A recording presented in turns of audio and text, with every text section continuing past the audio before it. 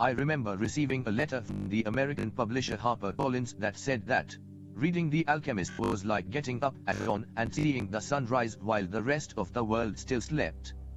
I went outside, looked up at the sky, and thought to myself, so, the book is going to be published in English.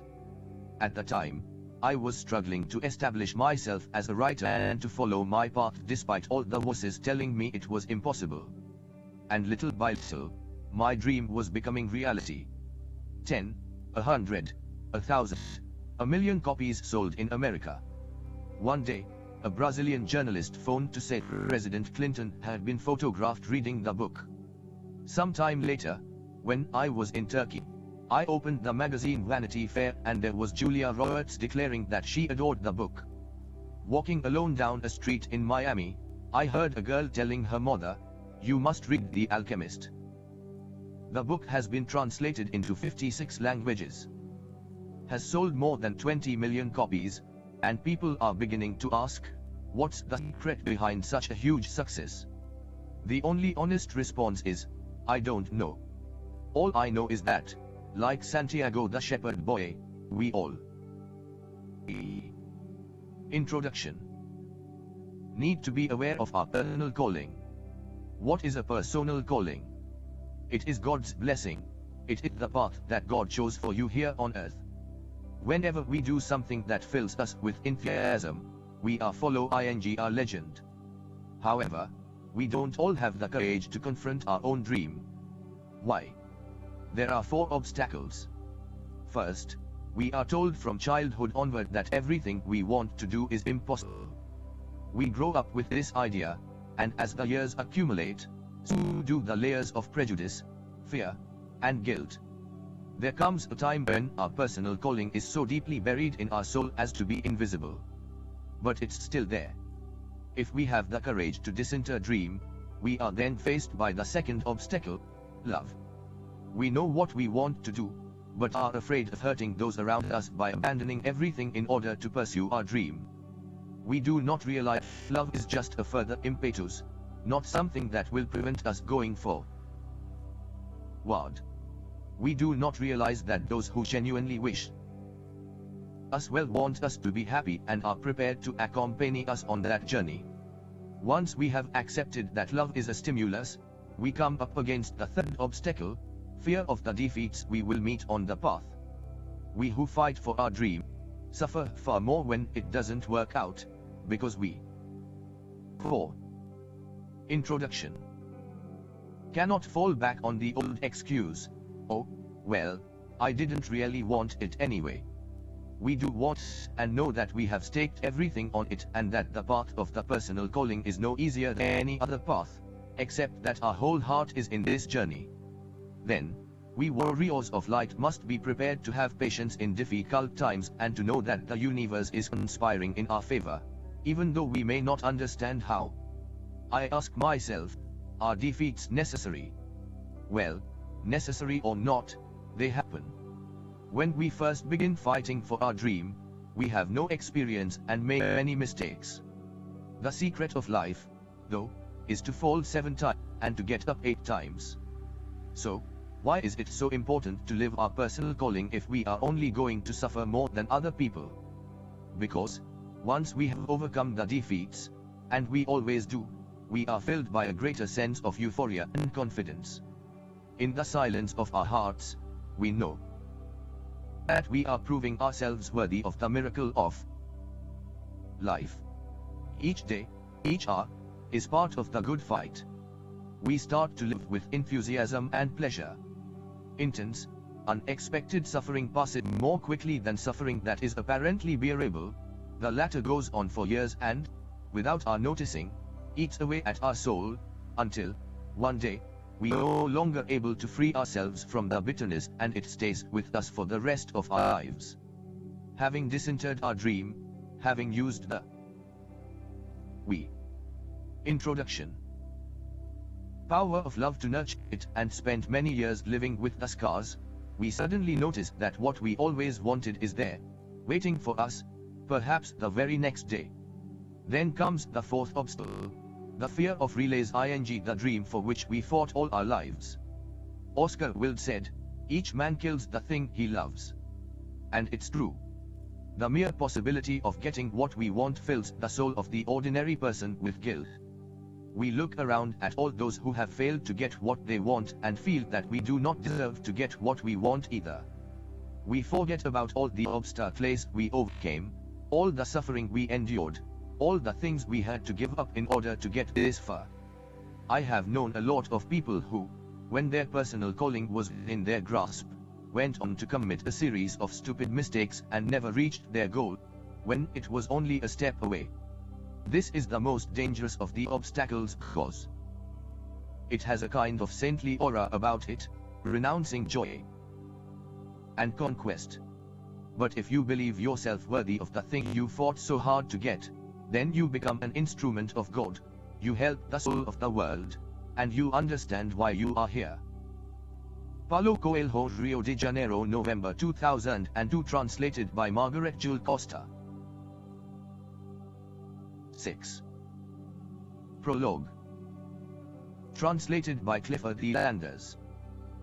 The alchemist picked up a book that someone in the caravan had brought. Leafing through the pages, he found a story about Narcissus.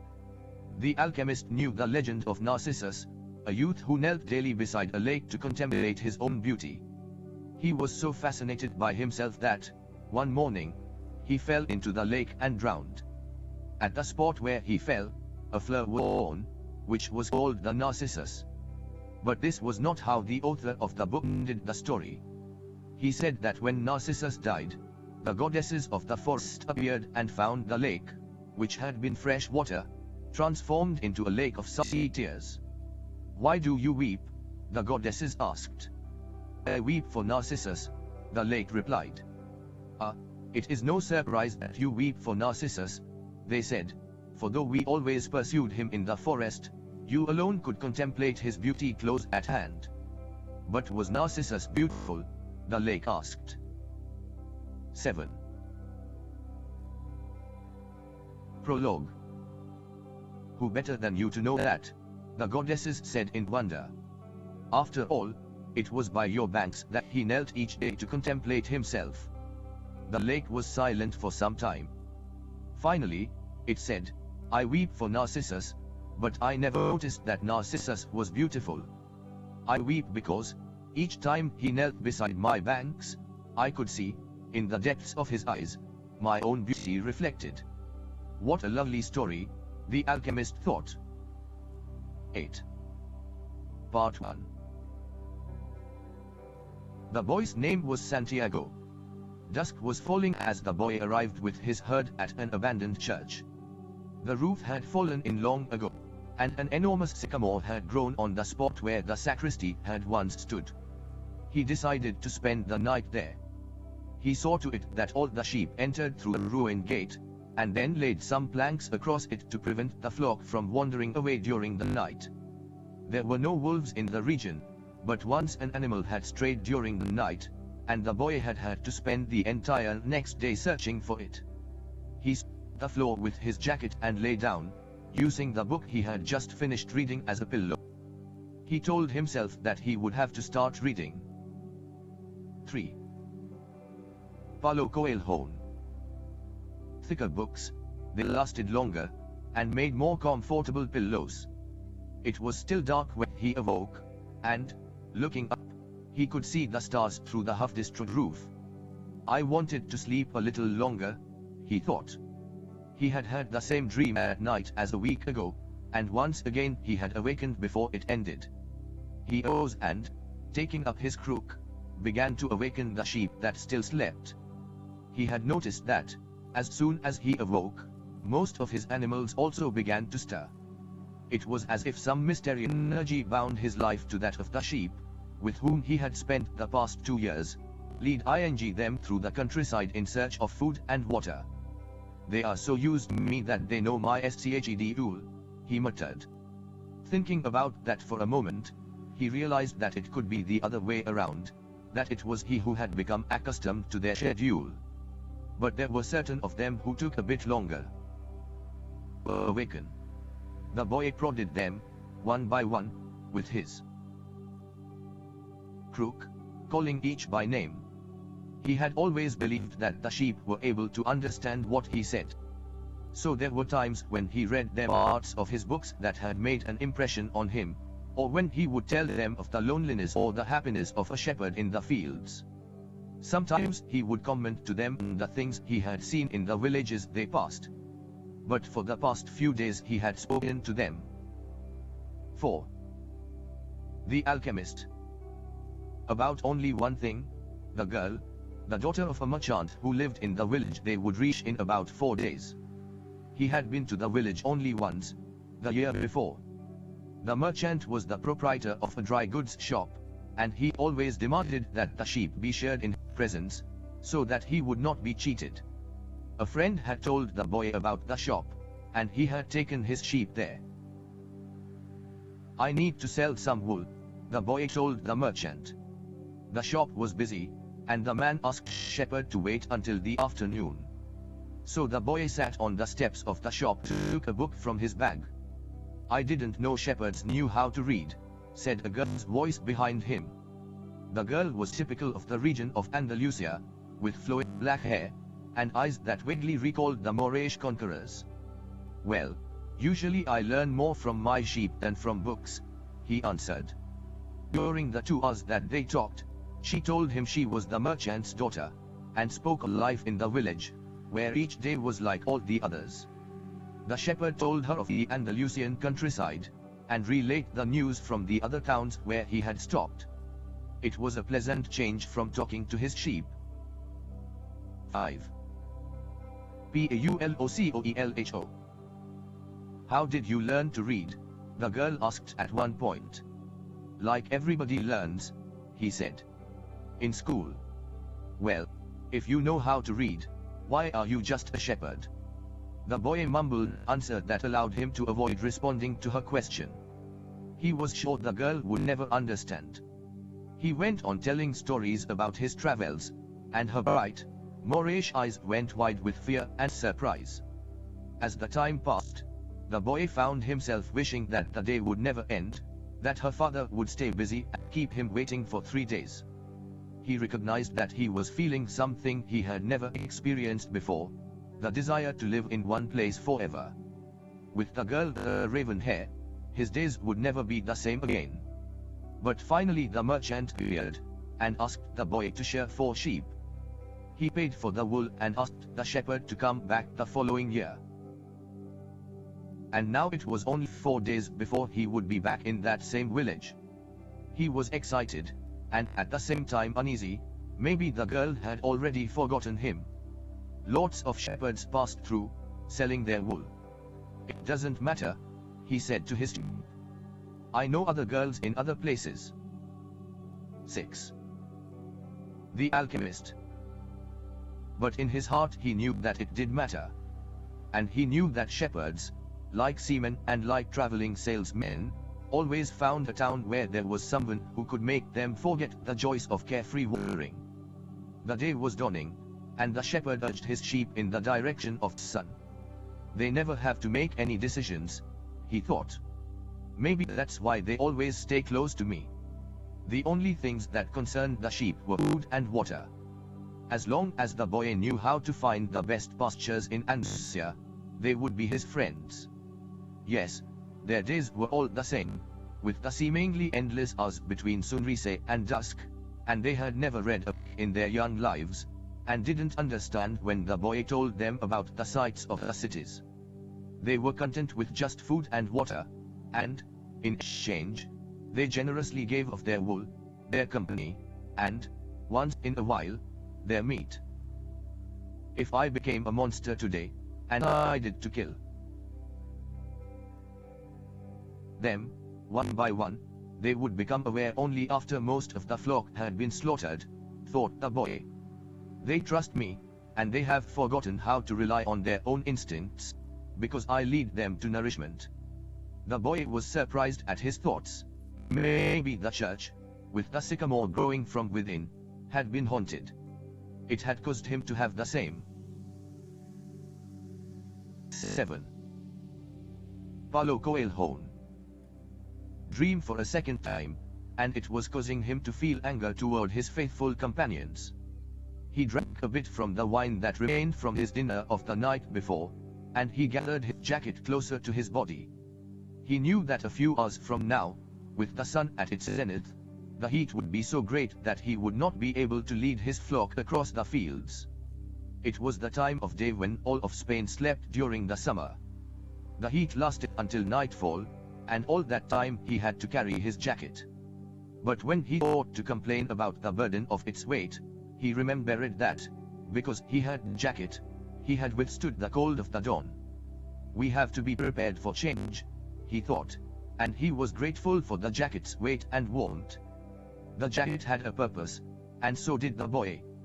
His purpose in life was to travel, and, after 2 years of walking the Andalusian terrain, he knew all the cities of the region.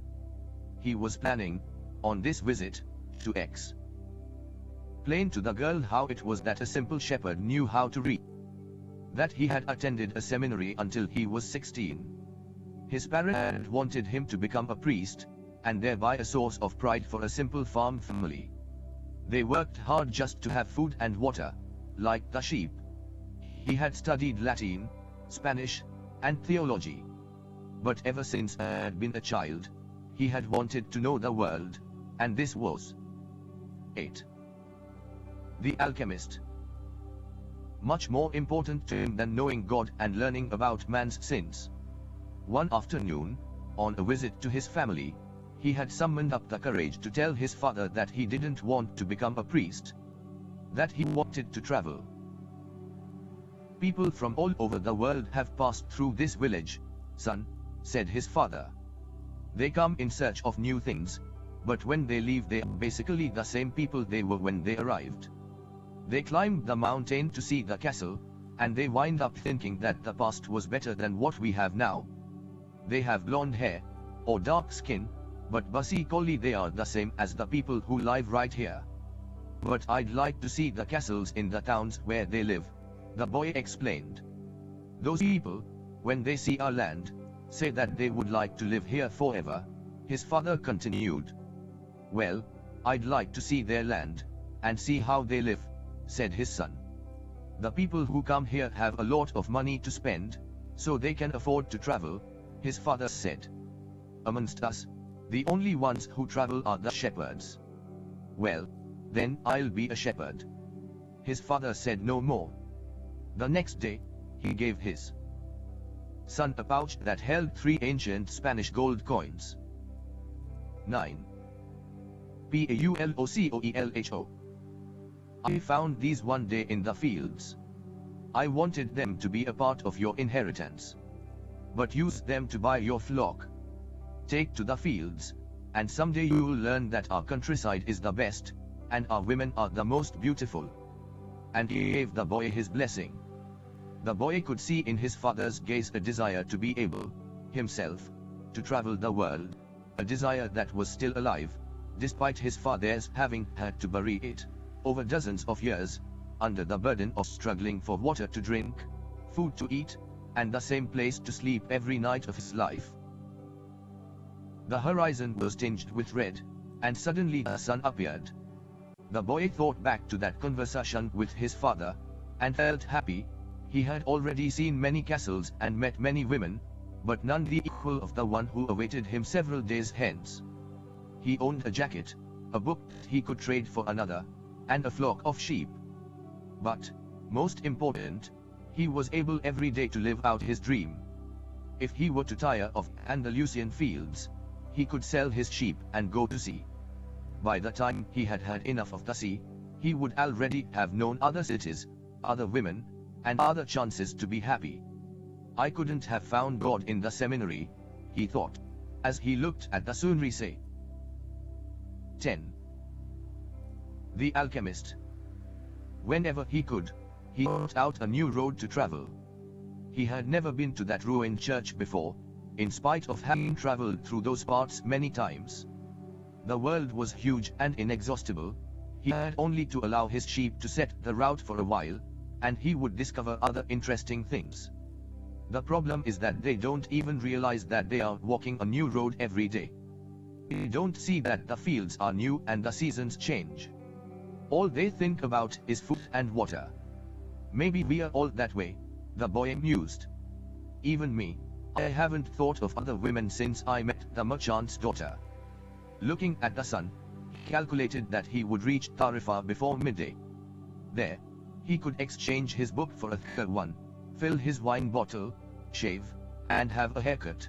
He had to prepare himself for his meeting with the girl, and he didn't want to think about the possibility that some other shepherd, with a larger flock of sheep, had arrived there before him and asked for her hand. It's the possibility of having a dream come true that makes life interesting, he thought, as he looked again at the position of the sun, and hurried his pace. He had suddenly remembered that, in Tarifa, there was an old woman who interpreted dreams. 11. Paulocoelho. The old woman led the boy to a room at the back of her house. It was separated from her living room by a curtain of colored beads.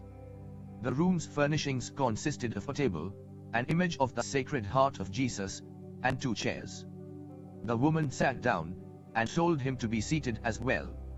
Then she took both of his hands in hers, and began quietly to pray. It sounded like a gypsy prayer. The boy had already had experience on the road with gypsies. They also traveled, but they had no flocks of sheep. People said that gypsies spent their lives tricking others.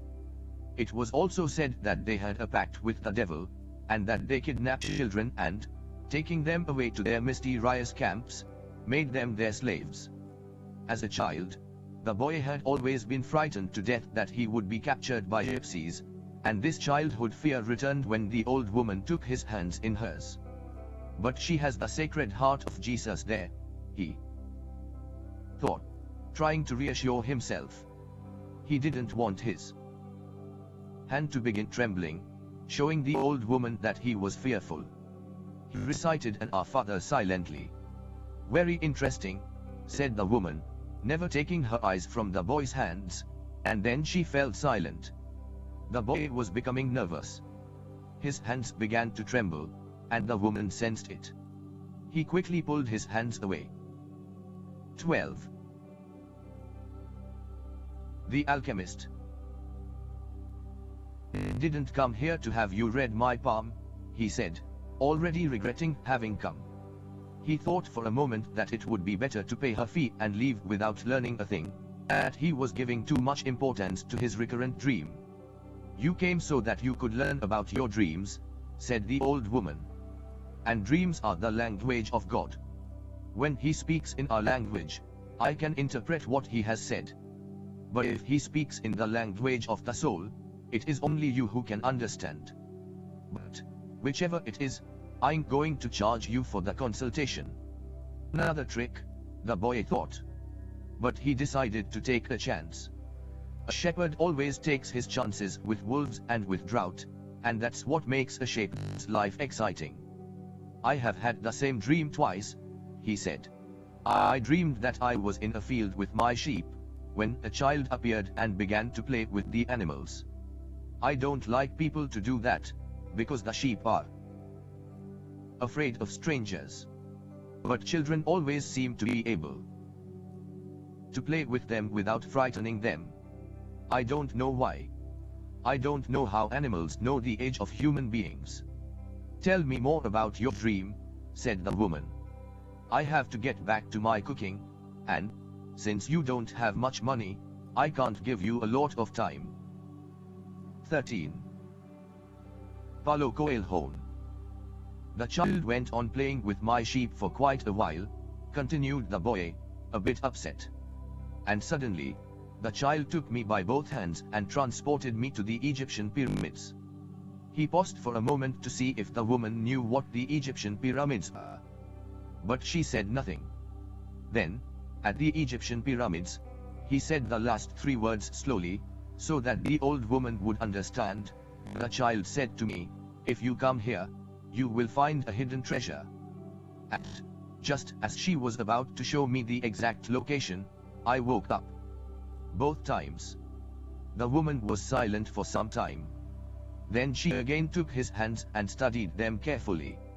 "I'm not going to charge you anything now," she said. "But I want 1/10 of the treasure, if you find it." The boy laughed, out of happiness. He was going to be able to save the little money he had because of a dream about hidden treasure. "Well, interpret the dream," he said. "First, swear to me. Swear that you will give me 1/10 of your treasure in exchange for what I am going to tell you." The shepherd swore that he would. The old woman asked him to swear again while looking at the image of the Sacred Heart of Jesus. "Dream in the language of the world," she said. "I can interpret it, but the interpretation is very diffy." 14. The Alchemist. Cult. "That's why I feel that I deserve a part of what you find. And this is my interpretation: you must go to the pyramids in Egypt. I have never heard of them, but, if it was a child who showed them to you, they exist. There you will find a treasure that will make you a rich man." The boy was surprised, and then irritated. He didn't need to seek out the old woman for this. But then he remembered that he wasn't going to have to pay anything. "I didn't need to waste my time just for this," he said. "I told you that your dream was a difficult one. It's the simple things in life that are the most extraordinary, only wise men are able to understand them. And since I am not wise, I have had to learn other art, such as the reading of palms. Well, how am I going to get to Egypt? I only interpret dreams. I don't know how to turn them into reality. That's why I have to live off what my daughters provide me with. And what if I never get to Egypt? Then I don't get paid. It wouldn't be the first time."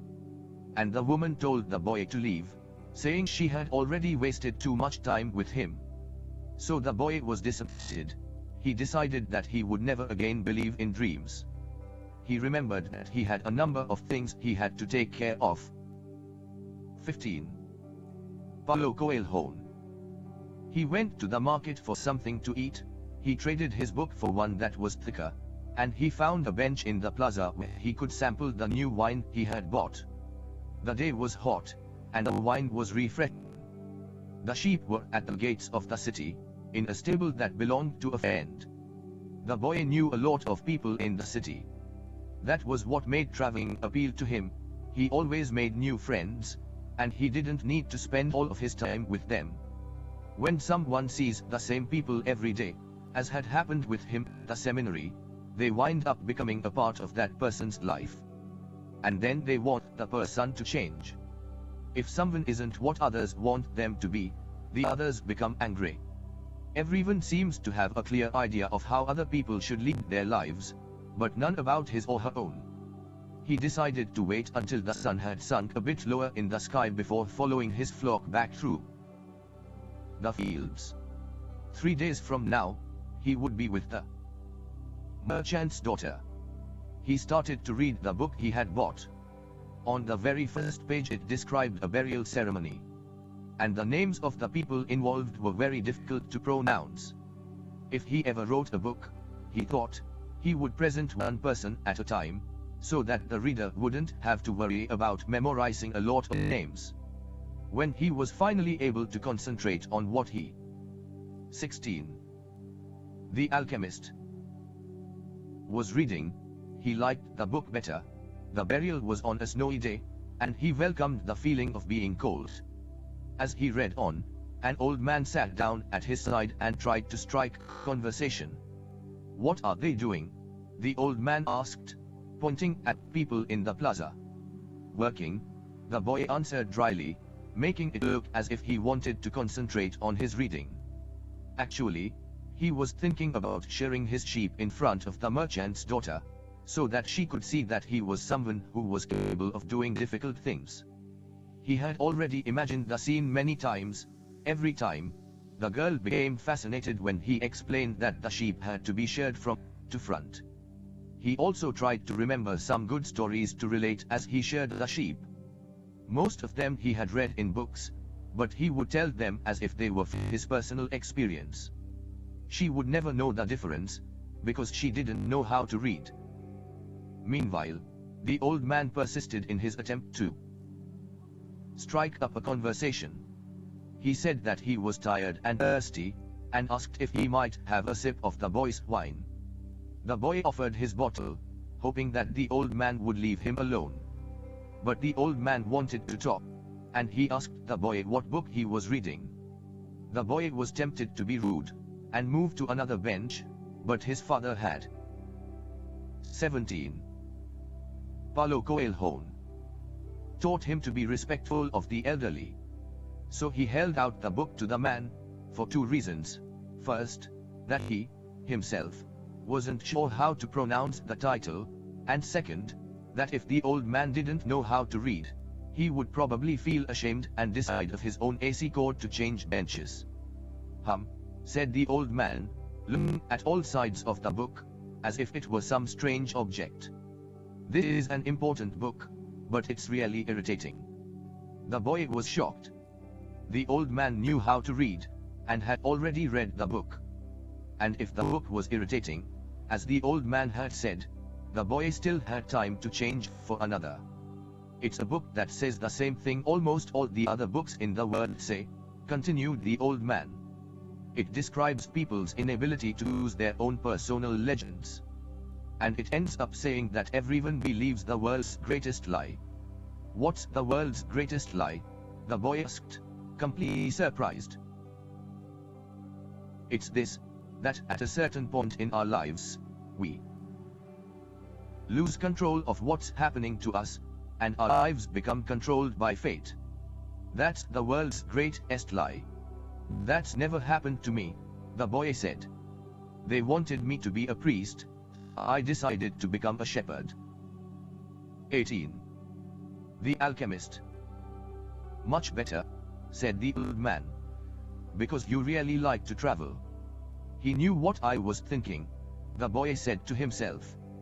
The old man, meanwhile, was leafing through the book, without seeming to want to return it at all. The boy noticed that the man's clothing was strange. He looked like an Arab, which was not unusual in those parts. Africa was only a few hours from Tarifa. One had only crossed the narrow straits by boat. Arabs often appeared in the city, shopping and chanting their strange prayers several times a day. Where are you from? The boy asked. From many places. No one can be from many places, the boy said. I'm a shepherd, and I have been to many places, but I come from only one place, from a city near an ancient castle. That's where I was born. Well then, we could say that I was born in Salem.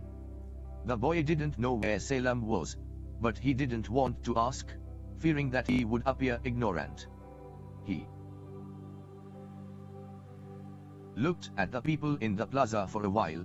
They were coming and going, and all of them seemed to be very busy. So, what is Salem like? He asked, trying to get some sort of clue. It's like it always has been. 19. Paulo Coelho. No clue yet. But he knew that Salem wasn't in Andalusia. If it were, he would already have heard of it.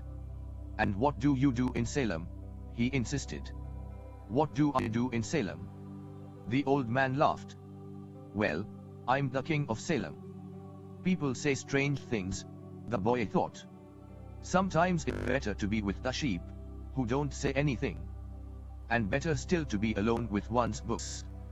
They tell their incredible stories at the time when you want to hear them. But when you are talking to people, they say some things that are so strange that you don't know how to continue the conversation. My name is Melchizedek, said the old man. How many sheep do you have? Enough, said the boy. He could see that the old man wanted to know more about his life. Well, then, we have a problem. I can't help you if you feel you have got enough sheep. The boy was getting irritated. He wasn't asking for help. It was the old man who had asked for a drink of his wine, and had started the conversation. Give me my book, the boy said. I have to go and gather my sheep and get going. "Give me 1/10 of your sheep," said the old man, "and I'll tell you how to find the hidden treasure." The boy remembered his dream, and suddenly everything was clear to him. The old man hadn't charged. 20. The alchemist. Him anything, but the old man, maybe he was her husband, was going to find a way to get much more money in exchange information about something that didn't even exist. The old man was probably a gypsy, too. But before the boy could say anything, the old man leaned over, picked up a stick, and began to write in the sand of the plaza. Something bright reflected from his chest with such intensity that the boy was momentarily blinded. With a movement that was too quick for someone his age, the man covered whatever it was his cape. When his vision returned to normal, the boy was able to read what the old man had written in the sand. There, in the sand of the plaza, that small city, the boy read the names of his father and his mother and the name of the seminary he had attended. He read the name of the merchant's daughter, which he hadn't even known, and he read things he had never told anyone. "I am the king of Salem," the old man had said. "Why would a king be talking with a shepherd?" the boy asked, awed and embarrassed. "For several reasons. But let's say that the most important is that you have succeeded in discovering your personal legend." The boy didn't know what a person's personal legend was. 21. Paulo Coelho. It's what you have always wanted to accomplish. Everyone, when they are young, knows what their personal legend is. At that point in their lives, everything is clear and everything is possible. They are not afraid to dream, and to yearn for everything they would like to see happen to them in their lives. But, as time passes, a mysterious force begins to convince them that it will be impossible for them to realize personal legend. None of what the old man was saying made much sense to the boy. But he wanted to know what the mysterious force was.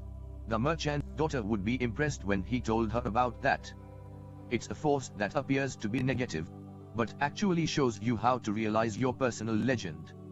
It prepares your spirit and your will, because there is one great truth on this planet: whoever you are, or whatever it is that you do, when you really want something, it's because that desire originated in the soul of the universe. It's your mission on Earth. Even when all you want to do is travel, or marry the daughter of a textile merchant. Yes, even search for treasure. The soul of the world is nourished by people's happiness, and also by unhappiness, envy, and jealousy. To realize one's personal legend is a person's only real obligation. All things are one. 22. The alchemist. And, when you want something, all the universe conspires in helping you to achieve it. They were both sides for a time, observing the plaza and the townspeople. It was the old man who spoke first. "Why do you tend a flock of sheep?" "Because I like to travel." The old man pointed to a baker standing in his shop window at one corner of the. When he was a child, that man wanted to travel, too. But he decided first to buy his bakery and put some money aside. When he's an old man, he is going to spend a month in Africa. He never realized that people are capable, at any time in their lives, of doing what they dream of. He should have decided to become a shepherd, the boy said. "Well, he thought about that," the old man said. "But bakers are more important people than shepherds. Bakers have homes, while shepherds sleep out in the open. Parents would rather see their children marry bakers than shepherds." The boy felt a pang in his heart, thinking about the merchant's daughter. There was surely a baker in her town. The old man continued, "In the long run, what people think about shepherds and bakers becomes more important for them than their own personal legends." 23. Paulo Coelho. The old man leafed through the book, and fell to reading a page he came to. The boy waited, and then interrupted the old man just as he himself had been interrupted. "Why are you telling me all this?"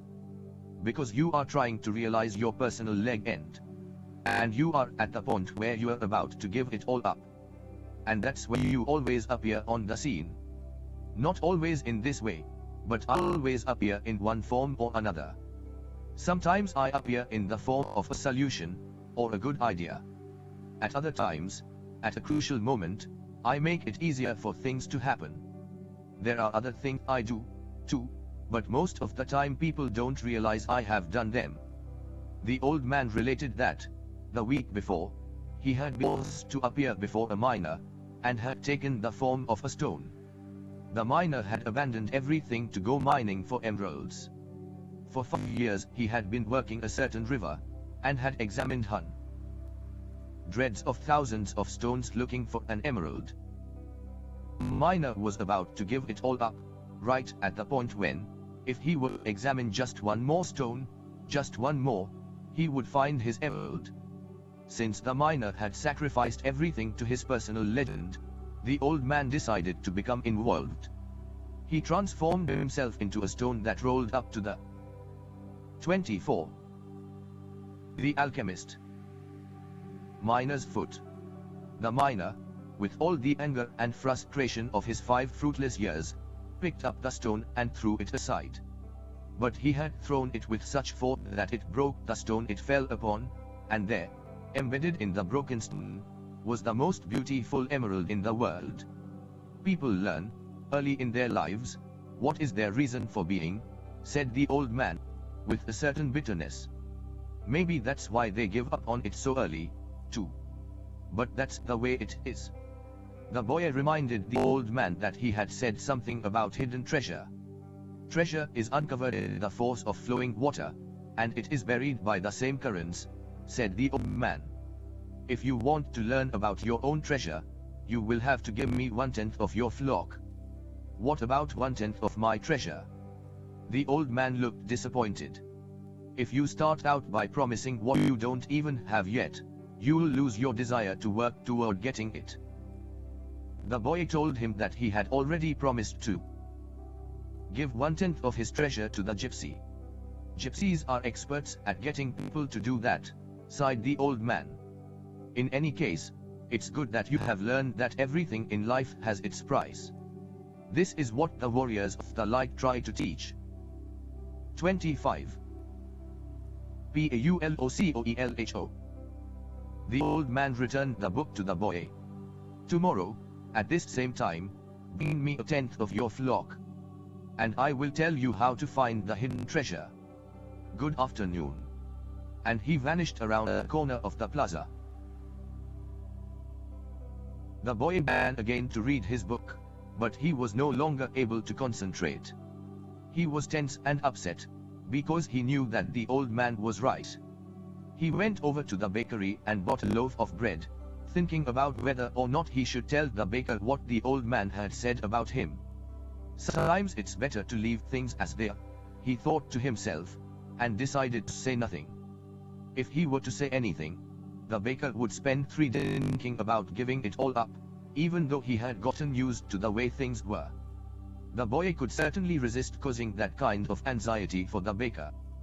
So he began to wander through the city, and found himself at the gates. There was a small building there, with a window at which people bought tickets to Africa. And he knew that Egypt was in Africa. "Can I help you?" asked the man behind the window. "Maybe tomorrow," said the boy, moving away. If he sold just one of his sheep, he'd have enough to get to the other shore of the strait.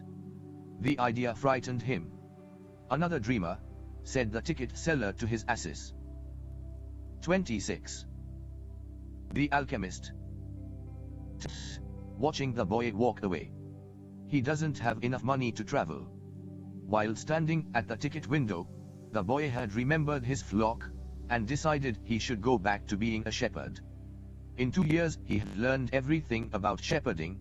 He knew how to shear sheep, how to care for pregnant ewes, and how to protect the sheep from wolves. He knew all the fields and pastures of Andalusia. And he knew what was a fair price for every one of his animals. He decided to return to his friend's stable by the longest route possible. As he walked past the city's castle, he interrupted his return, and climbed the stone ramp that led to the top of the wall. From there, he could see Africa in the distance. Someone had once told him that it was from there that the Moors had come to occupy all of Spain. He could see almost the entire city where he sat, including the plaza where he had talked with the old man. "'Cause the moment I met that old man," he thought. He had come to the town only to find a woman who could interpret his dream. Neither the woman nor the old man was at all impressed by the fact that he was a shepherd. They were solitary individuals who no longer believed in things, and didn't understand that shepherds become attached to their sheep. He knew everything about each member of his flock. He 27. Coelho knew which ones were lame, which one was to give birth 2 months from now, and which were the laziest. He knew how to shear them, and how to slaughter them. If he ever decided to leave them, they would suffer. The wind began to pick up. He knew that wind, people called it the Levanter, because on it the Moors had come from the Levant at the eastern end of the Mediterranean. The Levanter increased in intensity. "Here I am, between my flock and my treasure," the boy thought.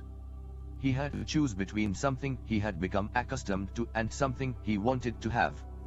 There was also the merchant's daughter, but she wasn't as important as his flock, because she didn't depend on him. Maybe she didn't even remember him. He was sure that it made no difference to her on which day he appeared.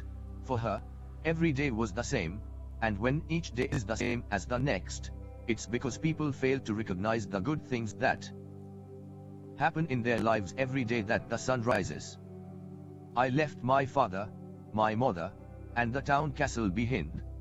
They have gotten used to my being away, and so have I. The sheep will get used to my not being there, too," the boy thought. From where he sat, he could observe the plaza. People continued to come and go from the baker's shop. A young couple sat on the bench where he had talked with the old man, and they kissed. 28. The alchemist. "That baker," he said to himself, without completing the thought. The Levanter was still getting stronger, and he felt its force on his face.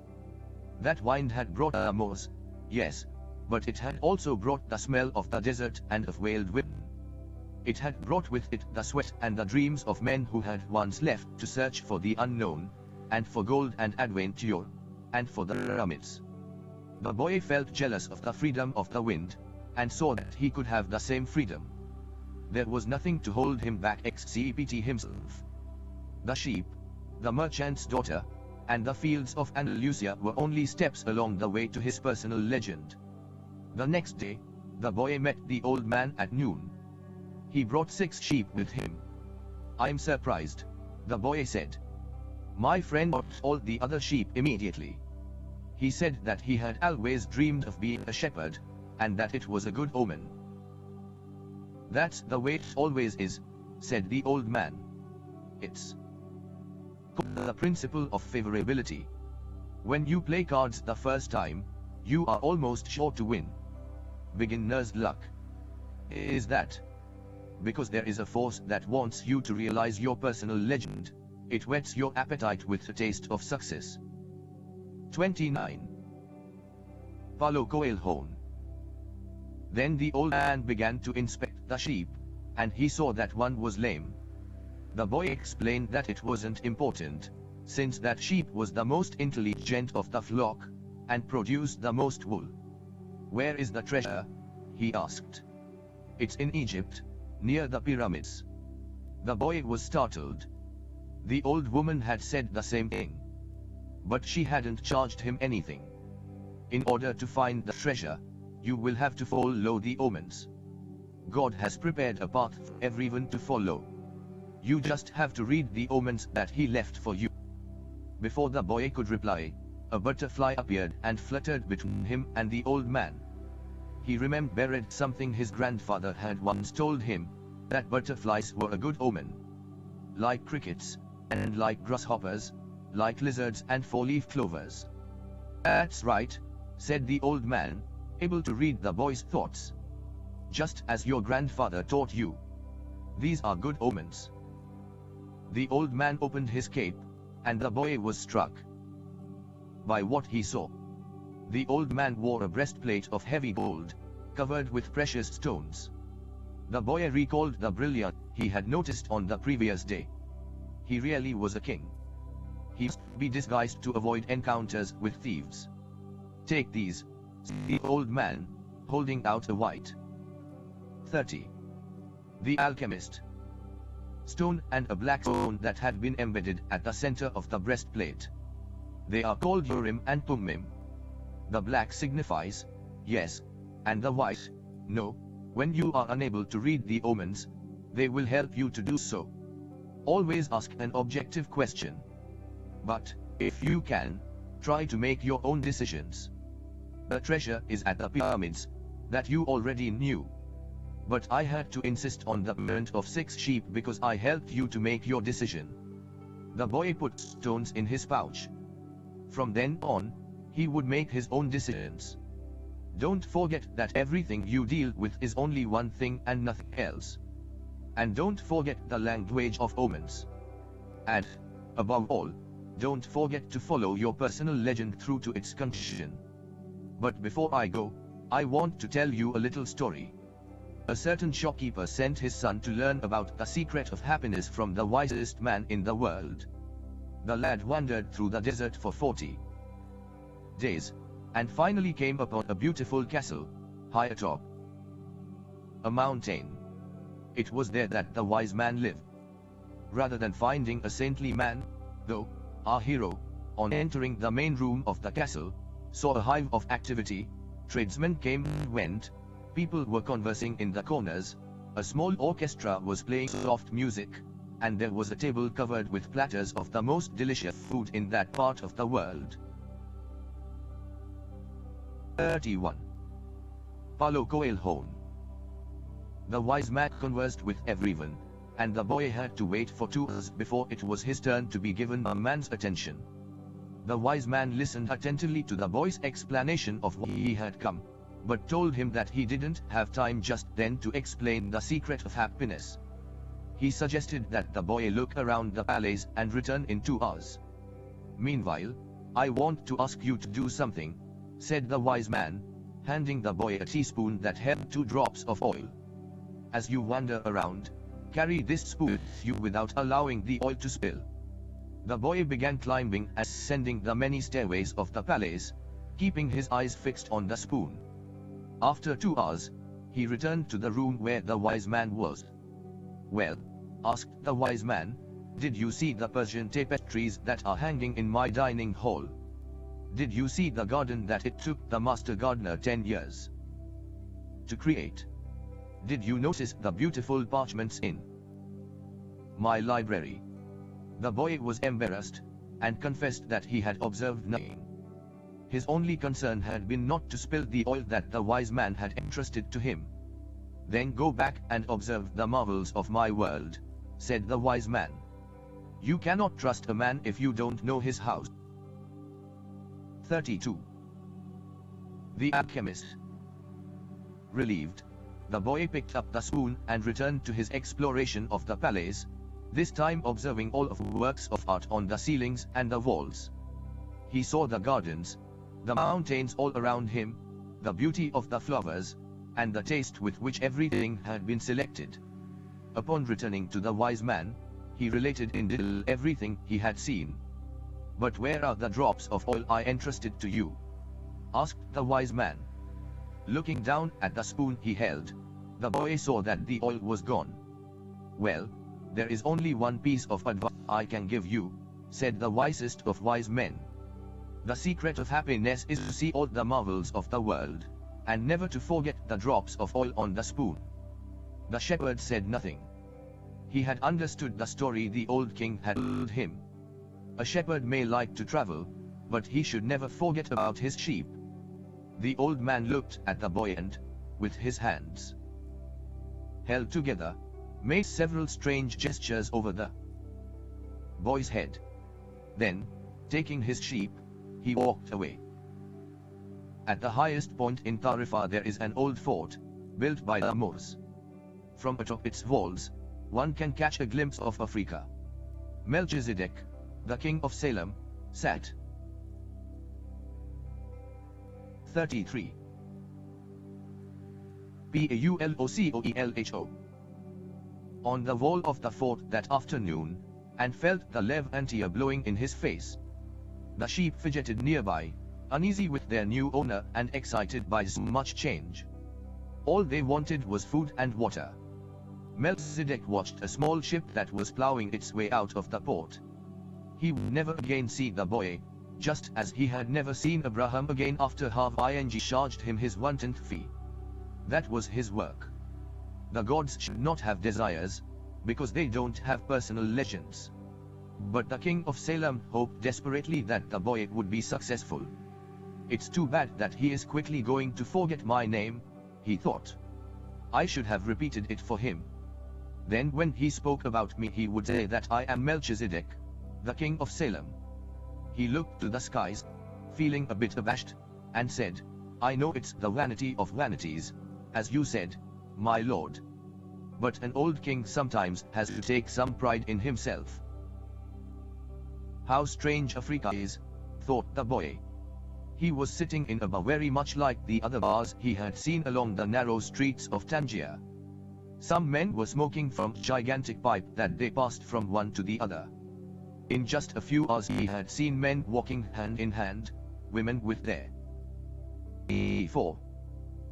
The alchemist. Faces covered, priests that climbed to the tops of towers and chanted, as everyone about him went to their knees and placed their foreheads on the ground. A practice of infidels, he said to himself.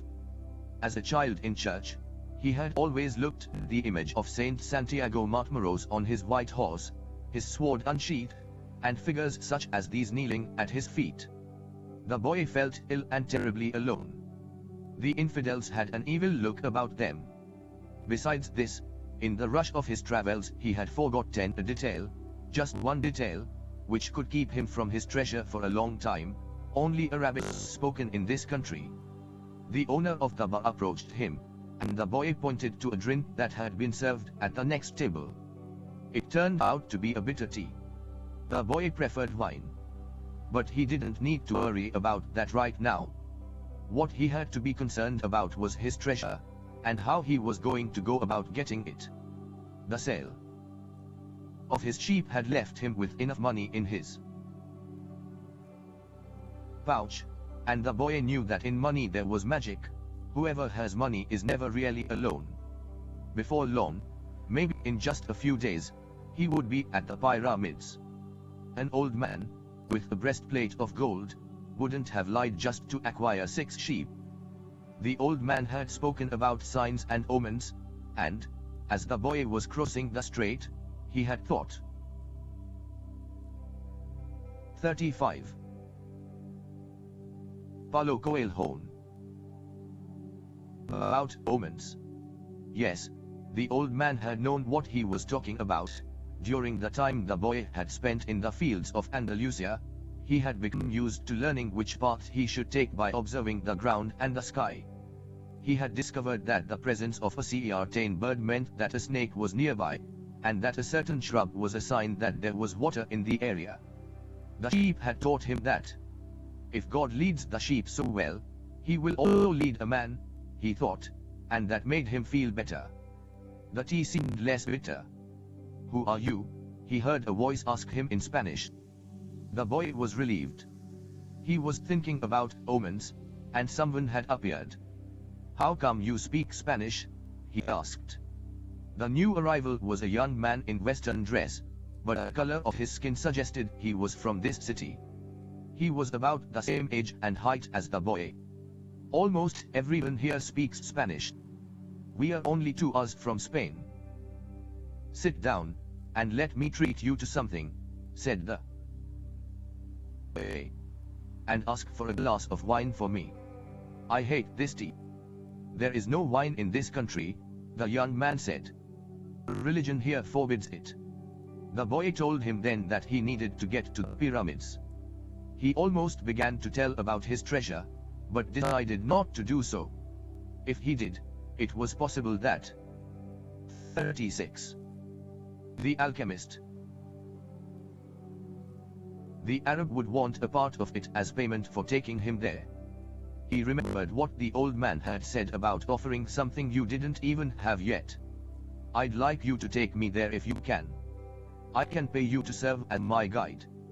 Do you have any idea how to get there? The newcomer asked. The boy noticed that the owner of the bus stood nearby, listening attentively to their conversation. He felt uneasy at the man's presence. But he had found a guide, and didn't want to miss out on an opportunity. You have to cross the entire Sahara Desert, said the young man. To do that, you need money. I need to know whether you have enough. The boy thought it a strange question. But he trusted in the old man, who had said that, when you really want something, the universe always conspires in your favor. He took his money from his pouch and showed it to the young man. The owner of the bar came over and looked as well. The two men exchanged some words in Arabic, and the owner seemed irritated. Let's get out of here, said the new arrival. He wants us to leave. The boy was relieved. He got up to pay the bill, but the owner grabbed him and began to speak to him in an angry stream of words. The boy was strong, and 37. Paulo Coelho wanted to retaliate, but he was in a foreign country. His new friend pushed the owner aside, and pulled the boy outside with him. He wanted your money, he said. Tangier is not like the rest of Africa. This is a port, and every port has its thieves. The boy trusted his new friend. He had helped him out in a dangerous situation. He took out his money and counted it. We could get to the Pyramids by tomorrow, said the other, taking the money. But I have to buy 2 camels. They walked together through the narrow streets of Tangier. Everywhere there were stalls with items for sale. They reached the center of a large plaza where the market was held. There were thousands of people there, arguing, selling, and buying vegetables for sale amongst diggers, and carpets displayed alongside tobacco.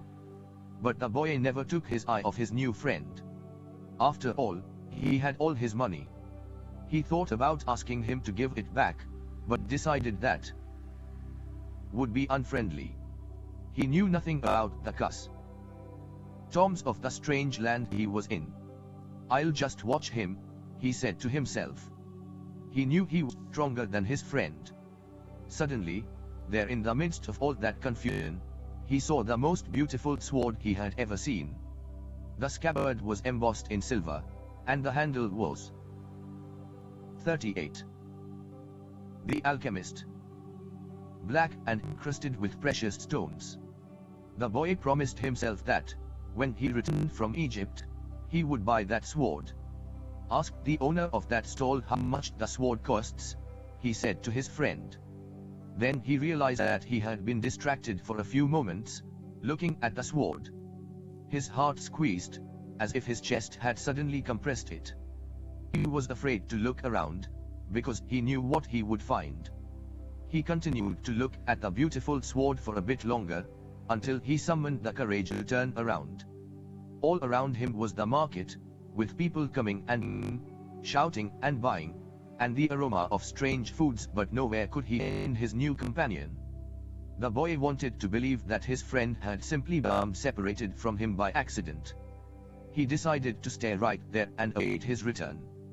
As he waited, a priest climbed to the top of a nearby tower and began his chant. Everyone in the market fell to their knees, touched their foreheads to the ground, and took up the chant. Then, like a colony of worker ants, they dismantled their stall and left. The sun began its departure, as well.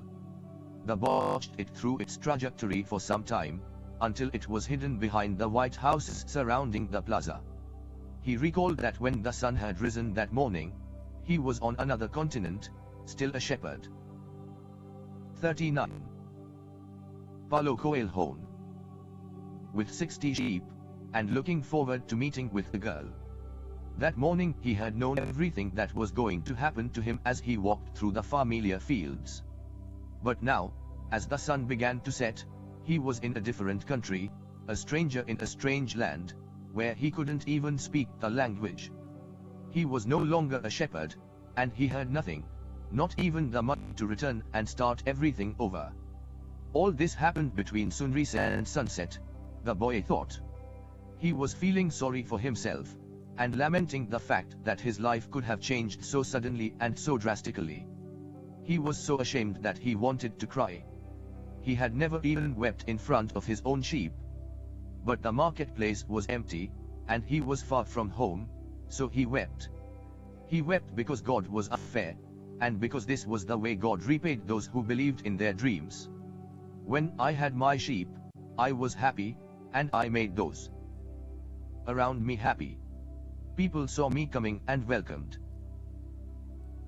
me, he thought. But now I'm sad and alone. I'm going to become bitter and distrustful of people because one person betrayed me. I'm going to hate those who have found their treasure because I never found mine. And I'm going to hold on to what little I have, because I'm too insignificant to conquer the world. He opened his pouch to see what was left of his purse. 40. The Alchemist. Sessions. Maybe there was a bit left of the sandwich he had eaten on the ship. But all he found was the heavy book, his jacket, and the 2 stones the old man had given him. As he looked at the stones, he felt relieved for some reason. He had exchanged 6 sheep for 2 precious stones that had been taken from a gold breastplate. He could sell the stones and buy a return ticket. But this time I'll be smarter, the boy thought, removing them from the pouch so he could put them in his pocket. This was a port town, and the only truthful thing his friend had told him was that port towns are full of thieves. Now he understood why the owner of the bar had been so upset. He was trying to tell him not to trust that man. I'm like everyone else. I see the world in terms of what I would like to see happen, not what actually does. He ran his fingers slowly over the stones, sensing their temperature and feeling their surfaces. They were his treasure. Just handling them made him feel better. They reminded him of the old man.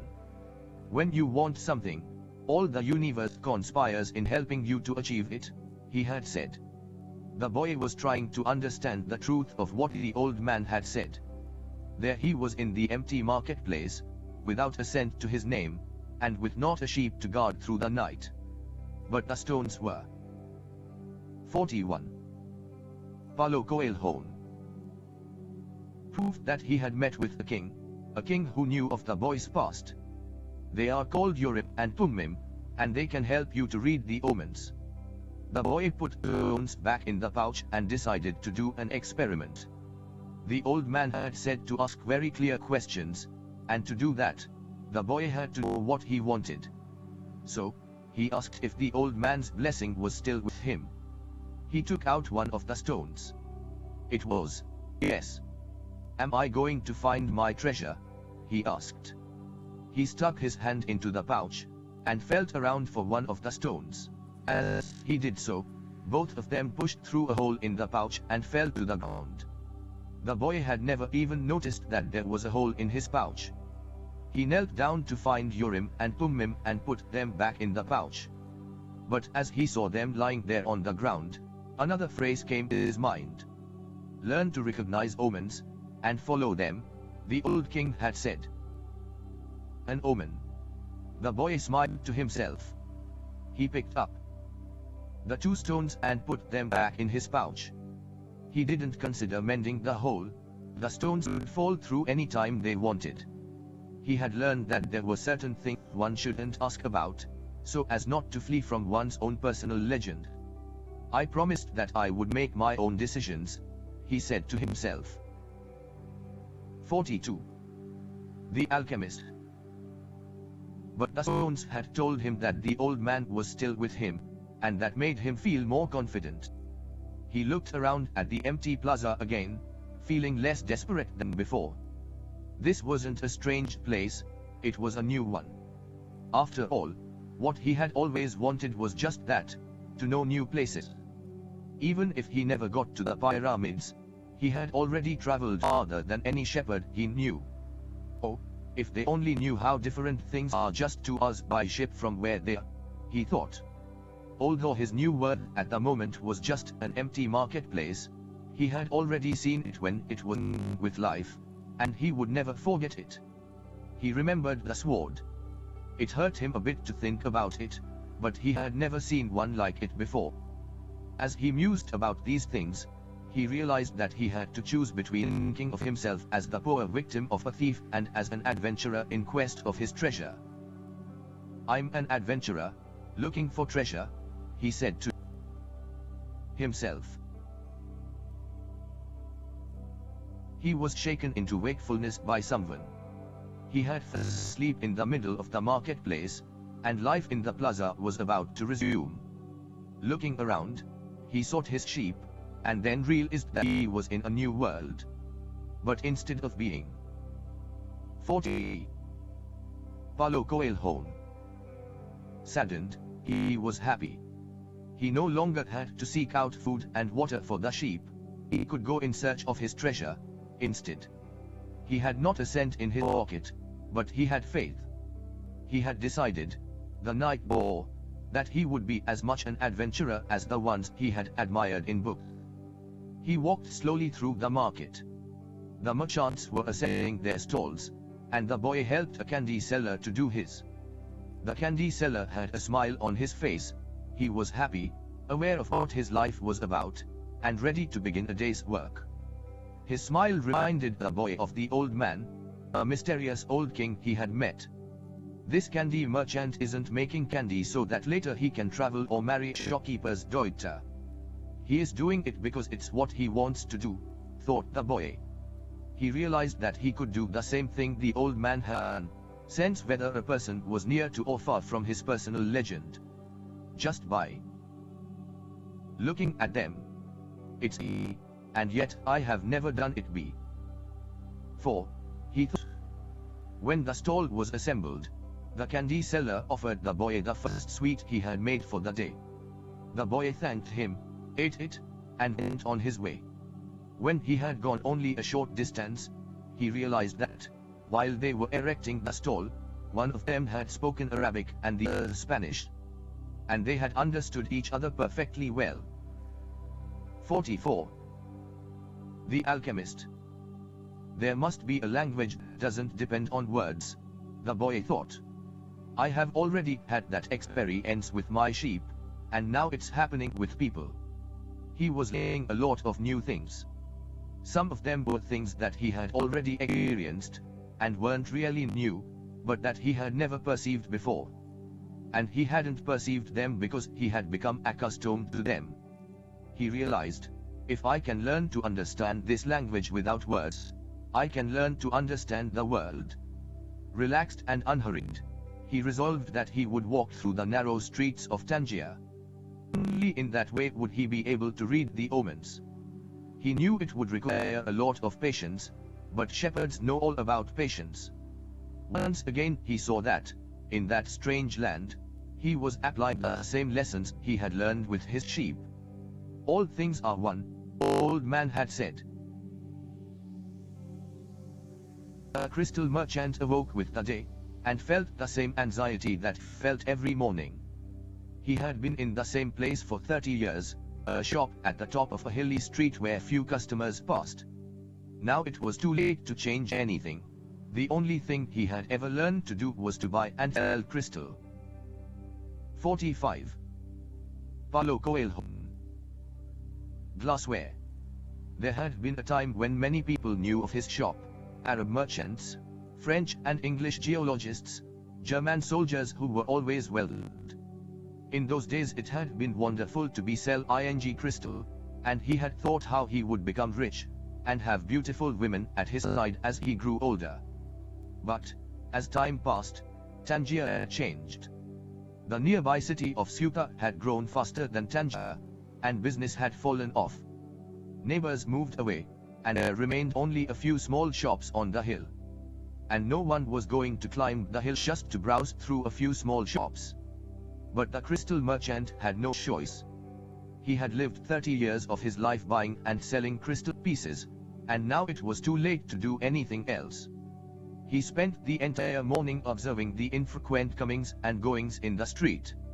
He had done this for years, and knew the schedule of everyone who passed. But, just before lunchtime, a boy stopped in front of the shop. He was dressed normally, but the practiced eyes of the crystal merchant could see that the boy had no money to spend. Nevertheless, the merchant decided to delay his lunch for a few minutes until the boy moved on. 46. The Alchemist. A card hanging in the doorway announced that several languages were spoken in the shop. The boy saw a man behind the counter. "I can clean up those glasses in the window, if you want," said the boy. "The way they look now, nobody is going to want to buy them." The man looked at him without responding. "In exchange, you could give me something to eat." The man still said nothing, and the boy sensed that he was going to have to make a decision. In his pouch, he had his jacket. He certainly wasn't going to need it in the desert. Taking the jacket out, he began to clean the glasses. In half an hour, he had cleaned all the glasses in the window, and, as he was doing so, 2 customers had entered the shop and bought some crystal. When he had completed the cleaning, he asked the man for something to eat. "Let's go and have some lunch," said the crystal merchant. He put a sign on the door, and they went to a small cafe nearby. As they sat down at the only table in the place, the crystal merchant laughed. "You didn't have to do any cleaning," he said. "The Quran requires me to feed a hungry person." "Well then, why did you let me do it?" the boy asked. "Because the crystal was dirty. And both you and I needed to cleanse our minds from negative thoughts." 47. Paulo Coelho. When they had eaten, the merchant turned to the boy and said, "I'd like you to work in my shop. 2 customers came in today while you were working, and that's a good omen." "People talk a lot about omens," thought the shepherd. "But they really don't know what they are saying." Just as I hadn't realized that for so many years I had been speaking a language without words to my sheep. "Do you want to go to work for me?" the merchant asked. "I can work for the rest of today," the boy answered. "I'll work all night, until dawn, and I'll clean every piece of crystal in your shop. In return, I need money to get to Egypt tomorrow." The merchant laughed. "Even if you cleaned my crystal for an entire year, even if you earned a good commission selling every piece, you would still have to borrow money to get to Egypt. There are thousands of kilometers of desert between here and there." There was a moment of silence so profound it seemed the city was asleep. No sound from the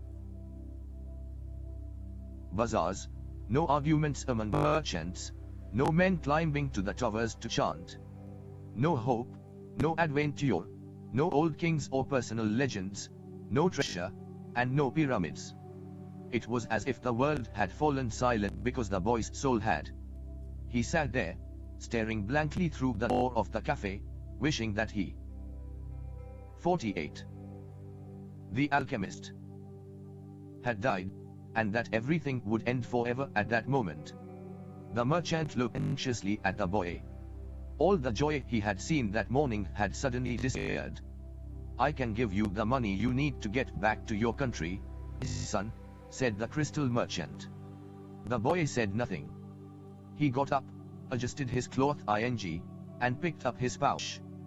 "I'll work for you," he said.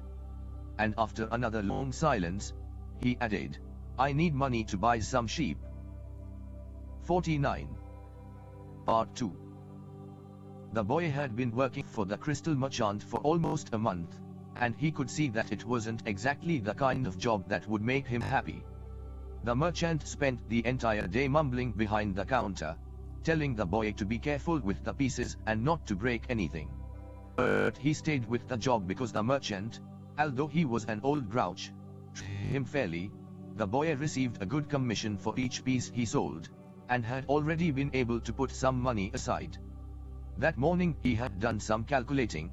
If he continued to work every day as he had been, he would need a whole year to be able to buy some sheep.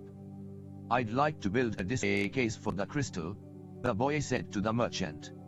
"We could place it outside." 53. Paulo Coelho. "And attract those people who pass at the bottom of the hill." "I have never had one before," the merchant answered. "People will pass by and bump into it, and pieces will be broken. Well, when I took my sheep through the fields, some of them might have died if we had come upon a snake. But that's the way life is with sheep and with shepherds." The merchant turned to a customer who wanted 3 crystal glasses. He was selling better than ever. As if time had turned back to the old days when the street had been one of Tangier's attractions. "Business has really improved," he said to the boy, after the customer had left. "I'm doing much better, and soon you'll be able to return to your sheep. Why ask more out of life?" "Because we have to respond to omens," the boy said, almost without meaning to. Then he regretted what he had said, because the merchant had never met the king. It's called the principle of favorability, beginners. Luck. Because life wants you to achieve your personal legend, the old king had said. But the merchant understood what the boy had said. The boy's very presence in the shop was an omen, and, as time passed and money pouring into the cash. 54. The alchemist. Drawer. He had no regrets about having hired the boy. The boy was being paid more money than he deserved, because the merchant, thinking that sales wouldn't amount to much, had offered the boy a high commission rate. He had assumed he would soon return to his sheep. "Why did you want to get to the pyramids?" he asked. "To get away from the business of the display." "Because I have always heard about them," the boy answered, saying nothing about his dream. The treasure was now nothing but a painful memory, and he tried to avoid thinking about it. "I don't know anyone around here who would want to cross the desert just to see the pyramids," said the merchant. "They are just a pile of stones. You could build one in your backyard." "You have never had dreams of travel," said the boy, turning to wait on a customer who had entered the shop. 2 days later, the merchant spoke to the boy about the display. "I don't much like change," he said. "You and I aren't. Like Hassan, that rich merchant. If he makes a buying mistake, it doesn't affect him much. But we too have to live with our mistakes." "That's true enough," the boy thought, ruefully. "Why did you think we should have the display?" 55. Paulo Coelho. "I want to get back to my sheep faster. We have to take advantage when luck is on our side, and do as much to help it as doing to help us. It's called the principle of favorability, or beginner's luck." The merchant was silent for a few moments. Then he said, "The Prophet gave us the Quran, and left us just 5 obligations to satisfy during our lives. Most important is to believe only in the one true God. The others are to pray 5 times a day, fast during Ramadan, and be charitable to the poor." He stopped there. His eyes filled with tears as he spoke of the Prophet. He was a devout man, and, even with all his impatience, he wanted to live his life in accordance with Muslim law. "What's the 5th obligation?" the boy asked. 2 days ago, you said that I had never dreamed of travel," the merchant answered. "The 5th obligation of every Muslim is a pilgrimage. We are obliged, at least once in our lives, to visit the holy city of Mecca. Mecca is a lot farther away than the pyramids. When I was young, all I wanted to do was put together enough money to start this shop. I thought that someday I'd be rich, and could go to Mecca. I began to make some money, but I could never bring myself to leave someone in charge of the shop. The crystals are delicate things. Same time, people were passing my shop all the time, heading for Mecca. Some of them were 56. The alchemist. Rich pilgrims, traveling in caravans with servants and camels, but most of the people making the pilgrimage were poorer than I. All who went there were happy at having done so. They placed the symbols of the pilgrimage on the doors of their houses. One of them, a cobbler who made his living mending boots, said that he had traveled for almost a year through the desert, but that he got more tired when he had to walk through the streets of Tangier buying his leather. "Well, why don't you go to Mecca now?" asked the boy. "Because it's the thought of Mecca that keeps me alive. That's what helps me face these days that are all the same, these mute crystals on the shelves, and lunch and dinner at that same horrible cafe. I'm afraid that if my dream is realized, I'll have no reason to go on living. You dream about your sheep and the pyramids, but you are different from me, because you want to realize your dreams. I just want to dream about Mecca. I have actually imagined 1,000 times crossing the desert, arriving at the Plaza of Sacred Stone, the 7 times I walk around it before allowing myself to touch it. I have already imagined the people who would be at my side, and those in front of me, and the conversations and prayers we would share. But I'm afraid that it 57. PULOCOELHO would all be a disappointment, so I prefer just to dream about it. That day, the merchant gave the boy permission to build the display. Not everyone can see his dreams come true in the same way. 2 more months passed, and a shelf brought many customers into the crystal shop. The boy estimated that, if he worked for 6 more months, he could return to Spain and buy 60 sheep, and yet another 60.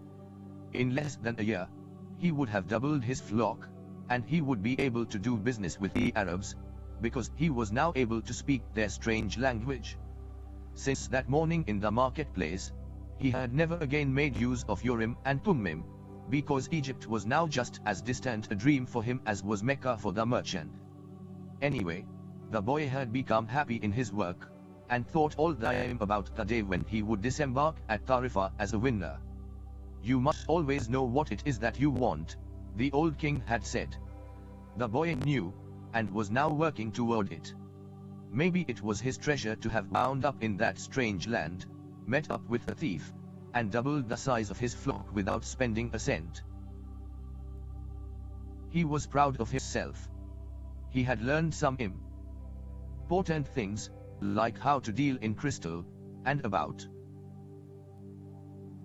8. The alchemist. The language without words, and about omens. One afternoon he had seen a man at the top of the hill, complaining that it was impossible to find a decent place to get something to drink after such a climb. The boy, accustomed to recognizing omens, spoke to the merchant. "Let's sell tea to the people who climbed the hill." "Lots of places sell tea around here," the merchant said. "But we could sell tea in crystal glasses. The people will enjoy the tea and want to buy the glasses. I have been told that beauty is the great seducer of men."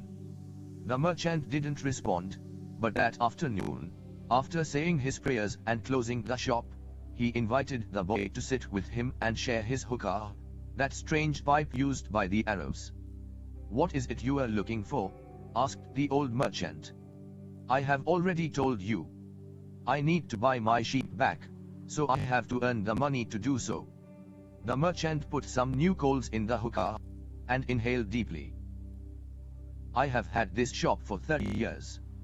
I know good crystal from bad, and everything else there is to know about crystal. I know its dimensions and how it behaves. If we serve tea in crystal, the shop is going to expand. And then I'll have to change my way of life." 59. Paulo Coelho. "Well, isn't that good? I'm already used to the way things are. Before you came, I was thinking about how much time I had wasted in the same place, while my friends had moved on, and either went bankrupt or did better than they had before. It made me very depressed. Now, I can see that it hasn't been too bad. The shop is exactly the size I always wanted it to be. I don't want to change anything, because I don't know how to deal with change. I'm used to the way I am." The boy didn't know what to say. The old man continued, "You have been a real blessing to me. Today, I understand something I didn't see before. Every blessing ignored becomes a curse. I don't want anything else in life. But you are forcing me to look at wealth and at horizons I have never known. Now that I have seen them, and now that I see how immense my possibilities are, I'm going to feel worse than I did before you arrived. Because I know the things I should be able to accomplish, and I don't want to do so." I refrained from saying anything to the baker in Tarifa, thought the boy to himself. They went on smoking the pipe for a while as the sun began to set. They were conversing in Arabic, and the boy was proud of himself for being able to do so. There had been a time when he thought that his sheep could. 60. The alchemist. Teach him everything he needed to know about the world. But they could never have taught him Arabic. There are probably other things in the world that the sheep can't teach me, thought the boy as he regarded the old merchant. All they ever do, really, is look for food and water. And maybe it wasn't that they were teaching me, but that I was learning from them. "Maktab," the merchant said, finally. "What does that mean?" "You would have to have been born an Arab to understand," he answered. "But in your language it would be something like, 'It is written.'" And, as he smothered the cuss in the hookah, he told the boy that he could begin to sell tea in the service stall glasses. Sometimes, there's just no way to hold back the river. The men climbed the hill, and they were tired when they reached the top. But there they saw a crystal shop that offered refreshing mint tea. They went in to drink the tea, which was served in beautiful crystal glasses. "My wife never thought of this," said one, and he bought some crystal. He was entertaining guests that night, and the guests would be impressed by the beauty of the glassware. The other man remarked that tea was always more delicious when it was served in crystal. 61. Paulocoelho. Because the aroma was retained. The third said that it was a tradition in the Orient to use crystal glasses for tea because it had magical powers. Before long, the news spread, and a great many people began to climb the hill to see the shop that was doing something new in a trade that was so old. Other shops were opened that served tea in crystal, but they weren't at the top of a hill, and they had little business. Eventually, the merchant had to hire 2 more employees. He began to import enormous quantities of tea, along with his crystal, and his shop was sought out by men and women with a thirst for things new. And, in that way, the months passed. The boy awoke before dawn. It had been 11 months and 9 days since he had first set foot on the African continent. He dressed in his Arabian clothing of white linen, bought especially for this day. He put his headcloth in place and secured it with a ring made of camel skin. Wearing his new sandals, he descended the stairs silently. The city was still sleeping. He prepared himself a sandwich and drank some hot tea from a crystal glass. Then he sat in the sun-filled doorway, smoking the hookah. 62. The alchemist. He smoked in silence, thinking of nothing, and listening to the sound of the wine that brought the scent of desert. When he had finished his smoke, he reached into one of his pockets, and sat there for a few moments, regarding what he had withdrawn. It was a bundle of money. Enough to buy himself 120 sheep, a return ticket, and a license to import products from Africa into his own country. He waited patiently for the merchant to awaken and open the shop. Then the two went off to have some more tea. "I'm leaving today," said the boy. "I have the money I need to buy my sheep. And you have the money you need to go to Mecca." The old man said nothing. "Will you give me your blessing?" asked the boy. "You have helped me." The man continued to prepare his tea, saying nothing. Then he turned to the boy. "I am proud of you," he said. You brought a new feeling into my crystal shop. But you know that I'm not going to go to Mecca. Just as you know that you are not going to buy your sheep. Who told you that? Asked the boy, startled. Maktab, said the old crystal merchant. And he gave the boy his blessing. 63. Paulocoelho. The boy went to his room and packed his belongings. They filled 3 sacks. As he was leaving, he saw, in a corner of the room, his old shepherd's pouch. It was bunched up, and he had hardly thought of it for a long time. As he took his jacket out of the pouch, thinking to give it to someone in the street, the 2 stones fell to the floor. Urim and Thummim. It made the boy think of the old king, and it startled him to realize how long it had been since he had thought of him. For nearly a year, he had been working incessantly, thinking only of putting aside enough money so that he could return to Spain with pride. Never stop dreaming, the old king had said. Follow the omens. The boy picked up Urim and Thummim, and, once again, had the strange sensation that the old king was nearby. He had worked hard for a year, and the omens were that it was time to go. I'm going to go back to doing just what I did before, the boy thought. Even though the sheep didn't teach me to speak Arabic. But the sheep had taught him something even more important, that there was a language in the world that everyone understood, a language the boy had used throughout the time that he was trying to improve things at the shop. It was the language of enthusiasm, of things accomplished with love and purpose, and as part of a 64. The alchemist searched for something believed in and desired. Tangier was no longer a strange city, and he felt that, just as he had conquered this place, he could conquer the world. When you want something, all the universe conspires to help you achieve it, the old king had said. But the old king hadn't said anything about being robbed, or about endless deserts, or about people who know what their dreams are but don't want to realize them. The old king hadn't told him that the pyramids were just a pile of stones, or that anyone could build one in his backyard. And he had forgotten to mention that, when you have enough money to buy a flock larger than the one you had before, you should buy it. The boy picked up his pouch and put it with his other things. He went down the stairs and found the merchant waiting on a foreign couple, while 2 other customers walked about the shop, drinking from crystal glasses. It was more activity than usual for this time of the morning. From where he stood, he saw for the first time that the old merchant's hair was very much like the hair of the old king. He remembered the smile of the candy seller, on his first day in Tangier, when he had nothing to eat and nowhere to go. That smile had also been like the old king's smile. It's almost as if he had been here and left his mark, he thought.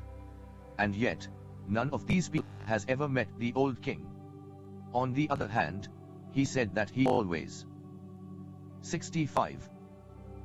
Paulo Coelho appeared to help those who are trying to realize their personal legend. He left without saying goodbye to the crystal merchant. He didn't want to cry with the other people there.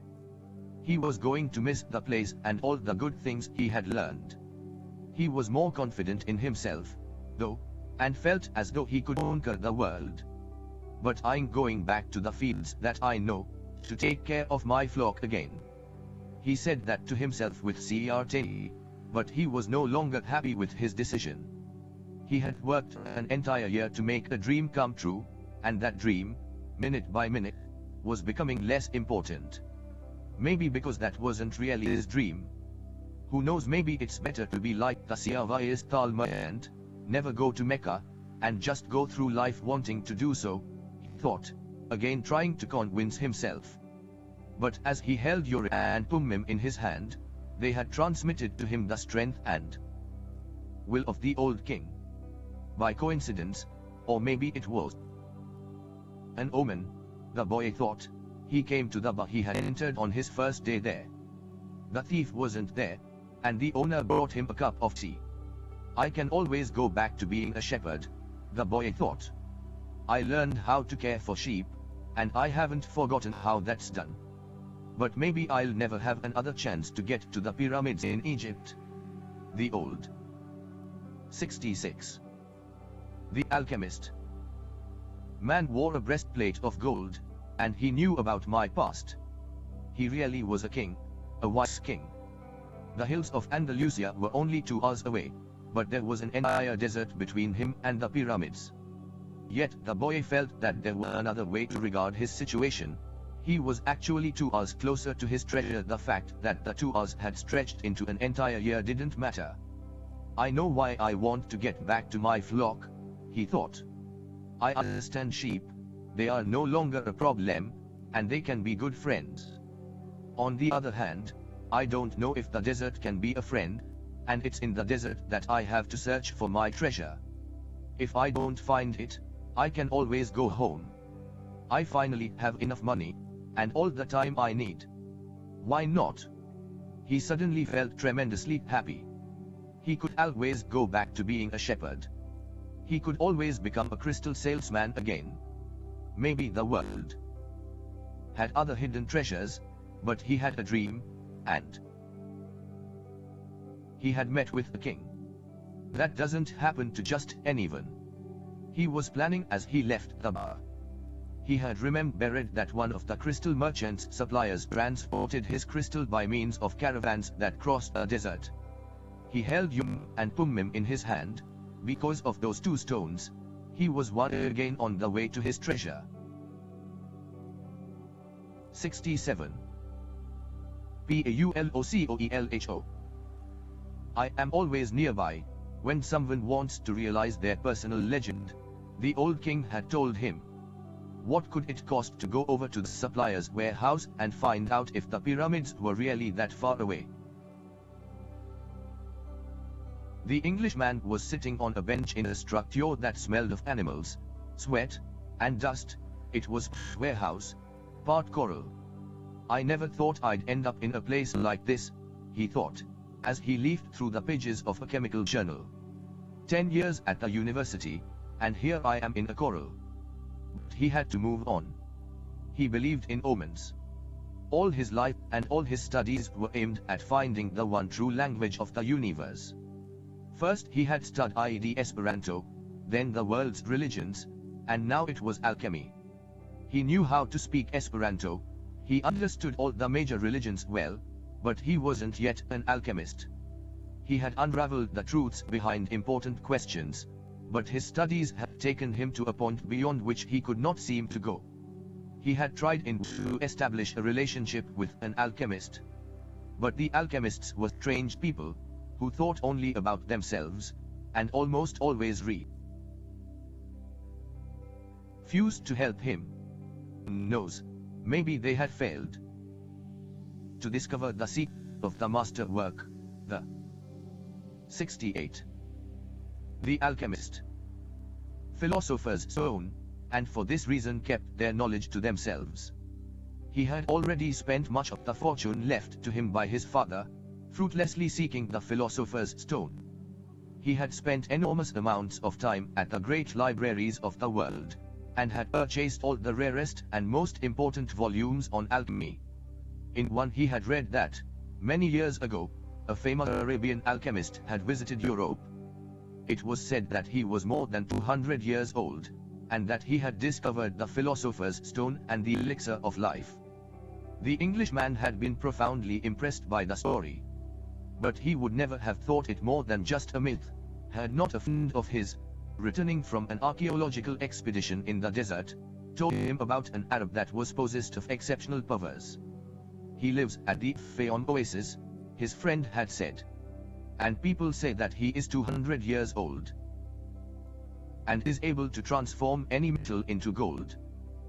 The Englishman could not contain his excitement.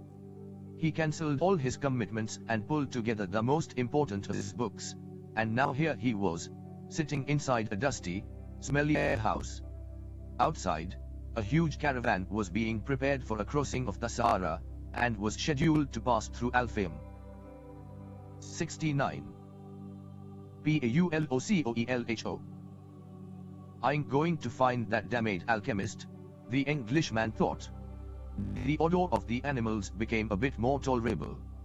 A young Arab, also loaded down with baggage, entered, and greeted the Englishman. "Where are you bound?" asked the young Arab. "Going into the desert," the man answered, turn ing back to his reading. He didn't want any conversation at this point. What he needed to do was review all he had learned over the years, because the alchemist would certainly put him to the test. The young Arab took out a book and began to read. The book was written in Spanish. "That's good," thought the Englishman. He spoke Spanish better than Arabic, and, if this boy was going to Alfheim, there would be someone to talk to when there were no other important things to do. "That's strange," said the boy, as he tried once again to read the burial scene that began the book. "I have been trying for 2 years to read this book, and I never get past these first few pages." Even without a king to provide an introduction, he was unable to concentrate. He still had some doubts about the decision he had made. But he was able to understand one thing: making a decision was only the beginning of things. When 70. The alchemist. Someone makes a decision, he is really diving into a strong current that will carry him to places he had never dreamed of when he first made the decision. "When I decided to seek out my treasure, I never imagined that I'd wind up working in a crystal shop," he thought.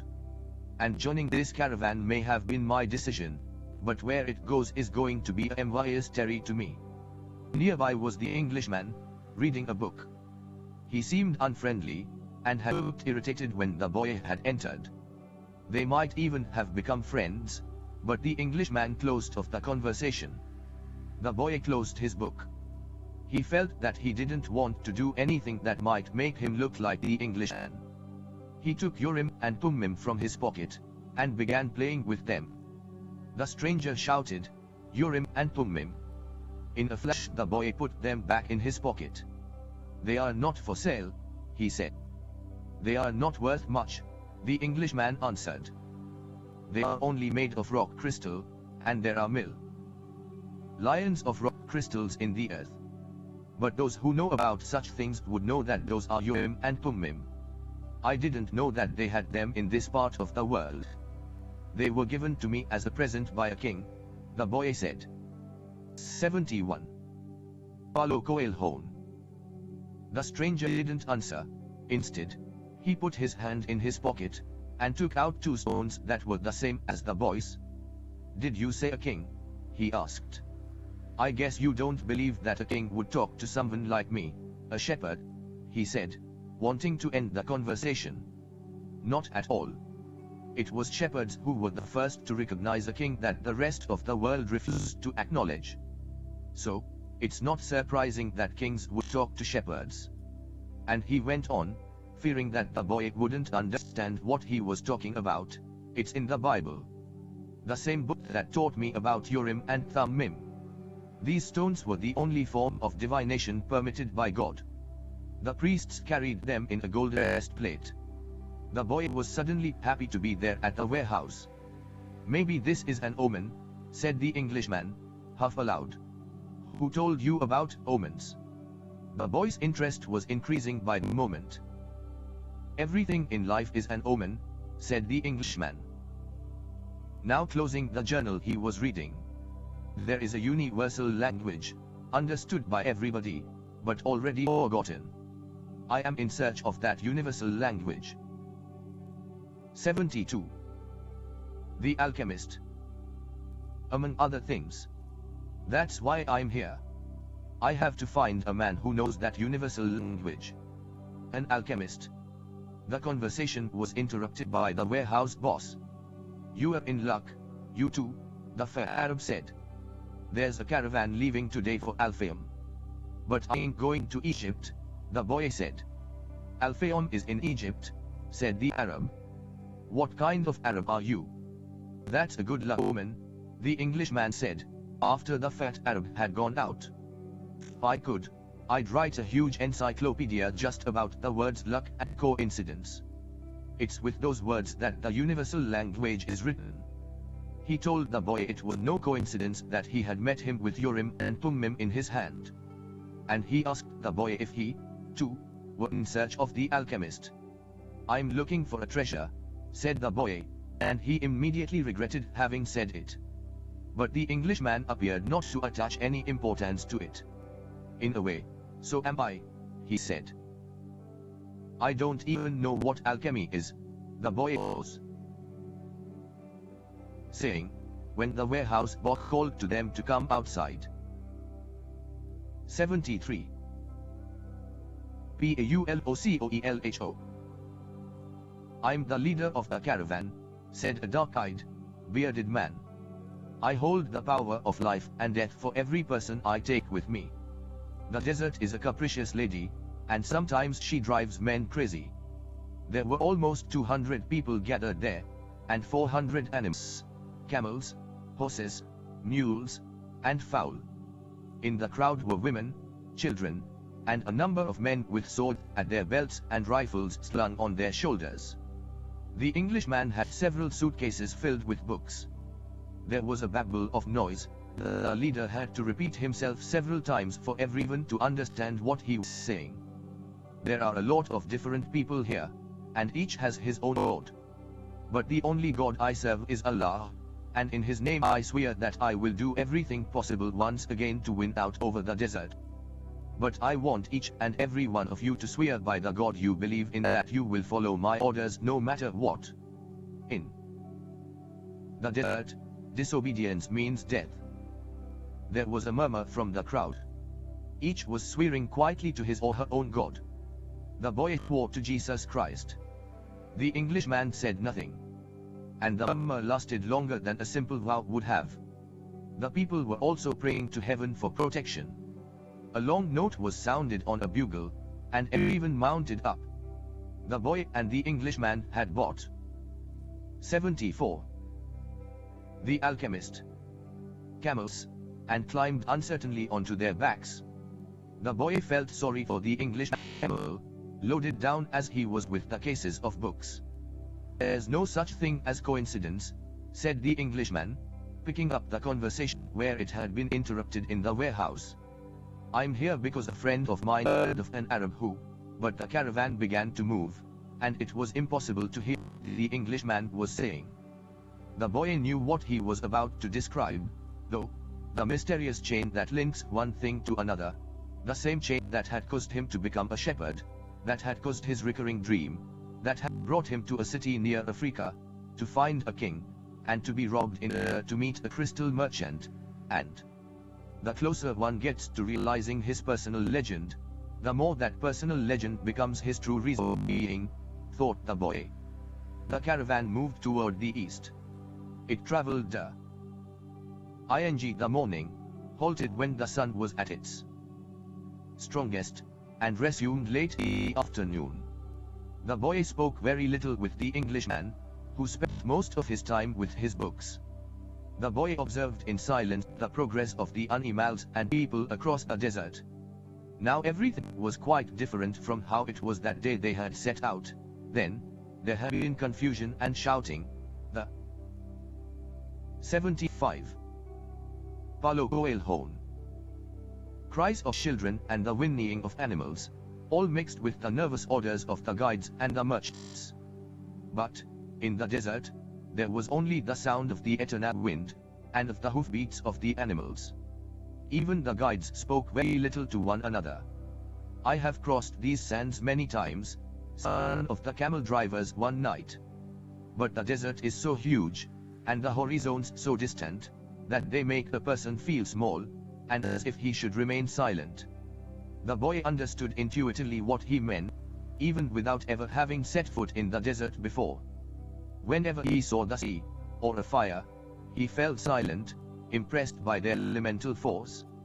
"I have learned things from the sheep, and I have learned things from crystal," he thought.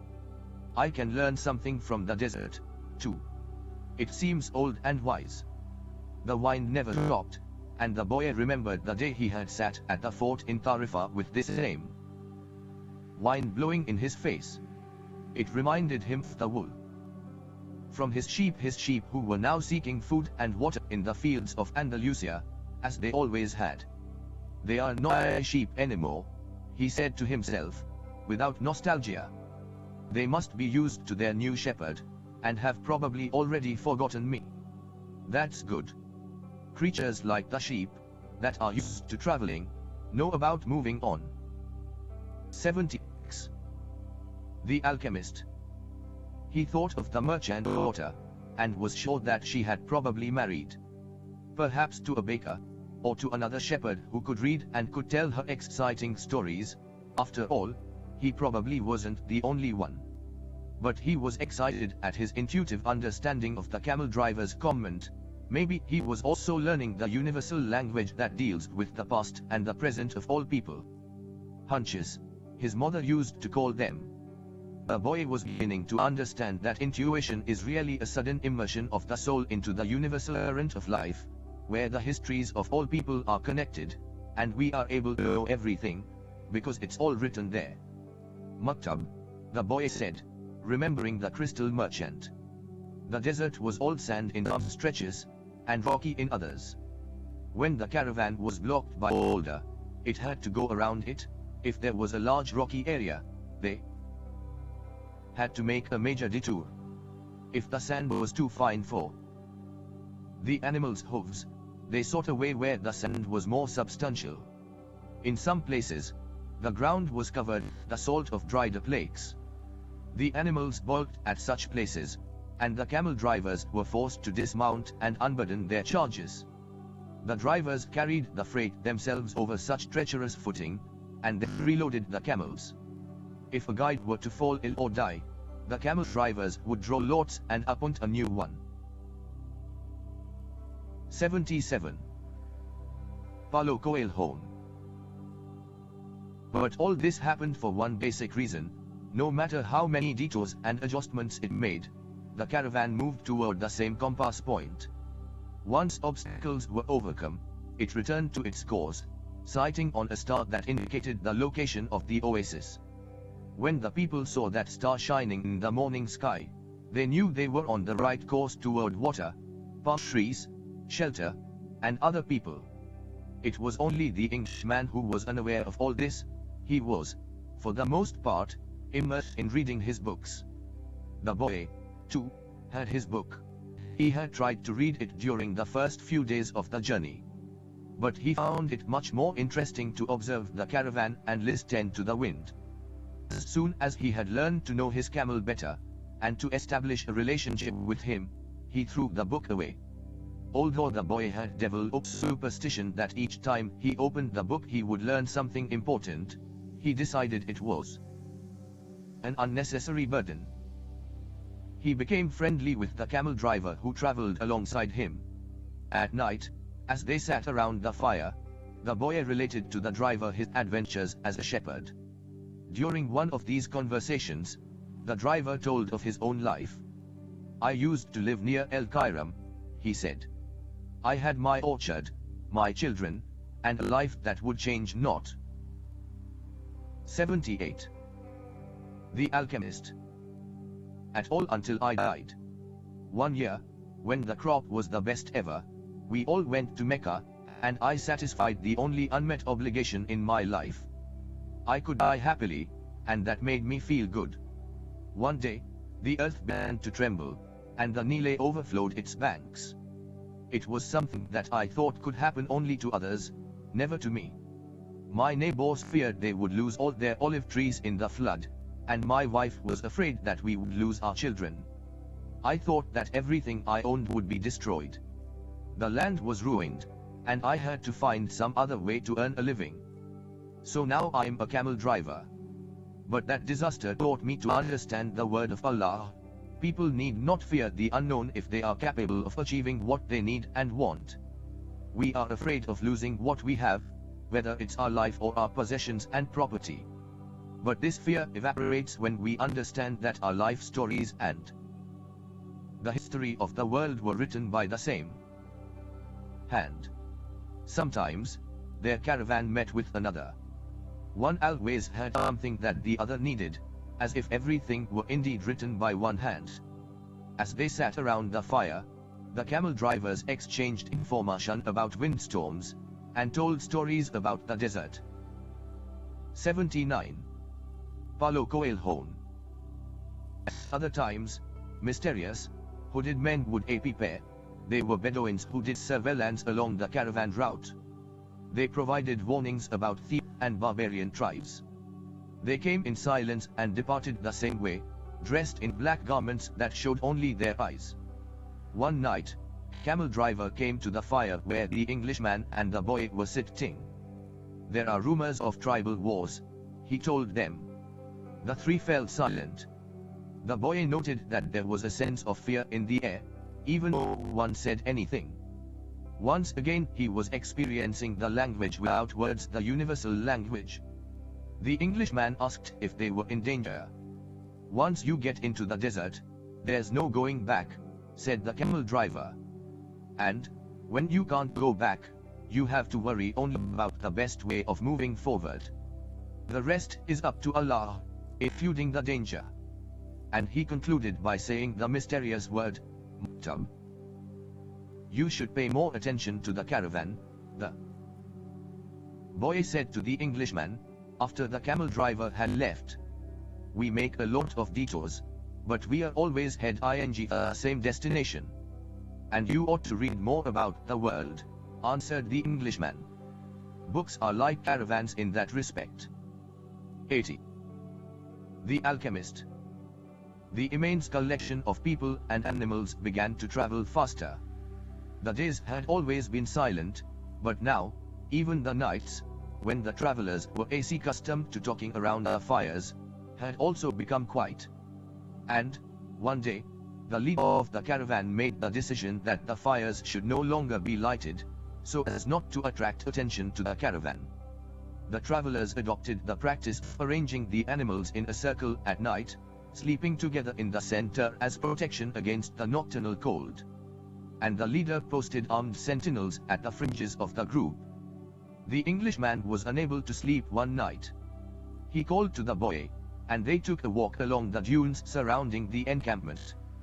There was a full moon, and the boy told the Englishman the story of his life. The Englishman was fascinated with the part about the progress achieved at the crystal shop after the boy began working there. That's the principle that governs all things, he said. In alchemy, it's called the soul of the world. When you want something with all your heart, that's when you are closest to the soul of the world. It's always a positive force. He also said that this was not just a human gift, that everything on the face of the earth had a soul, whether mineral, vegetable, or animal, or even just a simple thought. 81. Paulocoelho. Everything on earth is being continuously transformed, because the earth is alive and it has a soul. We are part of that soul, so we rarely recognize that it is working for us. But in the crystal shop you probably realized that even the glasses were collaborating in your success. The boy thought about that for a while as he looked at the moon and the bleached sands. I have watched the caravan as it crossed the desert, he said. The caravan and the desert speak the same language, and it's for that reason that the desert allows the crossing.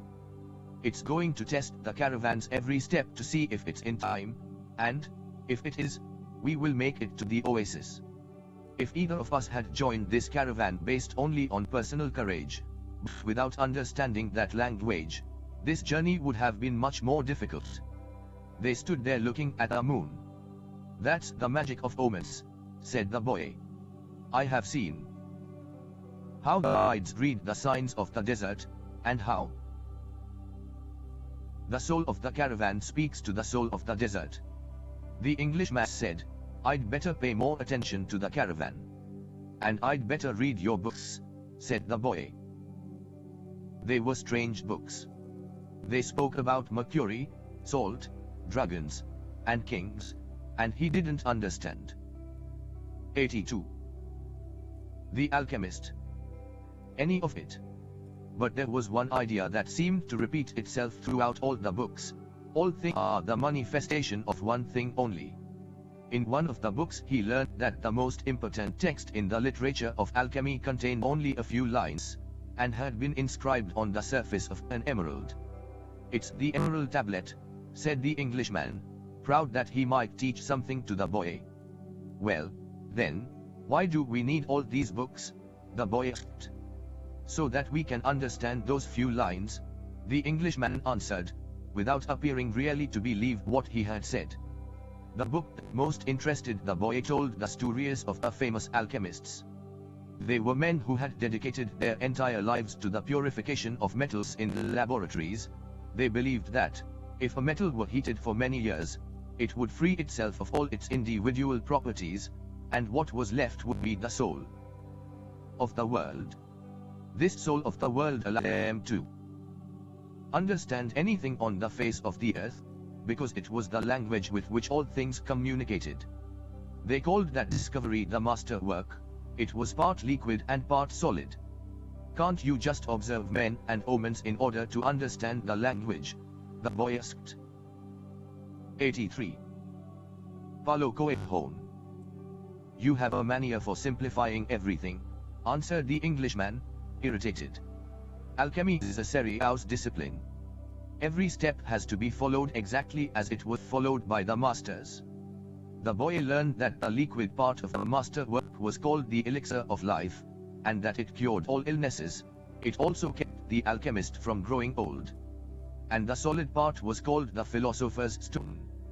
"It's not easy to find the philosopher's stone," said the Englishman. "The alchemists spent years in their laboratories, observing the fire that purified the metals. They spent so much time close to the fire that gradually they gave up the vanities of the world. They discovered that the purification of the metals had led to a purification of themselves." The boy thought about a crystal merchant. He had said that it was a good thing for the boy to clean the crystal pieces, so that he could free himself from negative thoughts. The boy was becoming more and more convinced that alchemy could be learned in one's daily life. "Also," said the Englishman, "the philosopher's stone has a fascinating property. A small sliver of the stone can transform large quantities of metal into gold." Having heard that, the boy became even more interested in alchemy. He thought that, with some patience, he'd be able to turn everything into gold. He read. 84. The Alchemist. The lives of the various people who had succeeded in doing so: Helvetius, Elias, Fulcanelli, and Jabba. They were fascinating stories. Each of them lived out his personal legend to the end. They traveled, spoke with wise men, performed miracles for the incredulous, and owned the philosopher's stone and the elixir of life. But when the boy wanted to learn how to achieve the master work, he became completely lost. There were just drawings, coded instructions, and obscure texts. "Why do they make things so complicated?" he asked the Englishman one night. The boy had noticed that the Englishman was irritable, and missed his books. "So that those who have the responsibility for understanding can understand," he said. "Imagine if everyone went around transforming lead into gold. Gold loses its value. It's only those who are persistent, and willing to study this deeply, who achieve the master work. That's why I'm here in the middle of the desert. I'm seeking a true alchemist who will help me to decipher the codes." "When were these books written?" the boy asked. "Many centuries ago. They didn't have the printing press in those days," the boy argued. "There was no way for everybody to." 85. Paulocoelho. Know about alchemy. Why did they use such strange language, with so many drawings? The Englishman didn't answer him directly. He said that for the past few days he had been paying attention to how the caravan operated, but that he hadn't learned anything new. The only thing he had noticed was that talk of war was becoming more and more frequent. Then one day the boy returned books to the Englishman. "Did you learn anything?" the Englishman asked, eager to hear what it might be. He needed someone to talk to so as to avoid thinking about the possibility of war. "I learned that the world has a soul, and that whoever understands that soul can also understand the language of things. I learned that many alchemists realized their personal legends, and wound up discovering the soul of the world, the philosopher's stone, and the elixir of life. But, above all, I learned that these things are also simple, that they could be written on the surface of an emerald." The Englishman was disappointed. The years of research, the magic symbols, the strange words, and the laboratory equipment, none of this had made an impression on the boy. His soul must be too primitive to understand those things, he thought. 86. The alchemist. He took back his books and packed them away again in their bags. "Go back to watching the caravan," he said. "That didn't teach me anything, either." The boy went back, contemplating the silence of the desert, and the sand raised by the animals. "Everyone has his or her own way of learning things," he said to himself. "His way isn't the same as mine, nor mine as his. But we are both in search of our personal legends, and I respect him for that." The caravan began to travel day and night. The hooded Bedouins reappeared more and more frequently, and the camel driver, who had become a good friend of the boys, explained that the war between the had already begun. The caravan would be very lucky to reach the oasis. The animals were exhausted, and the men talked among themselves less and less. The silence was the worst aspect of the night, when the mere groan of a camel, which before had been nothing but the groan of a camel, now frightened everyone, because it might signal a raid. The camel driver, though, seemed not to be very concerned with the threat of war. "I'm alive," he said to the boy, as they ate a bunch of dates one night, with no fires and no moon. When? 87. Paulocoelho. "I'm eating, that's all I think about. If I'm on the march, I just concentrate on marching. If I have to fight, it will be just as good a day to die as any other. Because I don't live either my past or my future. I'm interested only in the present. If you can concentrate always on the present, you'll be a happy man. You'll see that there is life in the desert, that there are stars in the heavens, and that tribesmen fight because they are part of the human race. Life will be a party for you, a grand festival, because life is the moment we are living right now." 2 nights later, as he was getting ready to down, the boy looked for the star they followed every night. He thought that the horizon was a bit lower than it had been, because he seemed to see stars on the desert itself. "It's the oasis," said the camel driver. "Well, why don't we go there right now?" the boy asked. "Because we have to sleep." The boy awoke as the sun rose. There, in front of him, where the small stars had been the night before, was an endless row of date palms, stretching across the entire desert. "We have done it," said the Englishman, who had also awakened early. 88. The alchemist. But the boy was quiet. He was at home with the silence of the desert, and he was content just to look at trees. He still had a long way to go to reach the pyramids, as someday this morning would just be a memory. But this was the present moment, the party the camel driver had mentioned, and he wanted to live it as he did the essence of his past and his dreams of the future. Although the sixth scion of the date palms would someday be just a memory, right now it signifies shade, water, and a refuge from the war. Yesterday, the camel's groan signaled danger, and now a row of date palms could herald. The world speaks many languages, the boy thought. The times rushed past, and so do the caravans, thought the alchemist, as he watched the hundreds of people and animals arriving at the oasis.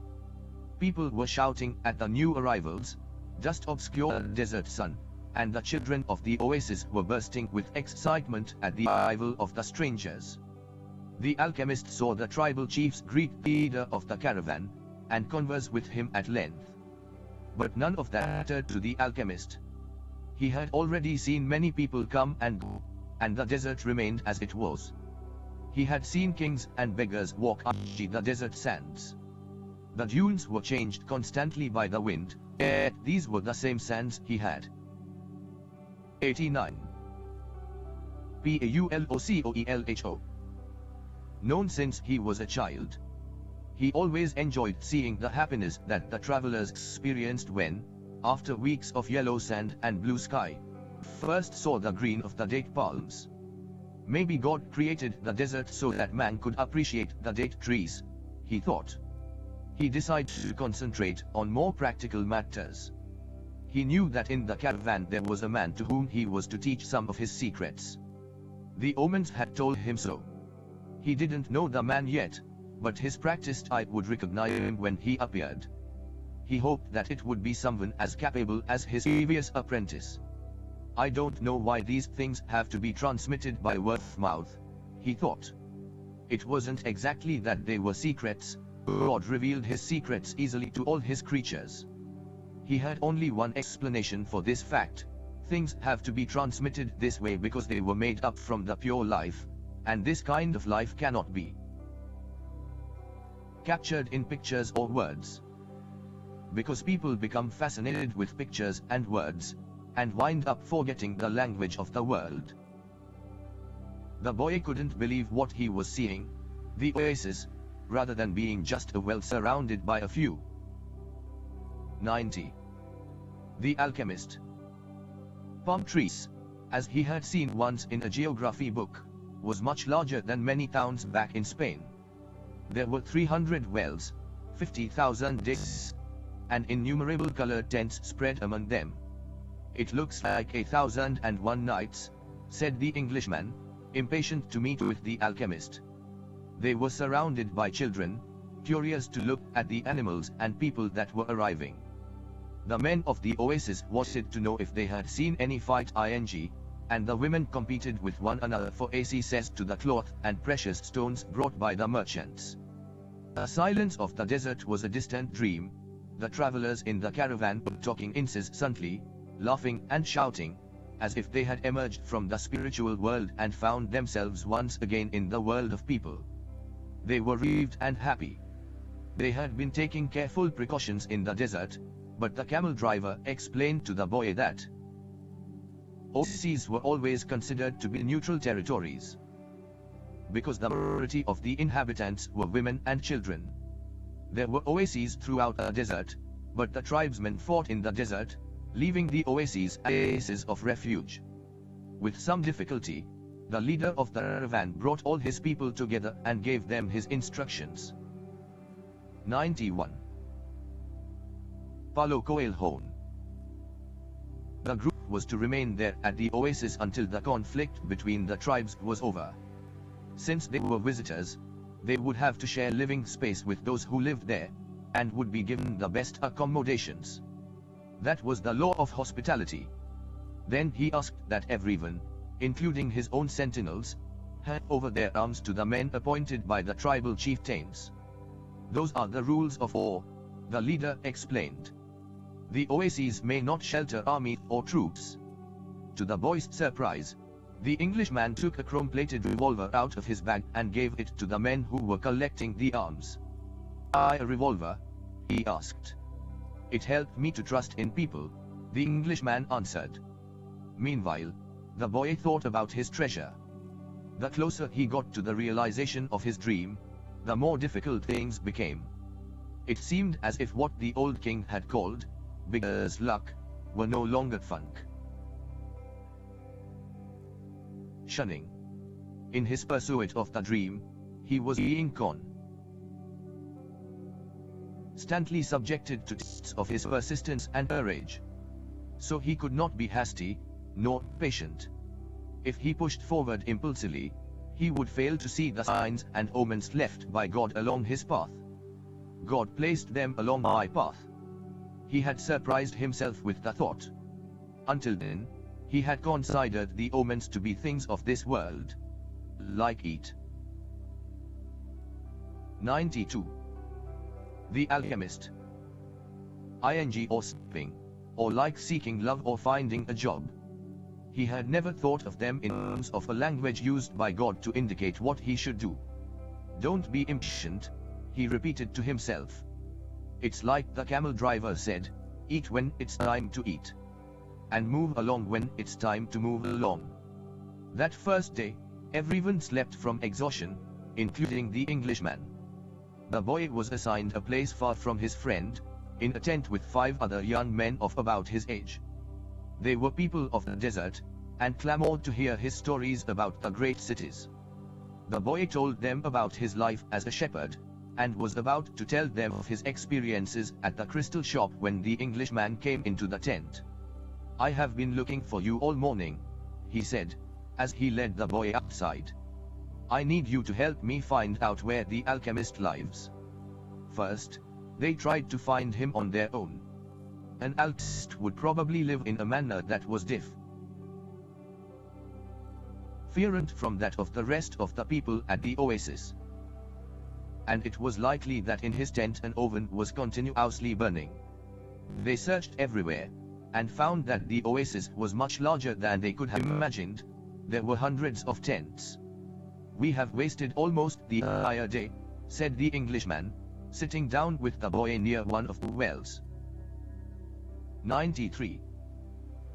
Paulo Coelho. Maybe we would better ask someone, the boy suggested. The Englishman didn't want to tell others about his reasons for being at the oasis, and couldn't make up his mind. But, finally, he agreed that the boy, who spoke better Arabic than he, should do so. The boy approached a woman who had come to the well to fill a goatskin with water. Good afternoon, ma'am. I'm trying to find out where the alchemist lives here at the oasis. The woman said she had never heard of such a person, and hurried away. But before she fled, she advised the boy that he had better not try to converse with men who were dressed in black, because they were married women. He should respect tradition. The Englishman was disappointed. It seemed he had made the long journey for nothing. The boy was also saddened. His friend was in pursuit of his personal leg end. And, when someone was in such pursuit, the entire universe made an effort to help him succeed. That's what the old king had said. He couldn't have been wrong. I had never heard of alchemists before, the boy said. Maybe no one here has, either.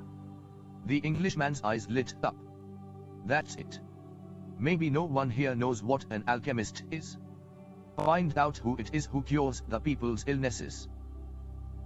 94. The alchemist. Several women dressed in black came to the well for water, but the boy would speak to none of them, despite the Englishman's insistence. Then a man approached. Do you know someone here who cures people's illnesses? The boy asked. Allah cure our illnesses, said the man, clearly frightened of the strangers. You are looking for witch doctors. He spoke some verses from the Quran, and moved on. Another man appeared. He was older, and was carrying a small bucket. The boy repeated his question.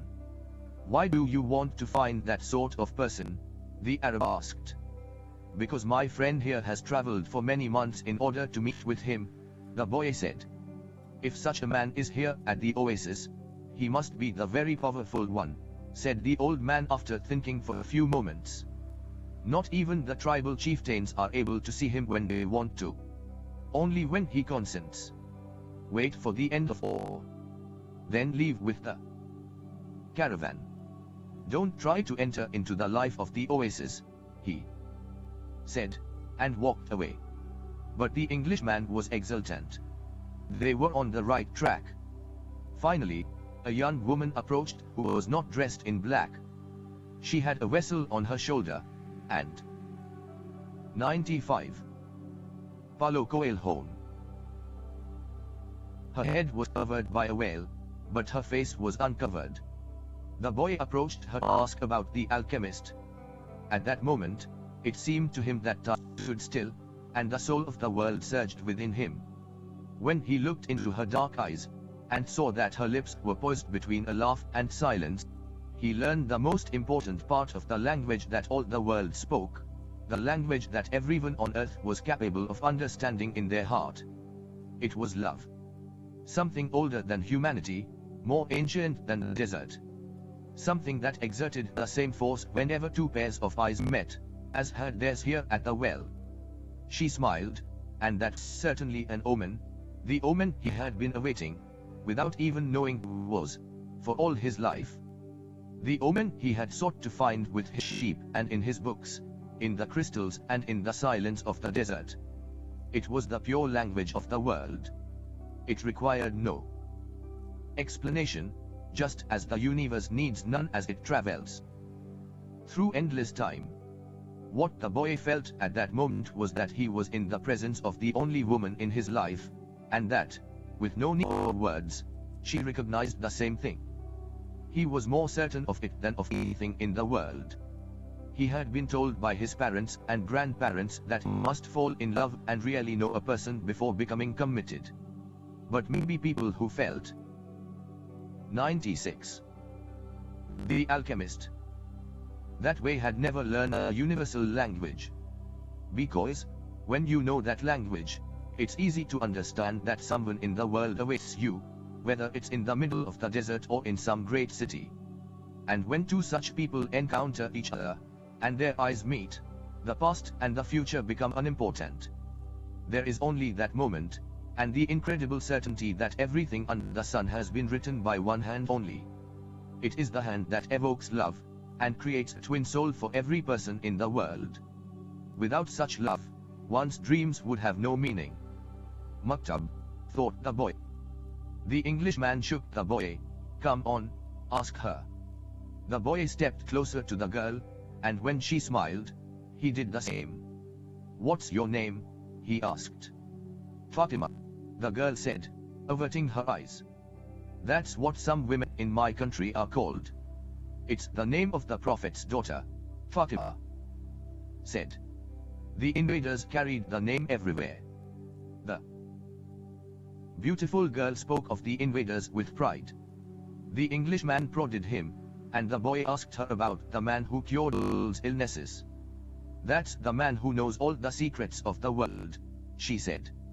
He communicates with the genies of the desert. 97. Paulo Coelho. The genies were the spirits of good and evil. And the girl pointed to the south, indicating that it was there the strange man lived. Then she filled her vessel with water and left. The Englishman vanished, too, gone to find the alchemist. And the boy sat there by the well for a long time, remembering that one day in Tarifa the Levanter had brought to him the perfume of that woman, and realizing that he had loved her before he even knew she existed. He knew that his love for her would enable him to discover every treasure in the world. The next day, the boy returned to the well, hoping to see the girl. To his surprise, the Englishman was there, looking out at the desert. I waited all afternoon and evening, he said. He appeared with the first stars of evening. I told him what I was seeking, and he asked me if I had ever transformed lead into gold. I told him that was what I had come here to learn. He told me I should try to do so. That's all he said. Go and try. The boy didn't say anything. The Englishman had traveled all this way, only to be told that he should repeat what he had already done so many times. So, then try, he said to the Englishman. That's what I'm going to do. I'm going to start now. 98. The alchemist. As the Englishman left, Fatima arrived and filled her vessel with water. I came to tell you just one thing, the boy said. I want you to be my wife. I love you. The girl dropped the container, and water spilled. I'm going to wait here for you every day. I have crossed the desert in search of a treasure that is somewhere near the pyramids, and for me, the war seemed a curse. But now it's a blessing, it brought me to you. The war is going to end someday, the girl said. The boy looked around him at the date palms.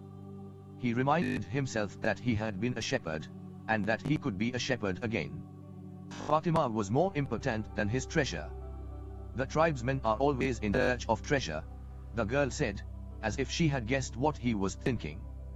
And the women of the desert are proud of their tribesmen. She refilled her vessel and left. The boy went to the well every day to meet with Fatima. He told her about his life as a shepherd, about the king, and about the crystal shop. They became friends, and except for the 15 minutes he spent with her, each day seemed that it would never pass. When he had been at the oasis almost a month, the leader of 99, Paulo Coelho, the caravan called a meeting of all of the people travel with him. We don't know when the war will end, so we can't continue our journey, he said. The battles may last for a long time, perhaps even years. There are powerful forces on both sides, and the war is important to both armies. It's not a battle of good against evil. It's a war between forces that are fighting for the balance of power, and, when that type of battle begins, it lasts longer than others, because Allah is on both sides. The people went back to where they were living, and the boy went to meet with Fatima that afternoon. He told her about the morning's meeting. The day after we met, Fatima said, "You told me that you loved me.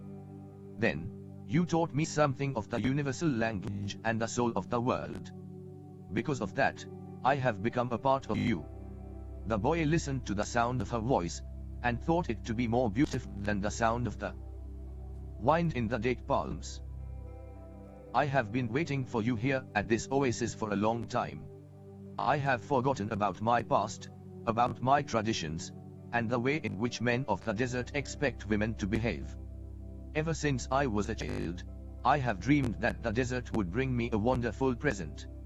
Now, my present has arrived, and it's you." 100. The alchemist. The boy wanted to take her hand, but Fatima's hands held to the handles of her jug. "You have told me about your dreams, about the old king and your treasure. And you have told me about omens. So now, I fear nothing, because it was those omens that brought you to me. And I am a part of your dream, a part of your personal legend, as you call it. That's why I want you to continue toward your goal. If you have to wait until the war is over, then wait. But if you have to go before then, go on in pursuit of your dream. The dunes are changed by the wind. The desert never changes. That's the way it will be with our love for each other." "Maktab," she said. "If I am really a part of your dream, you'll come back one day." The boy was sad as he left her that day. He thought of all the married shepherds he had known. They had a difficult time convincing their wives that they had to go off into distant fields. Love required them to stay with the people they loved. He told Fatima that, at their next meeting, "The desert takes our men from us, and they don't always return," she said. "We know that, and we are used to it.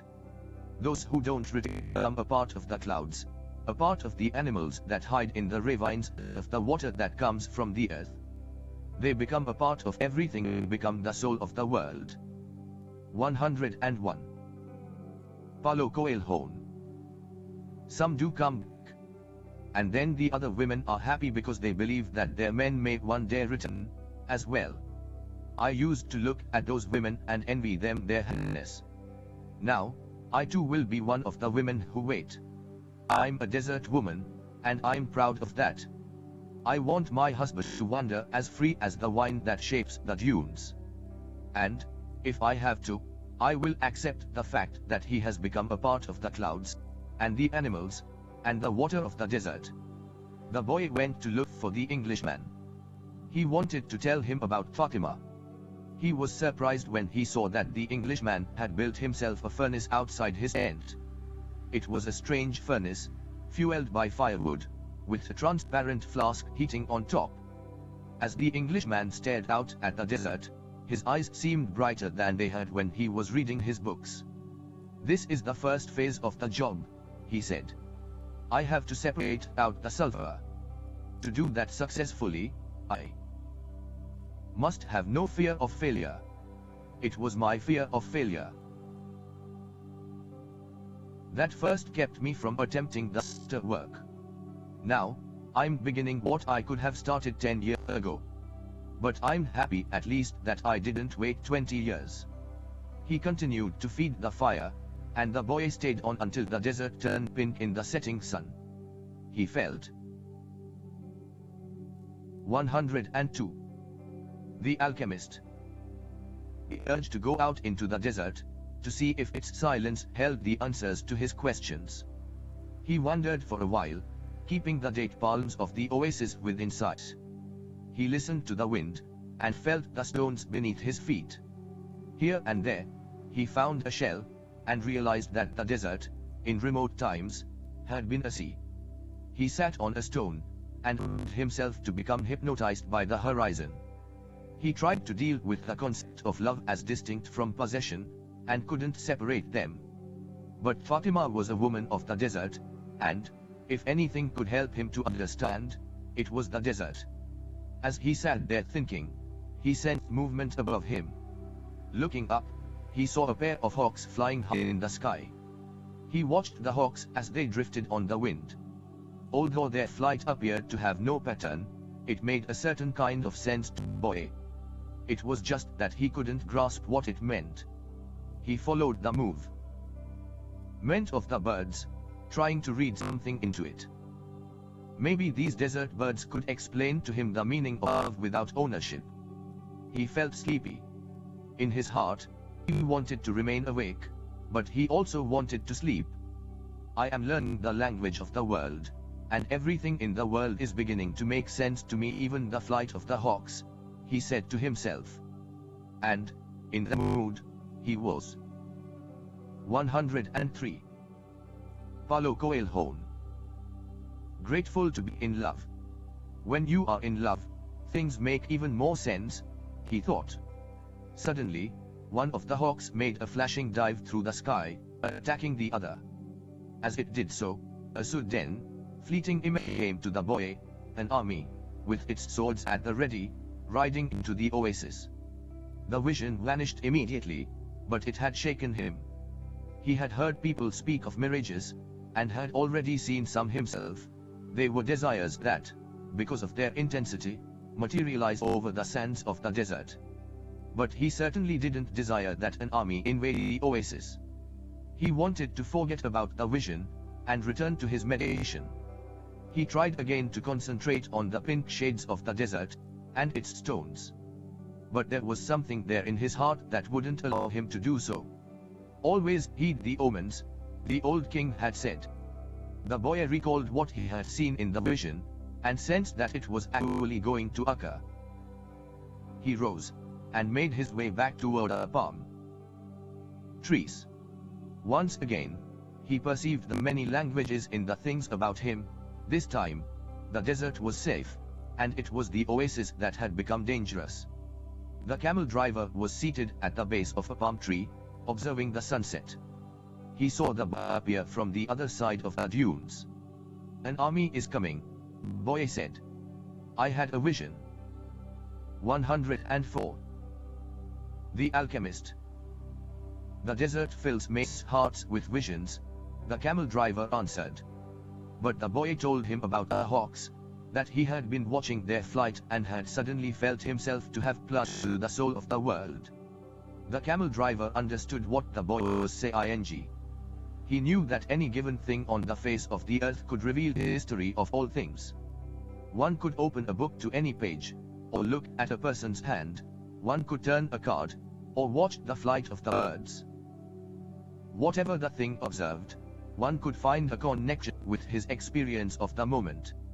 Actually, it wasn't that those things, in themselves, revealed anything at all, it was just that people, looking at what was occurring around them, could find a means of penetration to the soul of the world.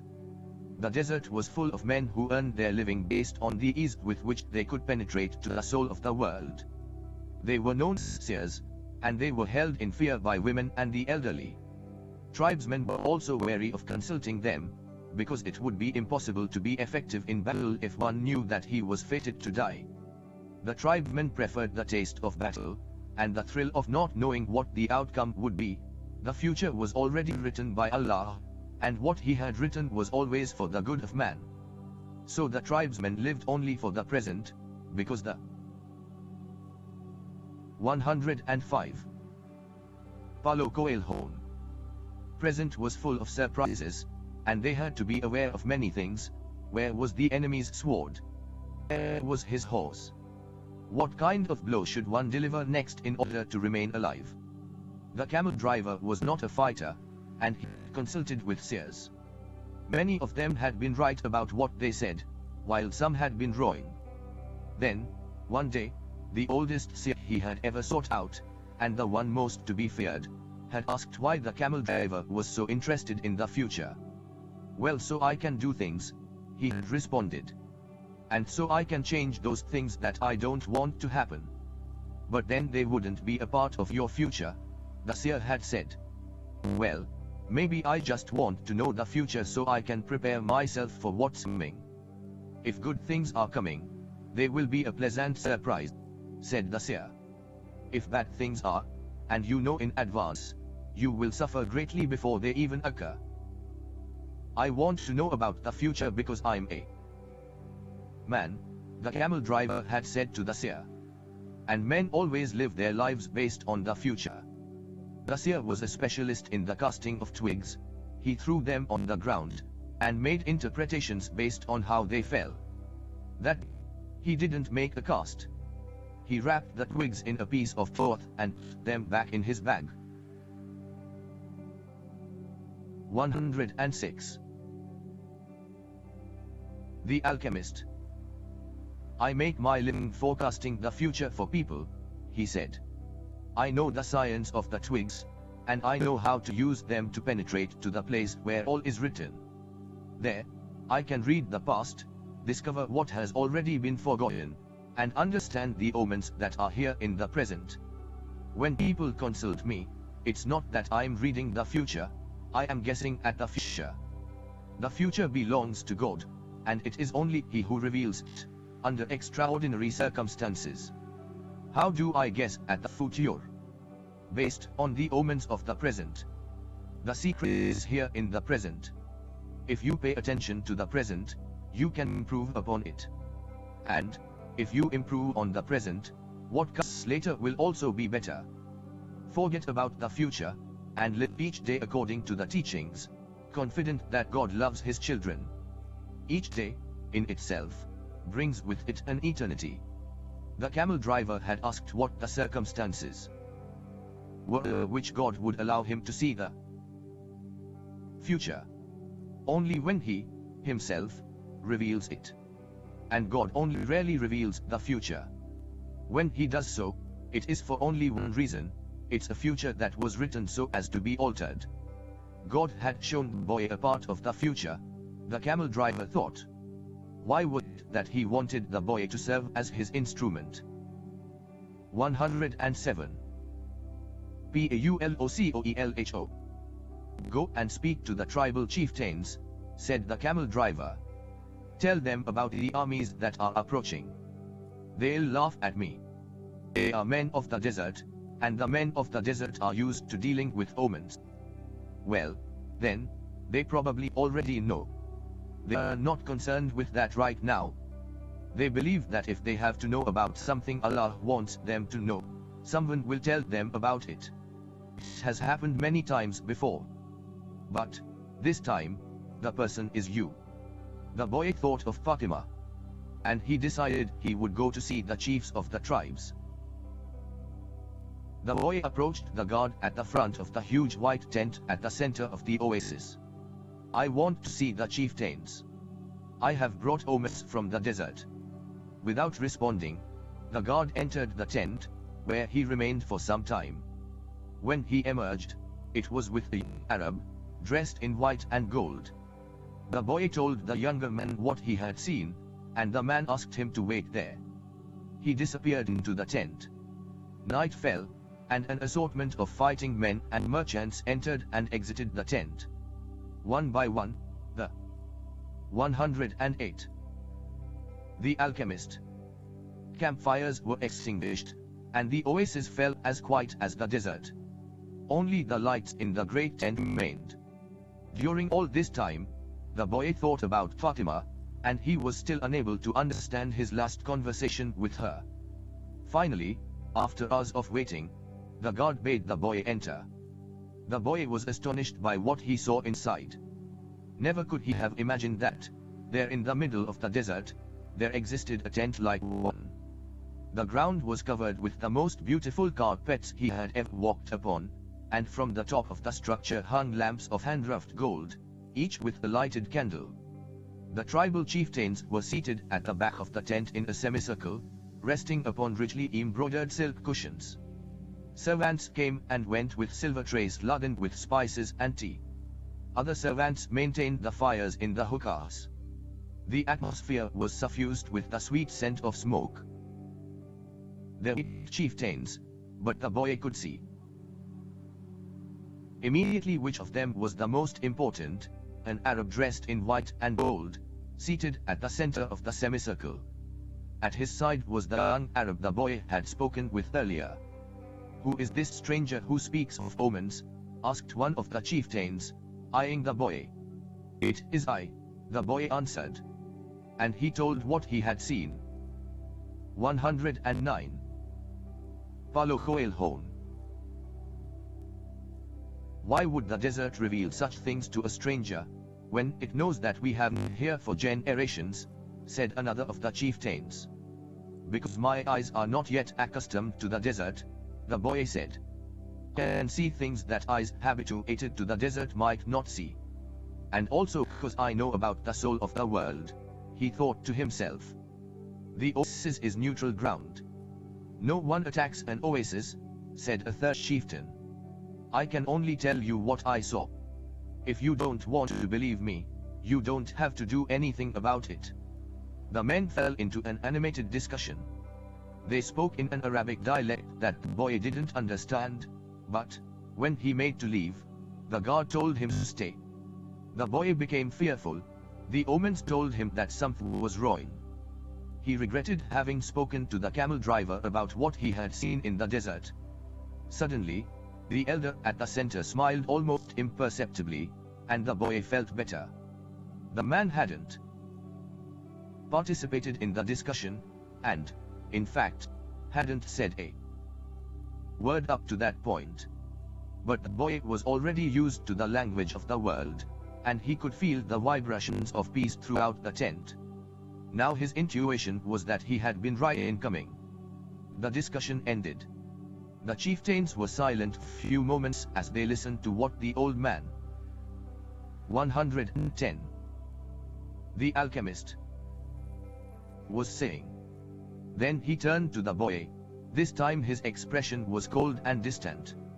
2000 years ago, in a distant land, a man who believed in dreams was thrown into a dungeon and then sold as a slave, the old man said.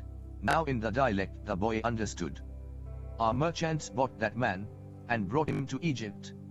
All of us know that whoever believes in dreams also knows how to interpret them. The elder continued. When the pharaoh dreamed of cows that were thin and cows that were fat, this man I'm speaking of rescued Egypt from famine. His name was Joseph. He, too, was a stranger in a strange land, like you, and he was probably about your age. He paused, and his eyes were still unfriendly. Always observe the tradition. The tradition saved Egypt from famine in those days, and made the Egyptians the wealthiest of peoples. The tradition teaches men how to cross the desert, and how their children should marry. The tradition says that an oasis is neutral territory, because both sides have oases, and so both are vulnerable. No one said a word as the old man continued. But a tradition also says that we should believe the messages of the desert. Everything we know was taught to us by the desert. The old man gave a signal, and everyone stood. The meeting was over. The hookahs were extinguished, and 111. Paulo Coelho. The guards stood at attention. The boy made ready to leave, but the old man spoke again. Tomorrow, we are going to break the agreement that says that no one at the oasis may carry arms. Throughout the entire day we will be on the lookout for our enemies. When the sun sets, the men will once again surrender their arms to me. For every 10 dead men among our enemies, you will receive a piece of gold. But arms cannot be drawn unless they also go into battle. Arms are as capricious as the desert, and, if they are not used, the next time they might not function. If at least one of them hasn't been used by the end of the day tomorrow, one will be used on you. When the boy left the tent, the oasis was illuminated only by the light of the full moon.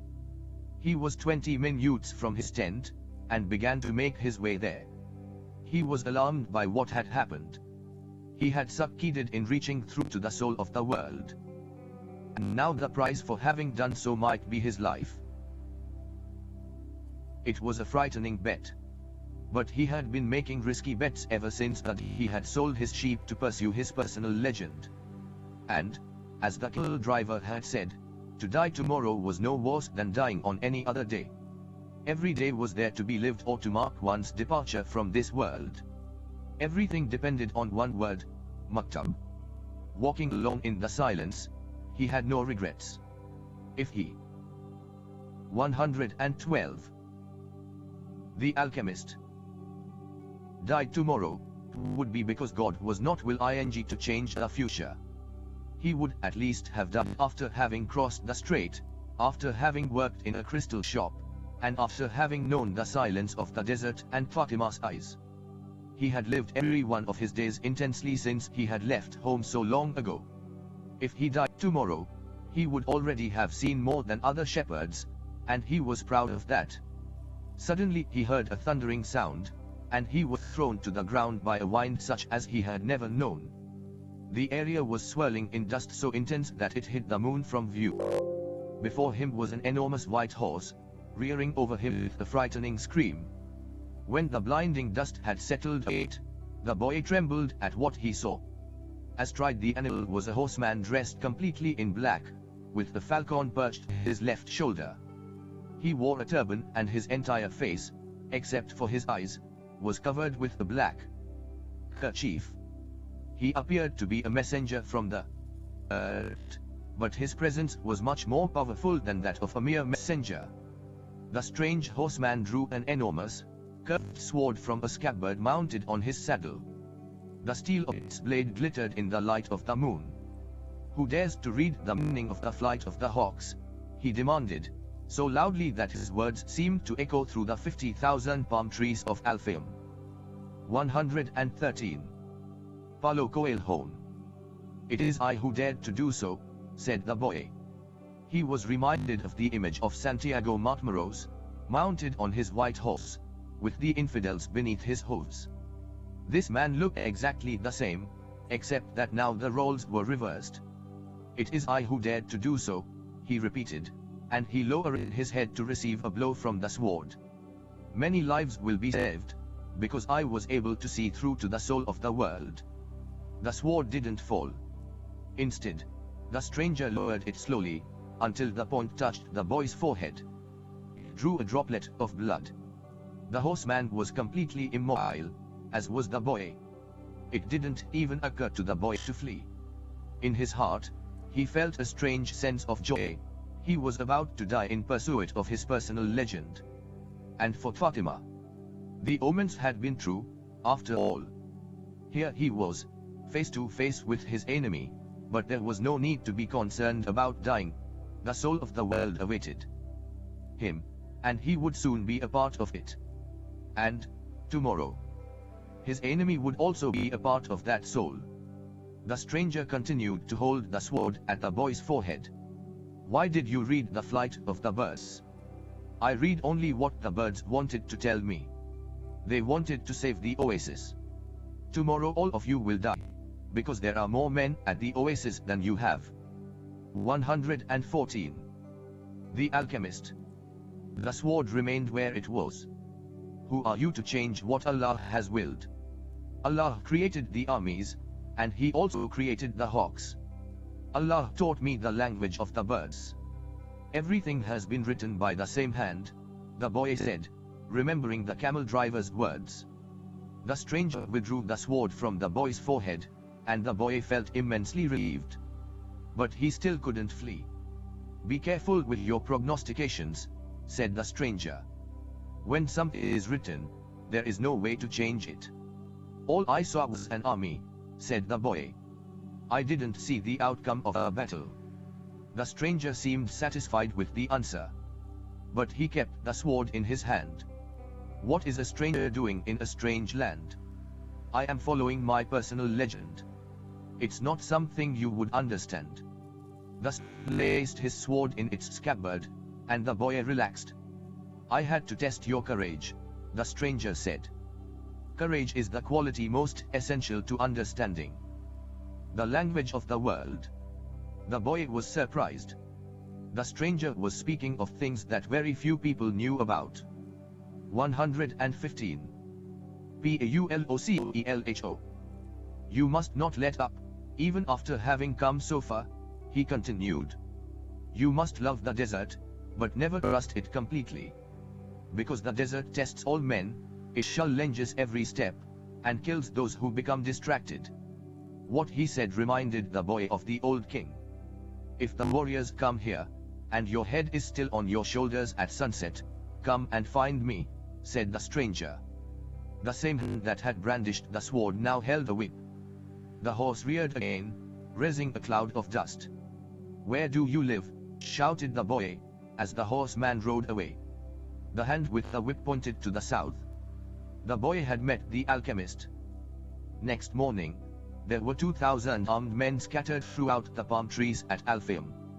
Before the sun had reached its high point, 500 tribesmen appeared on the horizon. The mounted troops entered the oasis from the north. It appeared to be a peaceful expedition, but they all carried arms hidden in their robes. When they reached the white tent at the center of Alfheim, they withdrew their scimitars and rifles. And they attacked an empty tent. 116. The alchemist. The men of the oasis surrounded the horsemen from the desert, and within half an hour all but one of the intruders were dead. The children had been kept at the other side of a grove of palm trees, and saw nothing of what had happened. The women had remained in their tents, praying for the safekeeping of their husbands, and saw nothing of the battle, either. Were it not for the bodies there on the ground, it would have appeared to be a normal day at the oasis. The only tribesman spared was the commander of the battalion. That afternoon, he was brought before the tribal chieftains, who asked him why he had violated the tradition. The commander said that his men had been starving and thirsty, exhausted from many days of battle, and had decided to take the oasis so as to be able to return to the war. The tribal chieftain said that he felt sorry for the tribesmen, but that the tradition was sacred. He condemned the commander to death without honor. Rather than being killed by a blade or a bullet, he was hanged from a dead palm tree, where his body twisted in the desert wind. The tribal chieftain called for the boy, and presented him with 50 pieces of gold. He repeated his story about Joseph of Egypt, and asked the boy to become the counselor of the oasis. 117. Paulo. When the sun had set, and the first stars made their appearance, the boy started to walk to the south. He eventually sighted a single tent, and a group of Arabs passing by told the boy that it was a place inhabited by jinnis. But the boy sat down and waited. Not until the moon was high did the alchemist ride into view. He carried 2 dead hawks over his shoulder.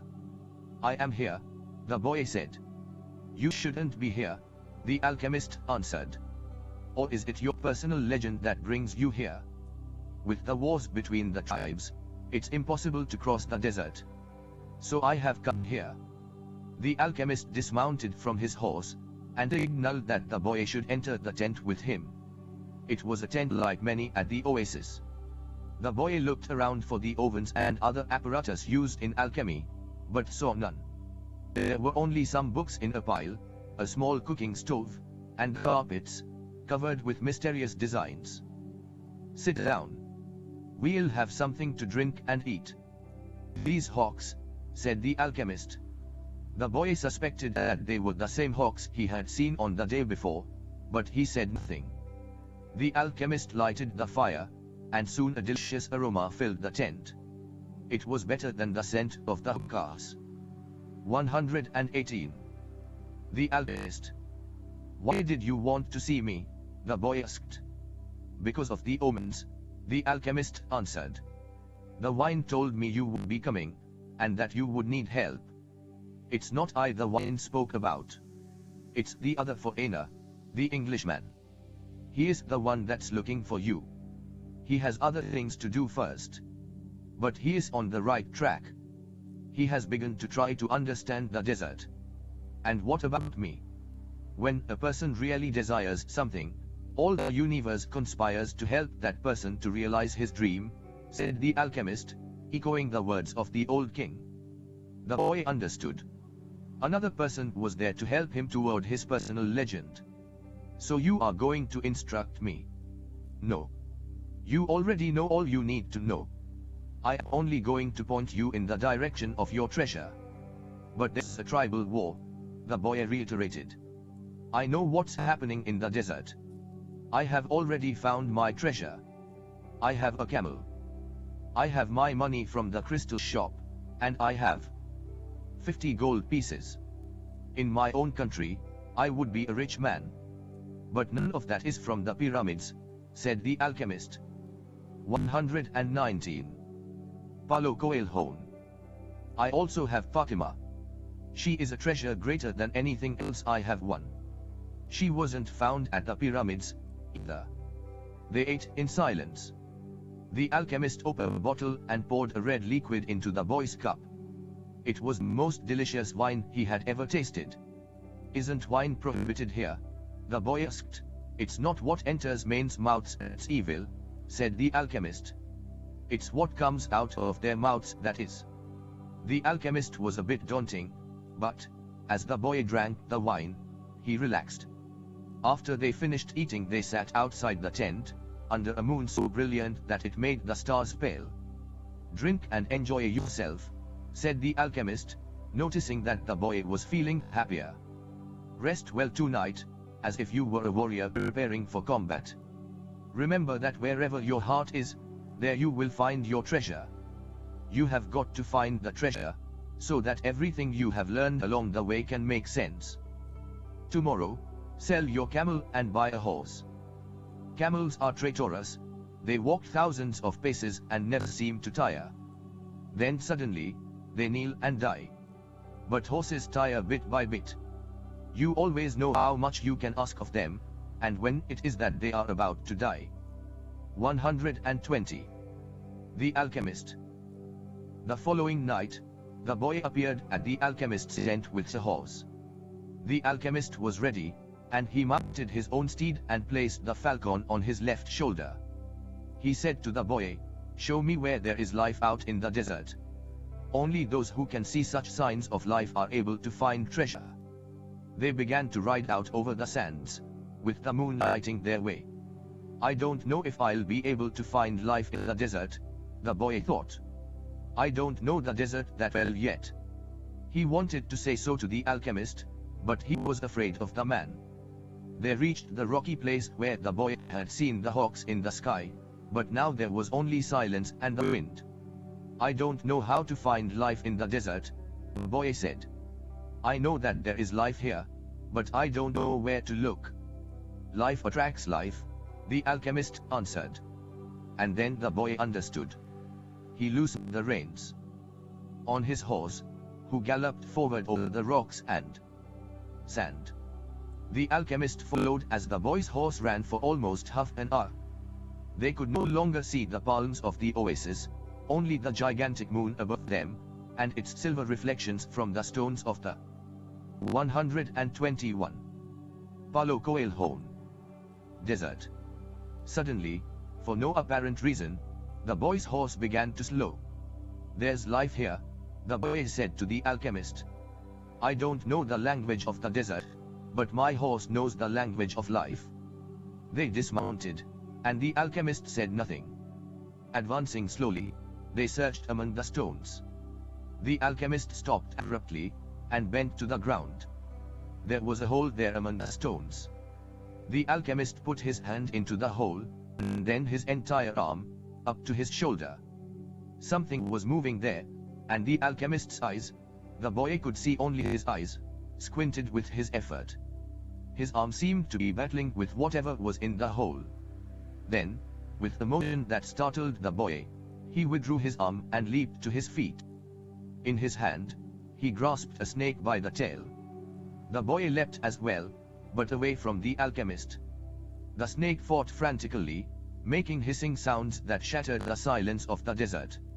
It was a cobra, whose venom could kill a person in minutes.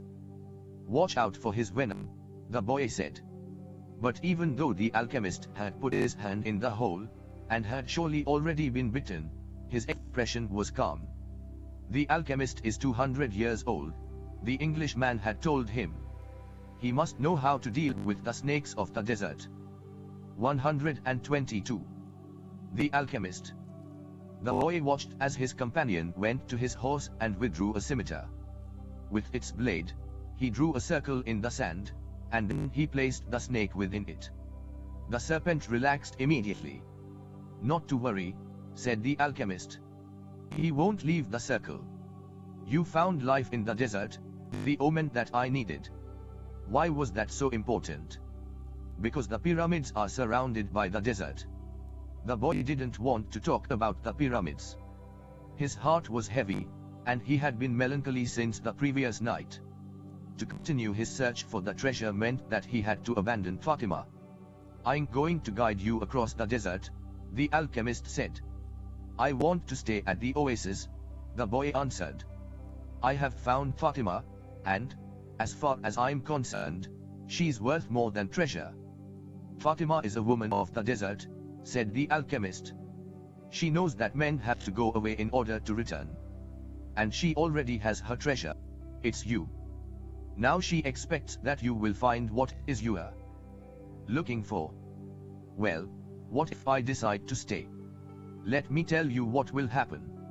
You'll be the counselor of the oasis. You have enough gold to buy."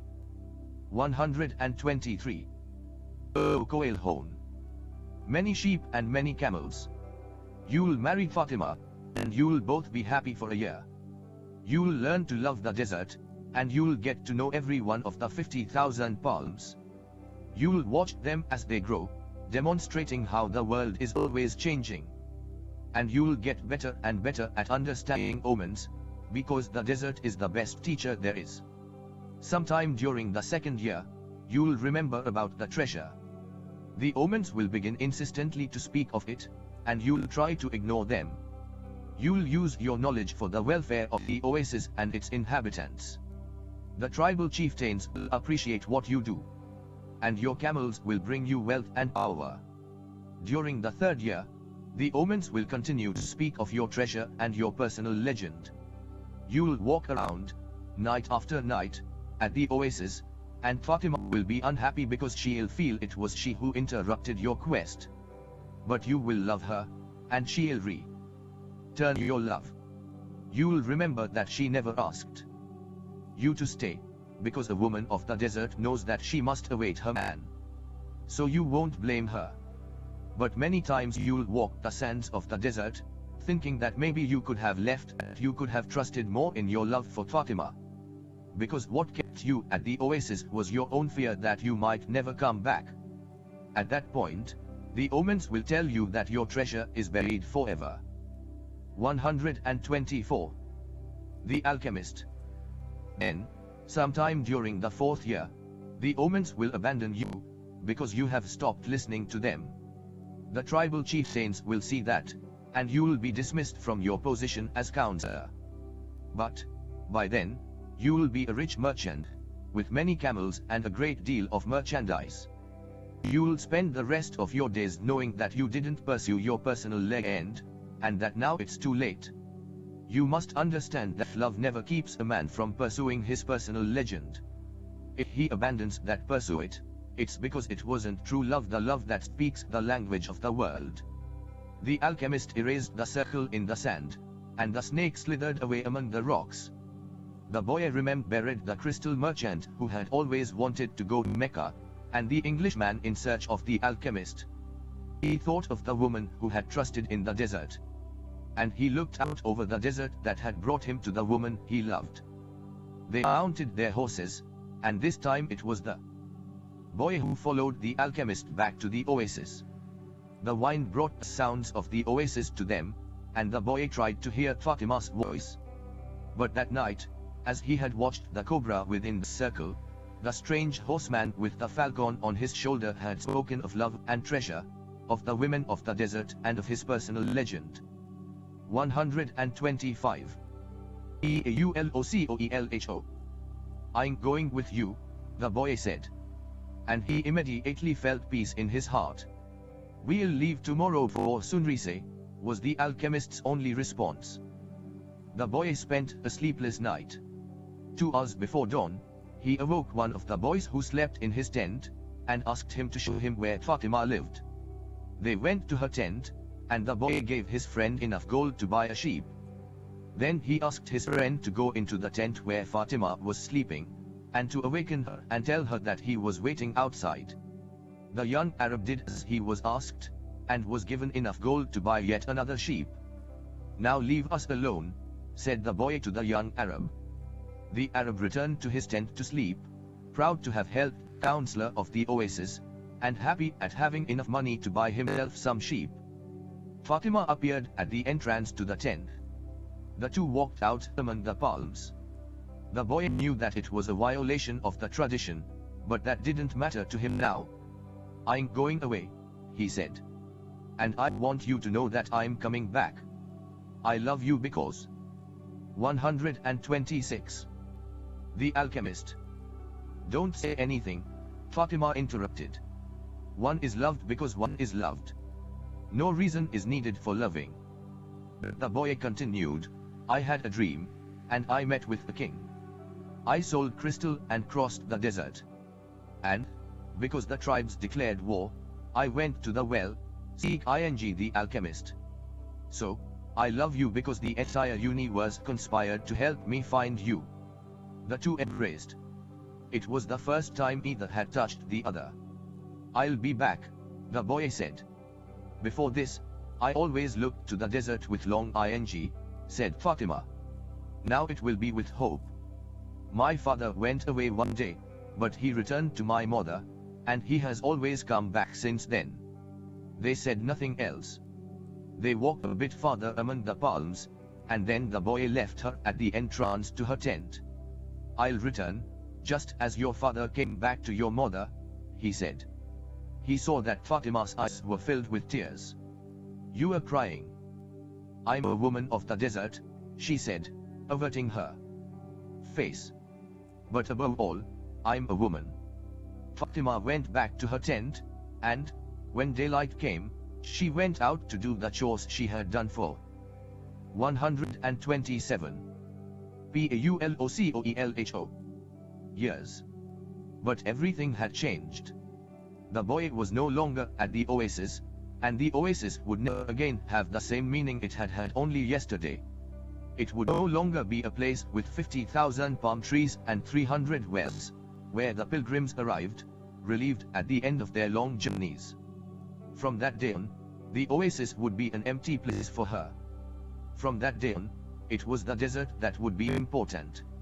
She would look to it every day, and would try to guess which star the boy was following in search of his treasure. He would have to send her kisses on the wind, hoping that the wind would touch the boy's face, and would tell him that she was alive. That she was waiting for him, a woman awaiting a courageous man in search of his treasure. From that day on, the desert would represent only one thing to her, the hope for his return. Don't think about what you have left behind, the alchemist said to the boy as they began to ride across the sands of the desert. Everything is written in the soul of the world, and there it will stay forever. Men dream more about coming home than about leaving, the boy said. He was already reaccustomed to the desert's silence. If what one finds is made of pure matter, it will never spoil. And one can always come back. If what you 128. The alchemist found was only a moment of light, like the explosion of a star, you would find nothing on your return. The man was speaking the language of alchemy. But the boy knew that he was referring to Fatima. It was difficult not to think about what he had left behind. The desert, with its endless monotony, put him to dreaming. The boy could still see the palm trees, the wells, and the face of the woman he loved. He could see the Englishman at his experiments, and the camel driver who was a teacher without realizing it. Maybe the alchemist has never been in love, the boy thought. The alchemist rode in front, with the falcon on his shoulder. The bird knew the language of the desert well, and whenever they stopped, he flew off in search of game. On the first day he returned with a rabbit, and on the second with 2 birds. At night, they spread their sleeping gear and kept their fires hidden. The desert nights were cold, and were becoming darker and darker as the phases of the moon passed. They went on for a week, speaking only of the precautions they needed to follow in order to avoid the battles between the tribes. The war continued, and at times the wine carried the sweet, sickly smell of blood. Battles had been fought nearby, and the wine reminded the boy that there was the language of omens, always ready to show him what his eyes had failed to observe. 129. Paulo Coelho. On the 7th day, the alchemist decided to make camp earlier than usual. The falcon flew off to find game, and the alchemist offered his water container to the boy. "You are almost at the end of your journey," said the alchemist. "I congratulate you for having pursued your personal legend. And you have told me nothing along the way," said the boy. "I thought you were going to teach me some of the things you know. A while ago, I rode through the desert with a man who had books on alchemy. But I wasn't able to learn anything from them." "There is only one way to learn," the alchemist answered. "It's through action. Everything you need to know you have learned through your journey. You need to learn only one thing more." The boy wanted to know what that was, but the alchemist was searching the horizon, looking for the falcon. "Why are you called the alchemist?" "Because that's what I am." "And what went wrong when other alchemists tried to make gold and were unable to do so?" "They were looking only for gold," his companion answered. "They were seeking the treasure of their personal legend, without wanting actually to live out the personal legend." "What is it that I still need to know?" the boy asked. 130. The alchemist. But the alchemist continued to look to the horizon. And finally the falcon returned with their meal. They dug a hole and lit their fire in it, so that the light of the flames would not be seen. "I'm an alchemist simply because I'm an alchemist," he said, as he prepared the meal. "I learned the science from my grandfather, who learned from his father, and so on, back to the creation of the world. In those times, the master work could be written simply on an emerald. But men began to reject simple things, and to write tracts, interpretations, and philosophical studies. They also began to feel that they knew a better way than others had. Yet the emerald tablet is still alive today." "What was written on the emerald tablet?" the boy wanted to know. The alchemist began to draw in the sand, and completed his drawing in less than 5 minutes. As he drew, the boy thought of the old king, and the plaza where they had met that day. It seemed as if it had taken place years and years ago. "This is what was written on the emerald tablet," said the alchemist, when he had finished. The boy tried to read what was written in the sand. "It's a code," said the boy, a bit disappointed. "It looks like what I saw in the Englishman's books." "No," the alchemist answered. "It's like the fight of those 2 hawks. It can't be understood by reason." 131. Paulocoelho. Alone. The emerald tablet is a direct passage to the soul of the world. The wise men understood that this natural world is only an image and a copy of paradise. The existence of this world is simply a guarantee that there exists a world that is perfect. God created the world so that, through its visible objects, men could understand his spiritual teachings and the marvels of his wisdom. That's what I mean by action. Should I understand the emerald tablet? The boy asked. Perhaps, if you were in a laboratory of alchemy, this would be the right time to study the best way to understand the emerald tablet. But you are in the desert. So immerse yourself in it. The desert will give you an understanding of the world. In fact, anything on the face of the earth will do that. You don't even have to understand the desert, all you have to do is contemplate a simple grain of sand, and you will see in it all the marvels of creation. How do I immerse myself in the desert? Listen to your heart. It knows all things, because it came from the soul of the world, and it will one day return there. They crossed the desert for another 2 days in silence. The alchemist had become much more calm. 132. The alchemist. Cheers. Because they were approaching the area where the most violent battles were being waged. As they moved along, the boy tried to listen to his heart. It was not easy to do. In earlier times, his heart had always been ready to tell its story, but lately that wasn't true. There had been times when his heart spent hours telling of its sadness, and at other times it became so emotional over the desert scenery that the boy had to hide his tears.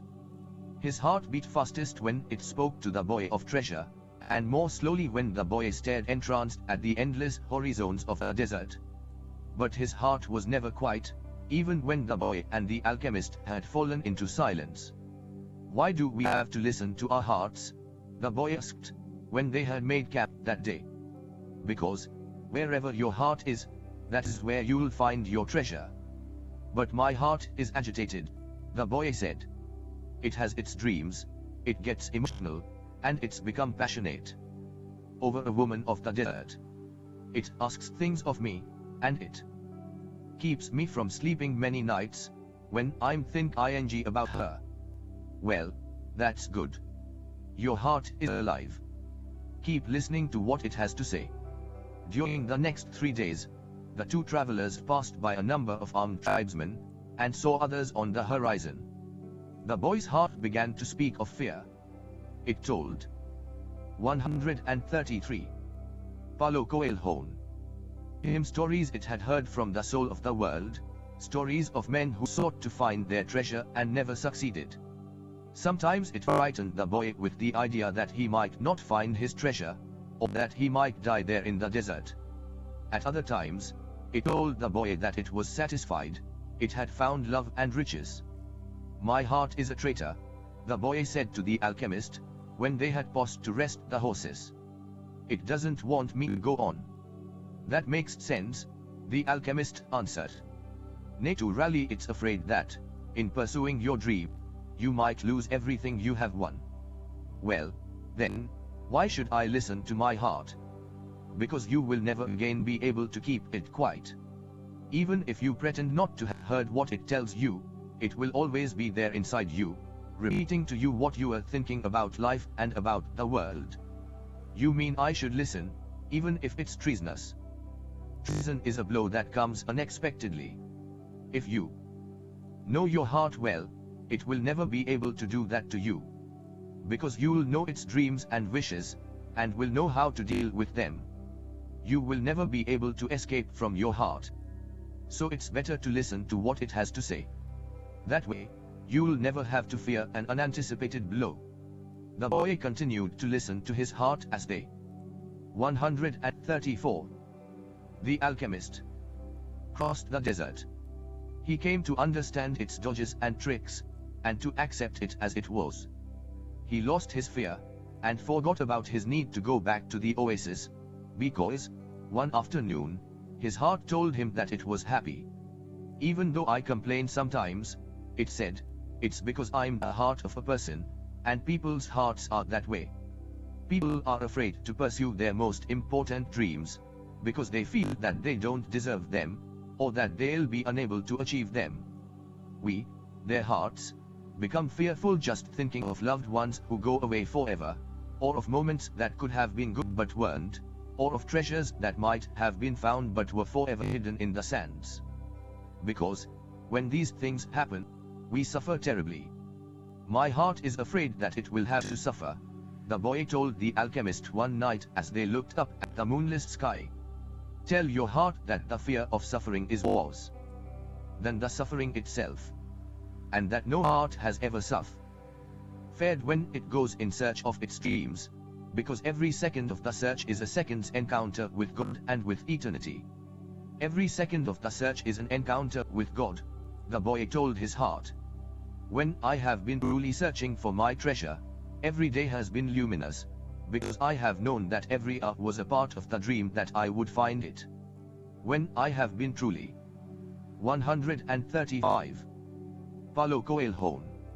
Searching for my treasure, I have discovered things along the way that I never would have seen had I not had the courage to try things that seemed impossible for a shepherd to achieve. So his heart was quiet for an entire afternoon.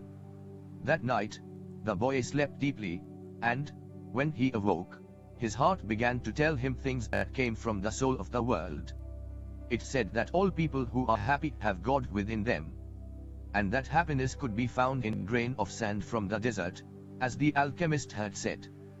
Because a grain of sand is a moment of creation, and the universe has taken millions of years to create it.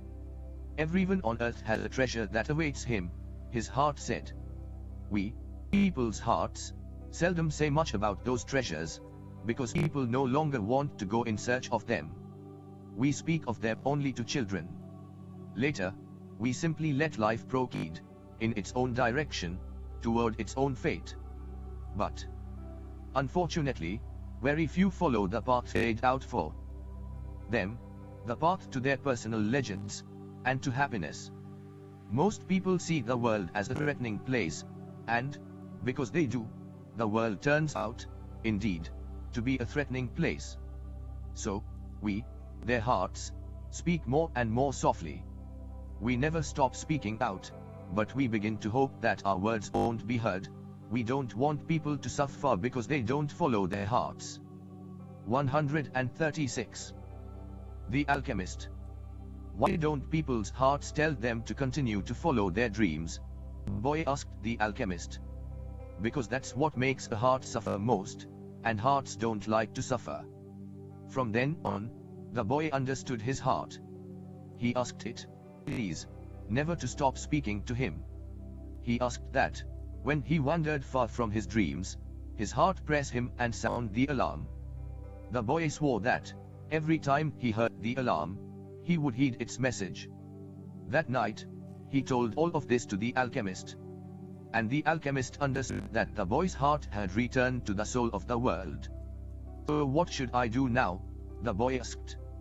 Continue in the direction of the pyramids, said the alchemist. And continue to pay heed to the omens. Your heart is still capable of showing you where the treasure is. Is that the one thing I still needed to know? No, the alchemist answered. What you still need to know is this: before a dream is realized, the soul of the world tests everything that was learned along the way. It does this not because it is evil, but so that we can, in addition to realizing our dreams, master the lessons we have learned as we have moved toward that dream.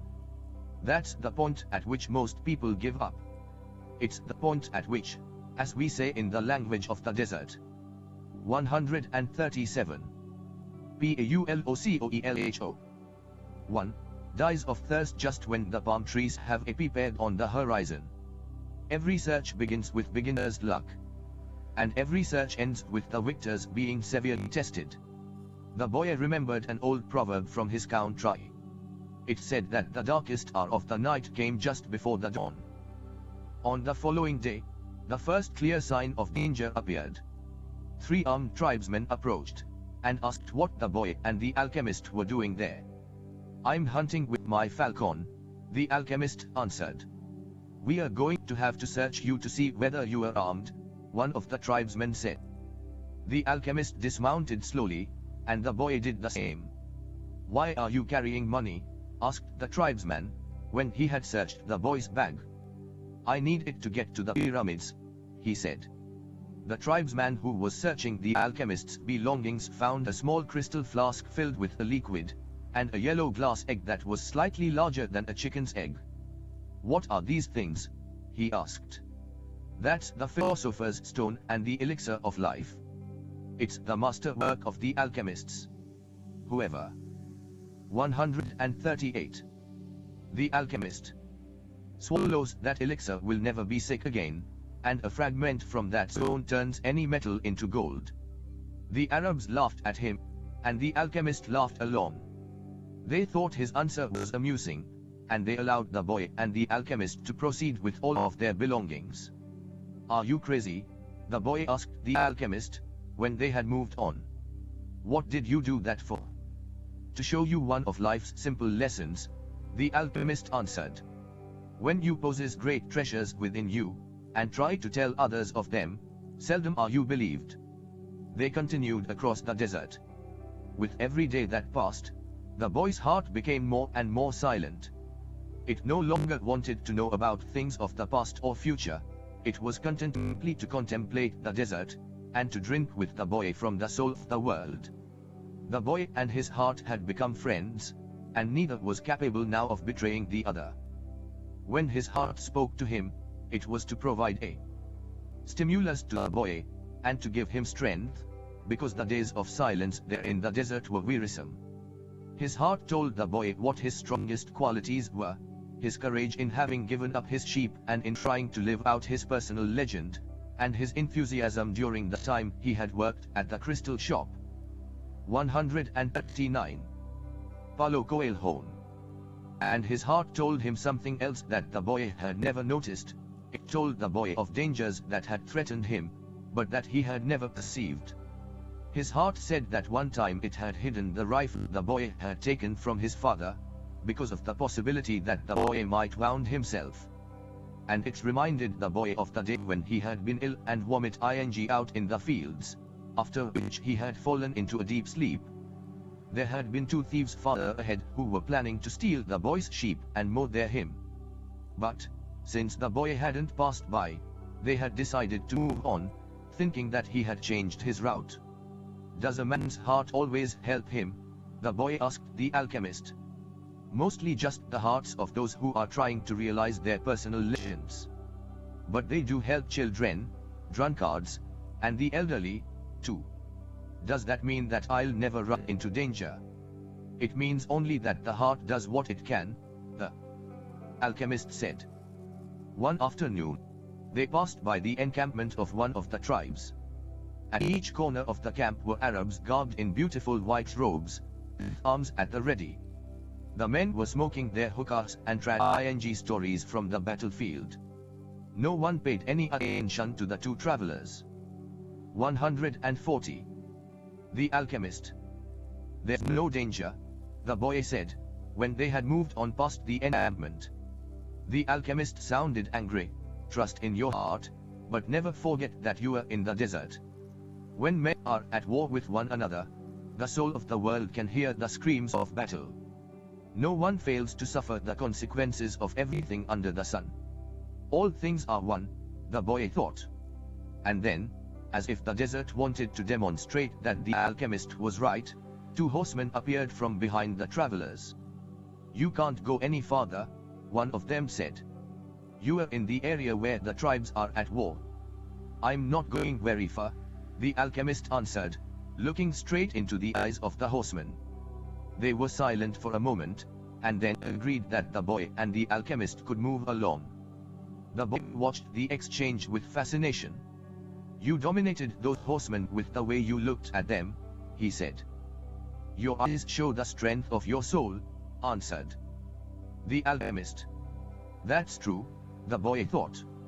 He had noticed that, in the midst of the multitude of armed men back at the encampment, there had been one who stared fixedly at the 2. He had been so far away that his face wasn't even visible. But the boy was certain that he had been looking at them. 141. Paulo Coelho. Finally, when they had crossed the mountain range that extended along the entire horizon, The alchemist said that they were only 2 days from the pyramids. If we are going to go our separate ways soon, the boy said, then teach me about alchemy. You already know about alchemy. It is about penetrating to the soul of the world, and discovering the treasure that has been reserved for you. No, that's not what I mean. I'm talking about transforming lead into gold. The alchemist fell as silent as the desert, and answered the boy only after they had stopped to eat. Everything in the universe evolved, he said. And, for wise men, gold is the metal that evolved the farthest. Don't ask me why, I don't know why. I just know that the tradition is always right. Men have never understood the words of the wise. So gold, instead of being seen as a symbol of evolution, became the basis for conflict. There are many languages spoken by things, the boy said. There was a time when, for me, a camel's whinnying was nothing more than whinnying. Then it became a signal of danger. And, finally, it became just a whinny again. But then he stopped. The alchemist probably already knew all that. I have known true alchemists. The alchemist Con. 142. The alchemist continued. They locked themselves in their laboratories, and tried to evolve, as gold had. And they found the philosopher's stone, because they understood that when something evolves, everything around that thing evolves as well. Others stumbled upon the stone by accident. They already had the gift, and their souls were readier for such things than the souls of others. But they don't count. They are quite rare. And then there were the others, who were interested only in gold. They never found the secret. They forgot that lead, copper, and iron have their own personal leg ends to fulfill. And anyone who interferes with the personal legend of another thing never will discover his own. The alchemist's words echoed out like a curse. He reached over and picked up a shell from the ground. This desert was once a sea, he said. I noticed that, the boy answered. The alchemist told the boy to place the shell over his ear. He had done that many times when he was a child, and had heard the sound of the sea. The sea has lived on in this shell, because that's its personal legend. And it will never cease doing so until the desert is once again covered by water. They mounted their horses, and rode out in the direction of the pyramids of Egypt. 143. Paulocoelho. The sun was setting when the boy's heart sounded a danger signal. They were surrounded by gigantic dunes, and the boy looked at the alchemist to see whether he had sensed anything. But he appeared to be unaware of any danger. 5 minutes later, the boy saw 2 horsemen waiting ahead of them. Before he could say anything to the alchemist, the 2 horsemen had become 10, and then 100. And then they were everywhere in the dunes. They were tribesmen dressed in blue, with black rings surrounding their turbans. Their faces were hidden behind blue veils, with only their eyes showing. Even from a distance, their eyes conveyed the strength of their souls. And their eyes spoke of death. The 2 were taken to a nearby military camp. A soldier shoved the boy and the alchemist into a tent where the chief was holding a meeting with his staff. These are the spies, said one of the men. We are just travelers, the alchemist answered. You were seen at the enemy camp 3 days ago. And you were talking with one of the troops there. I'm just a man who wanders the desert and knows the stars, said the alchemist. I have no information. 144. The alchemist. About troops or about the movement of the tribes. I was simply acting as a guide for my friend here. Who is your friend? The chief asked. An alchemist, said the alchemist.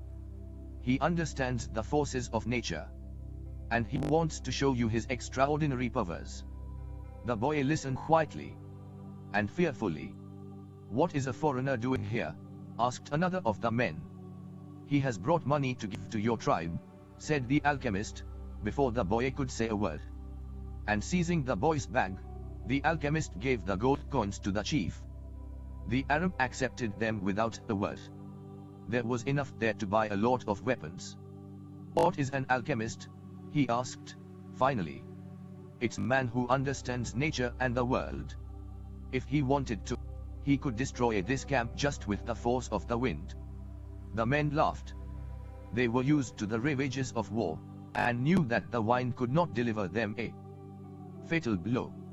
Yet each felt his heart beat a bit faster. They were men of the desert, and they were fearful of sorcerers. I want to see him do it, said the chief. He needs 3 days, answered the alchemist. He is going to transform himself into the wind, just 2. 145. Paulo Coelho. Demonstrate his powers. If he can't do so, we humbly offer you our lives, for the honor of your tribe. You can't offer me something that is already mine, the chief said, arrogantly. But he granted the travelers 3 days. The boy was shaking with fear, but the alchemist helped him out of the tent.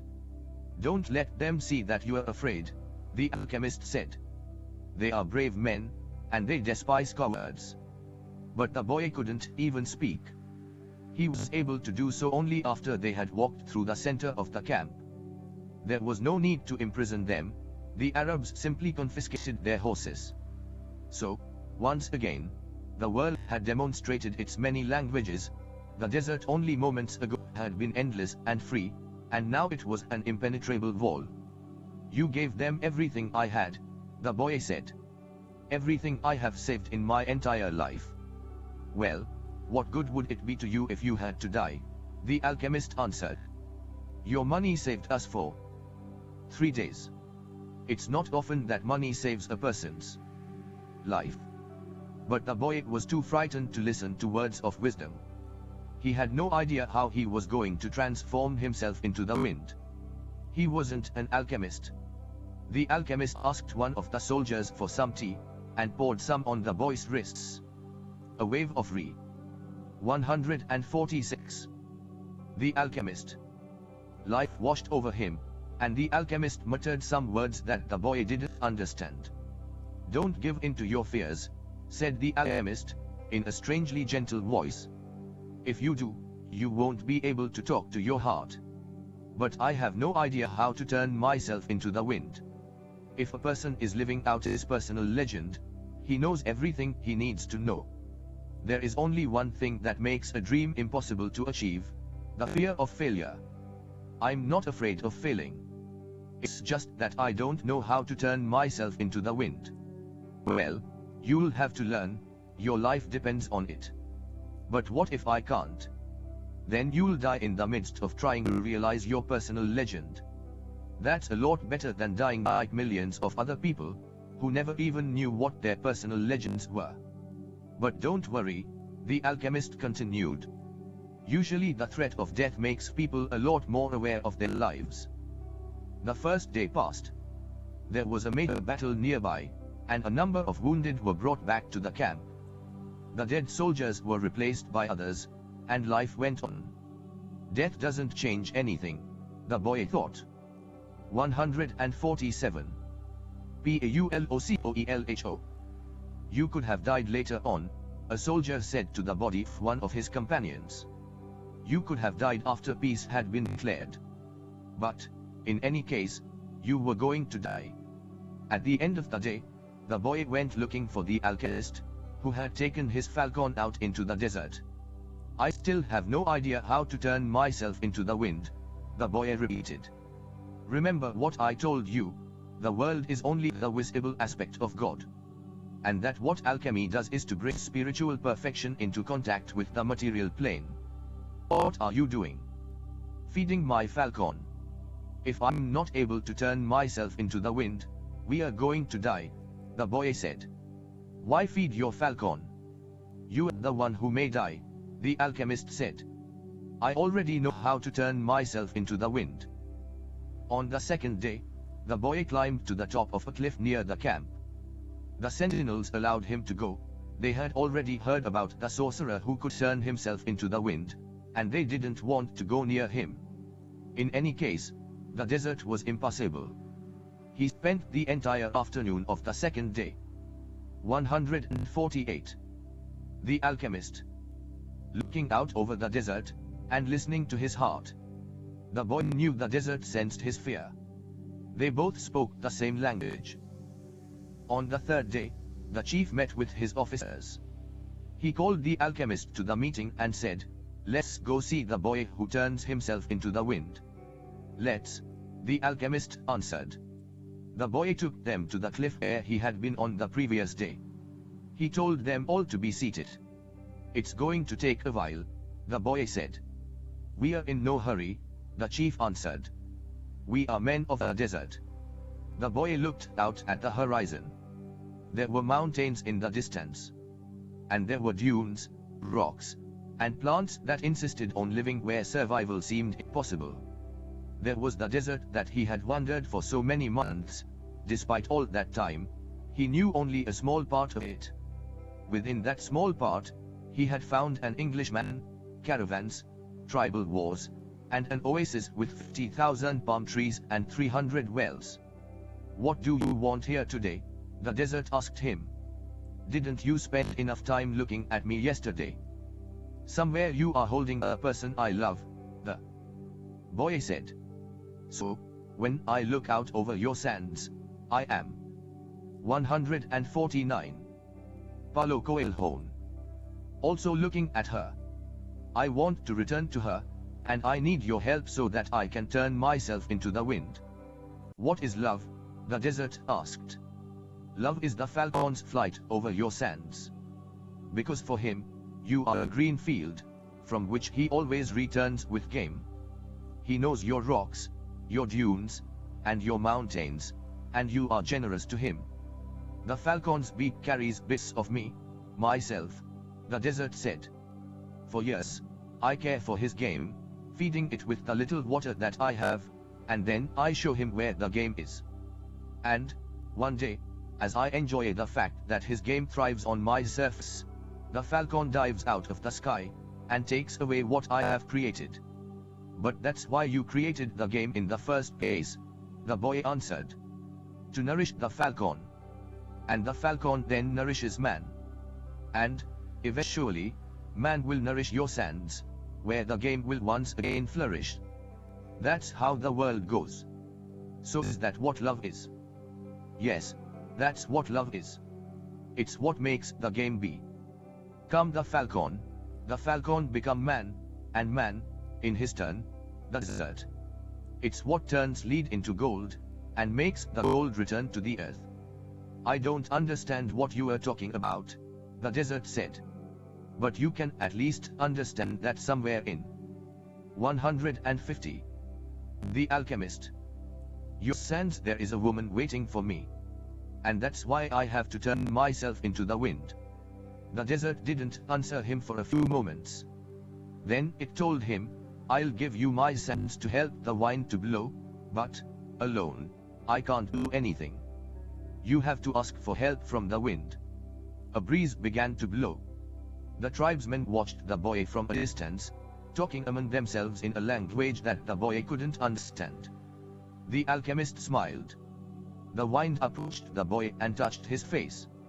It knew of the boy's talk with the desert, because the winds know everything. They blow across the world without a birthplace, and with no place to die. "Help me," the boy said. "One day you carried the voice of my loved one to me. Who taught you to speak the language of the desert and the wind?" "My heart," the boy answered. "The wind has many names. In that part of the world, it was called the Sirocco, because it brought moisture from the oceans to the east. In the distant land the boy came from, they called it the Levanta, because they believed that it brought with it the sands of the desert, and the screams of the Moorish wars. Perhaps, in the places beyond the pastures where his sheep lived, men thought." 151. Paulo Coelho. "That the wind came from Andalusia. But, actually, the wind came from no place at all, nor did it go to any place. That's why it was stronger than the desert.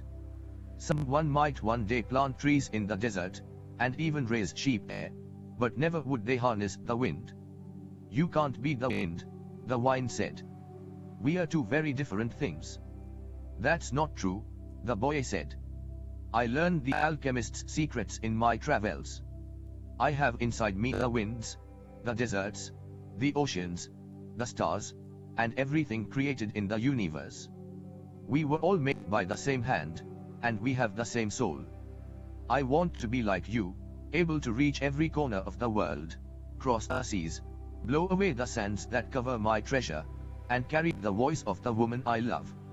I heard what you were talking about the other day with the alchemist, the wind said.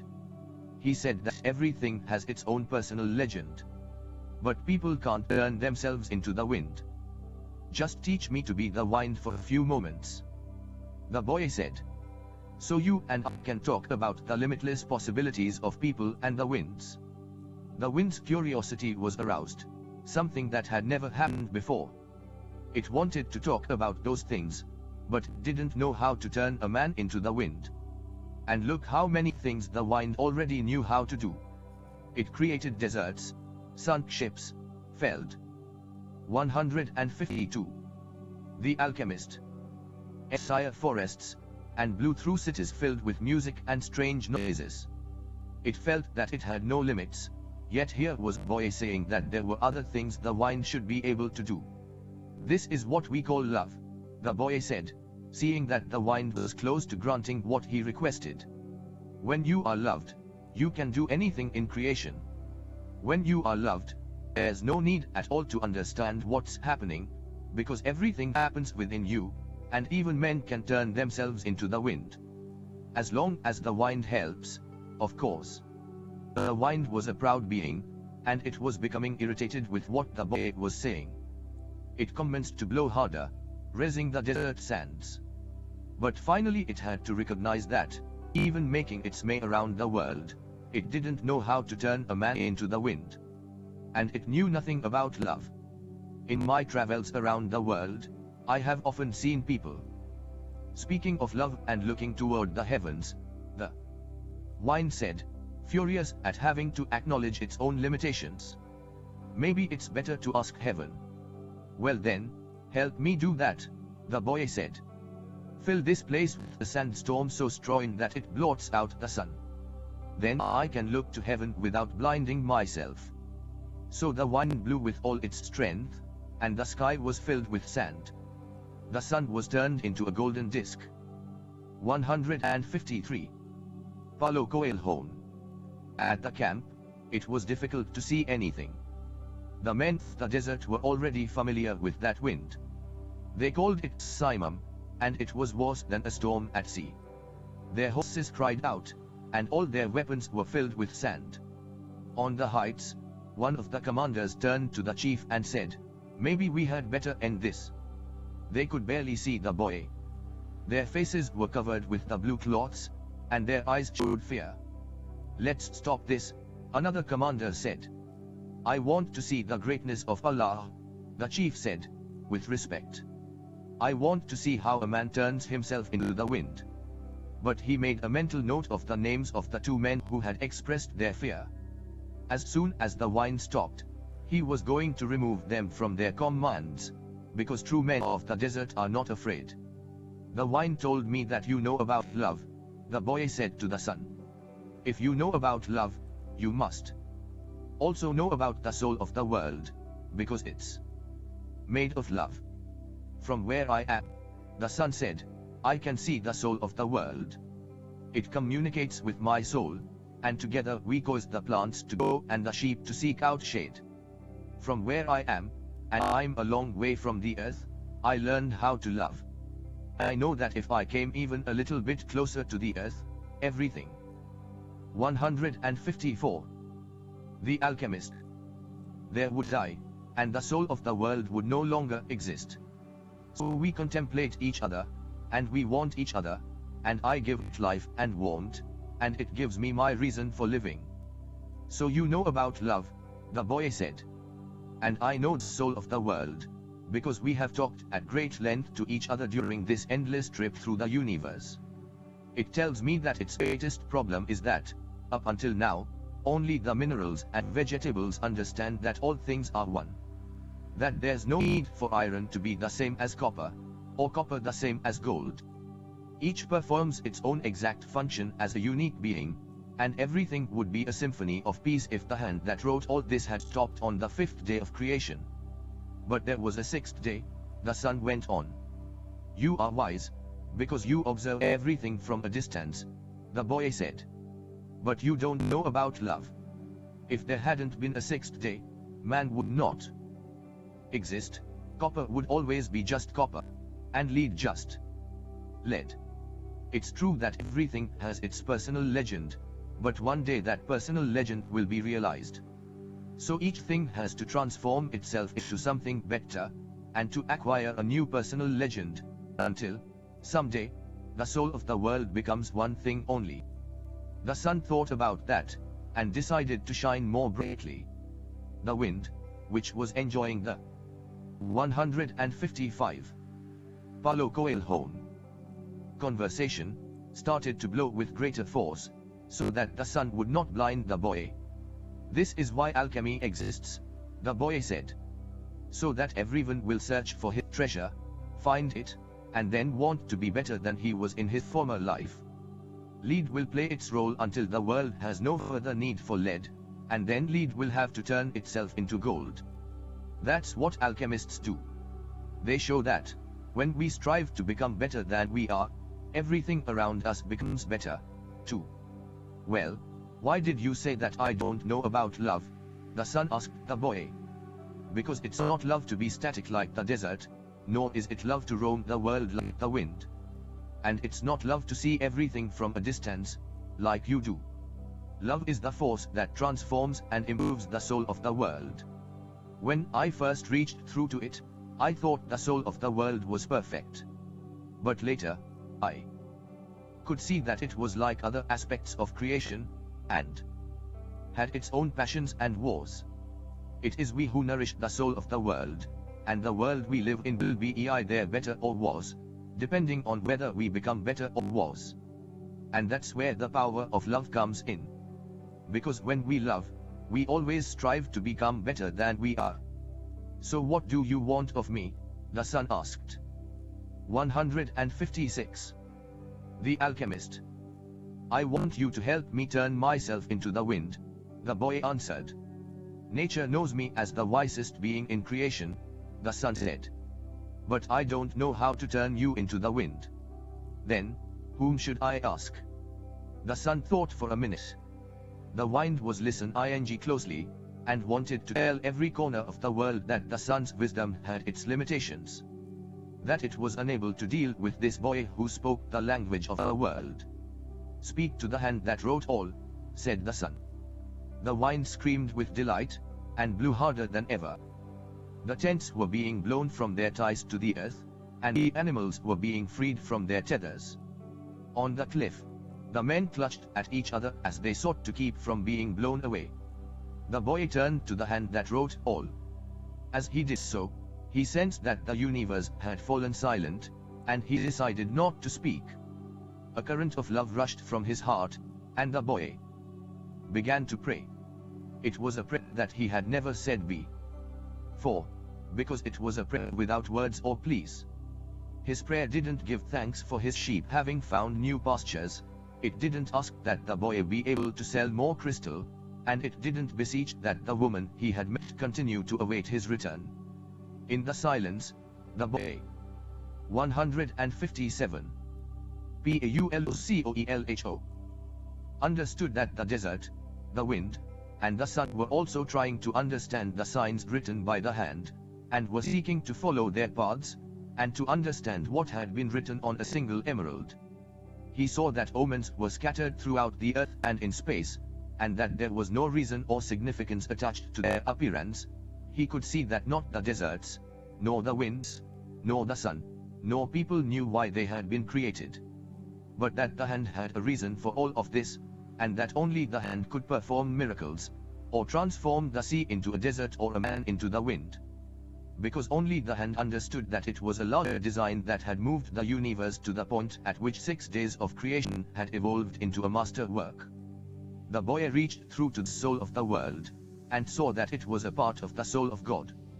and he saw that the soul of God was his own soul, and that he, a boy, could perform miracles. The zaman blew that day as it had never blown before.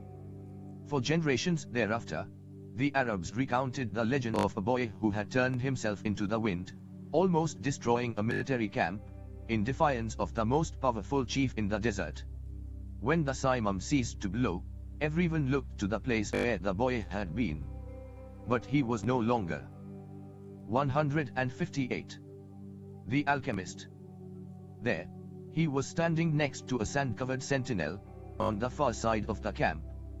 The men were terrified at his sorcery. But there were two people who were smiling: the alchemist, because he had found his perfect disciple, and the chief, because that disciple had understood the glory of God. The following day, the general bade the boy and the alchemist farewell, and provided them with an escort party to accompany them as far as they chose. They rode for the entire day. Toward the end of the afternoon, they came upon a Coptic monastery. The alchemist dismounted, and told the escorts they could return to the camp. "From here on, you will be alone," the alchemist said. "You are only 3 hours from the pyramids." "Thank you," said the boy. "You taught me the language of the world. I only invoked what you already knew." The alchemist knocked on the gate of the monastery. A monk dressed in black came to the gates. They spoke for a few minutes in the Coptic tongue, and the alchemist bade the boy enter. "I asked him to let me use the kitchen for a while," the alchemist smiled. 159. Paulo Coelho. They went to the kitchen at the back of the monastery. The alchemist lighted the fire, and the monk brought him some lead, which the alchemist placed in an iron pan. When the lead had become liquid, the alchemist took from his pouch the strange yellow egg. He scraped from it a sliver as thin as a hair, wrapped it in wax, and added it to the pan in which the lead had melted. The mixture took on a reddish color, almost the color of blood. The alchemist removed the pan from the fire, and set it aside to cool.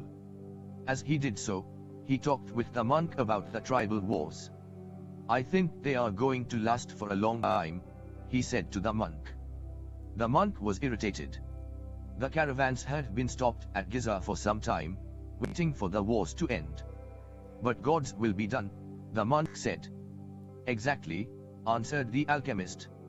When the pan had cooled, the monk and the boy looked at it, puzzled. The lead had dried into the shape of a pan, but it was no longer lead. It was gold. "Will I learn to do that someday?" the boy asked. "This was my personal legend, not yours," the alchemist answered. "But I wanted to show you that it was possible." They returned to the gates of the monastery. There, the alchemist separated the disc into 4 parts. 160. The alchemist. "This is for you," he said, holding one of the parts out to the monk. "It's for your generosity to the pilgrims." "But this payment goes well beyond my generosity," the monk responded. "Don't say that again. Life might be listening, and give you less the next time." The alchemist turned to the boy. "This is for you, to make up for what you gave to the general." The boy was about to say that it was much more than he had given the general. But he kept quiet, because he had heard what the alchemist said to the monk. "And this is for me," said the alchemist, keeping one of the parts. "Because I have to return to the desert, where there are tribal wars." He took the 4th part and handed it to the monk.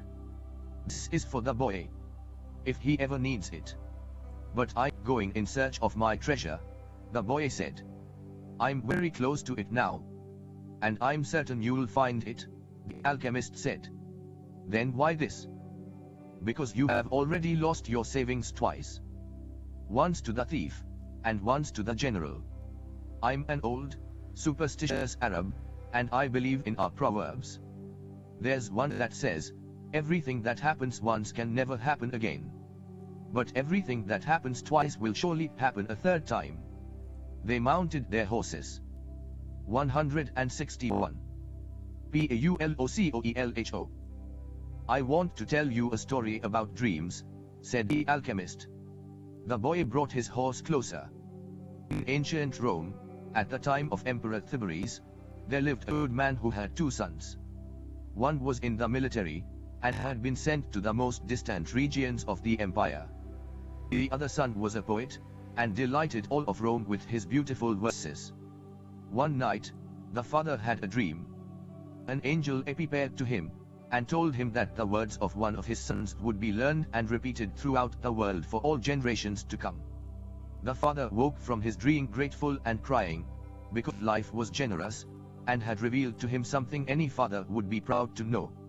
Shortly thereafter, the father died as he tried to save a child who was about to be crushed by the wheels of a chariot. Since he had lived his entire life in a manner that was correct and fair, he went directly to heaven, where he met the angel that had appeared in his dream. You were always a good man, the angel said to him. You lived your life in a loving way, and died with dignity. I can now grant you any wish you desire.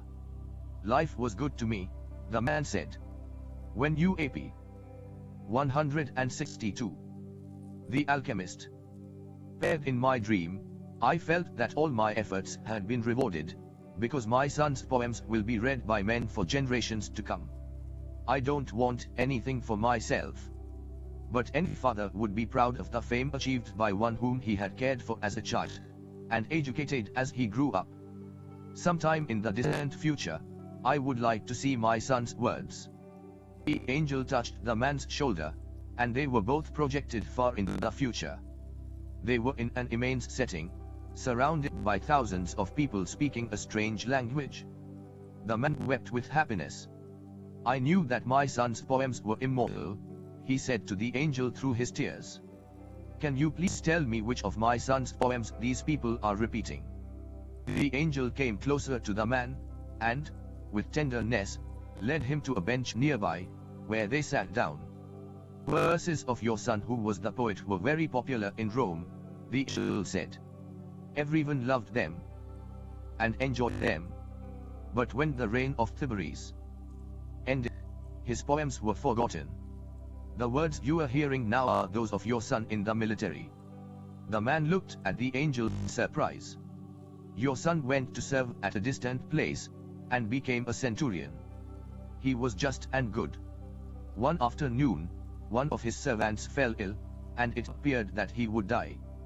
Your son had heard of a rabbi who was able. 163. Paulo Coelho.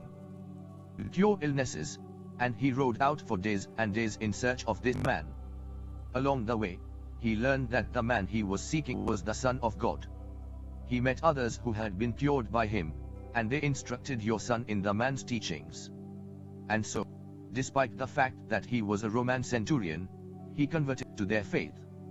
Shortly thereafter, he reached the place where the man he was looking for was visiting. He told the man that one of his servants was gravely ill, and the rabbi made ready to go to his house with him.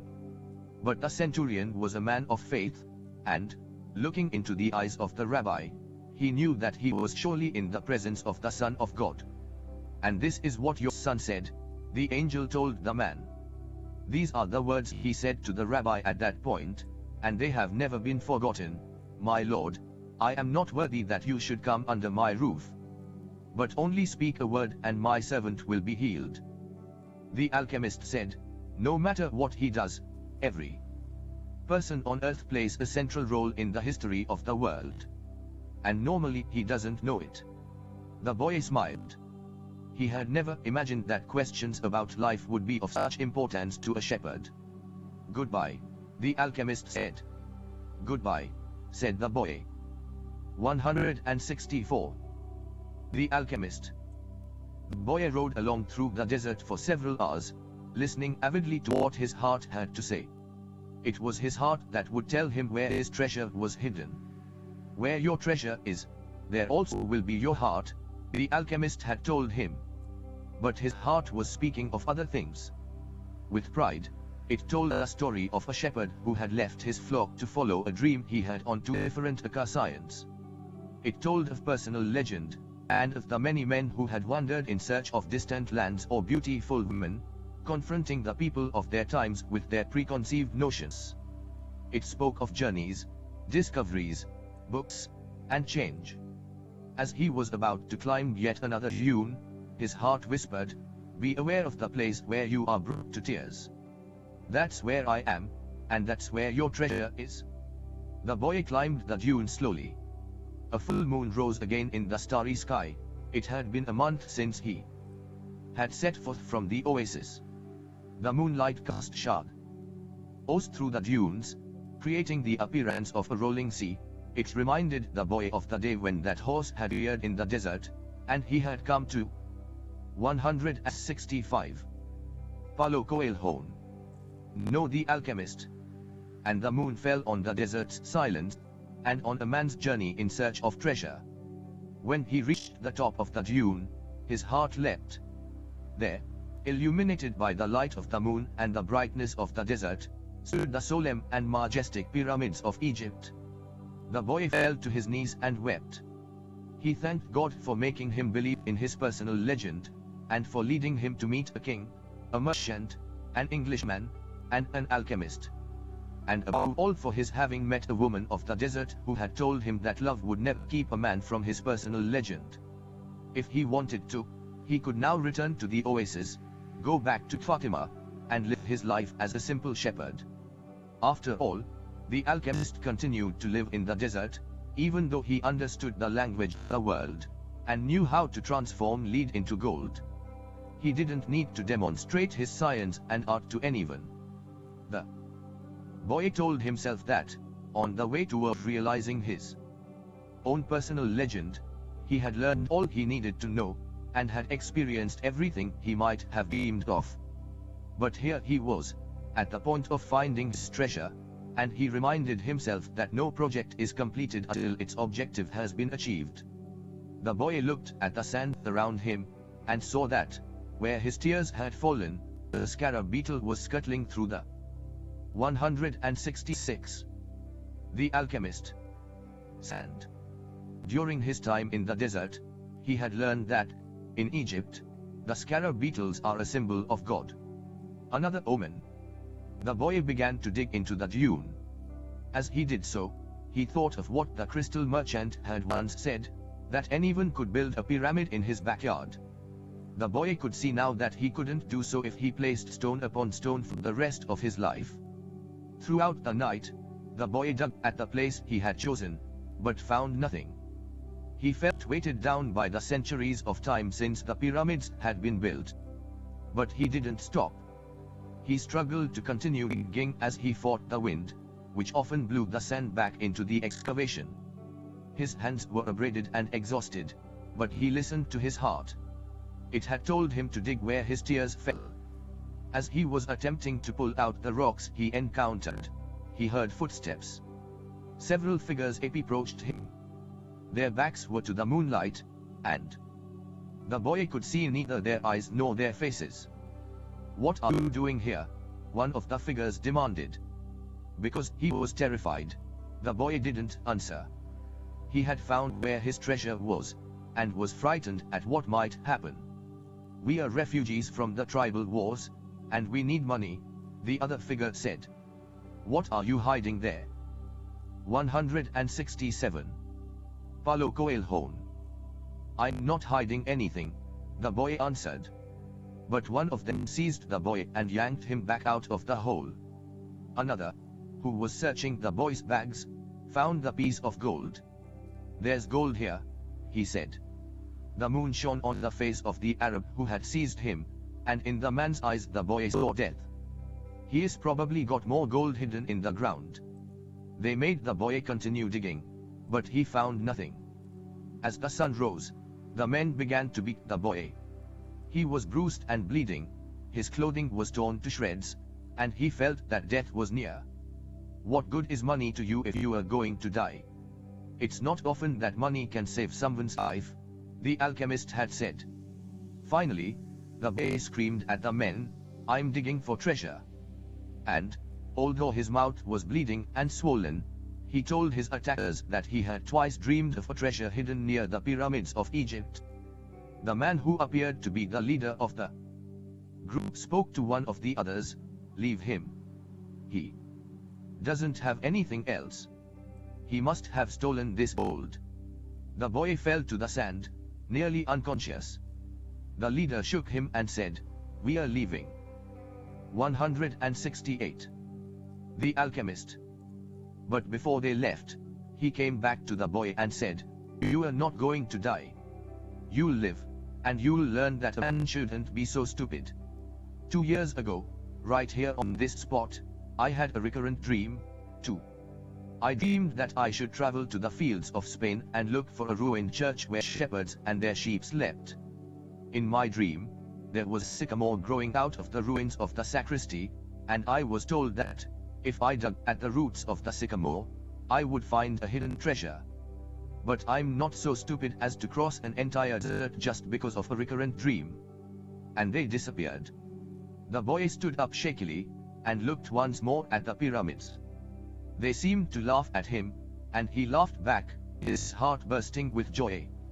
Because now he knew where his treasure was. 169. Epilogue. The boy reached the small, abandoned church just as night was falling.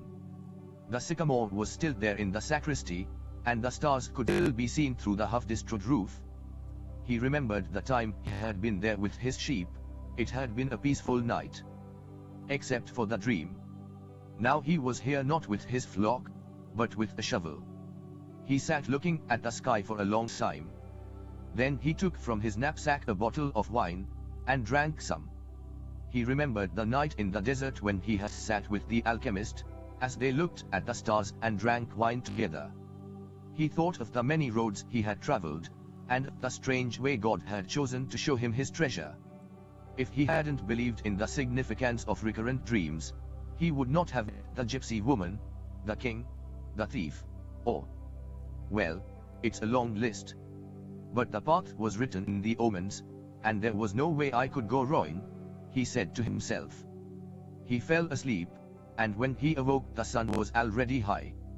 He began to dig at the base of the sycamore. 171. Paulo Coelho. "You old sorcerer," the boy shouted up to the sky. "You knew the whole story. You even left a bit of gold at the monastery so I could get back to this church. The monk laughed when he saw me come back in tatters. Couldn't you have saved me from that?" "No," he heard a voice on the vine say. "If I had told you, you wouldn't have seen the pyramids. They are beautiful, aren't they?" The boy smiled, and continued digging. Half an hour later, his shovel hit something solid. An hour later, he had before him a chest of Spanish gold coins. There were also precious stones, gold masks adorned with red and white feathers, and stone statues embedded with jewels. The spoils of a conquest that the country had long ago forgotten, and that some conquistador had failed to tell his children about. The boy took out Urim and Thummim from his bag. He had used the two stones only once, one morning when he was at a marketplace. His life and his path had always provided him with enough moments. He placed Urim and Thummim in the chest. They were also a part of his new treasure, because they were a reminder of the old king, whom he would never see again. It's true, life really is generous to those who pursue their personal legend, the boy thought. Then he remembered that he had to get to Tarifa so he could give. 172. The alchemist. 1/10 of his treasure to the gypsy woman, as he had promised. Those gypsies are really smart, he thought. Maybe it was because they moved around so much. The wine began to blow again. It was the Levanter, the wine that came from Africa. It didn't bring with it the smell of the desert, nor the threat of Moorish invasion. Instead, it brought the scent of a perfume he knew well, and the touch of a kiss that came from far away, slowly, until it rested on his lips. The boy smiled. It was the first time she had done that. "I'm coming, Fatima," he said. 173.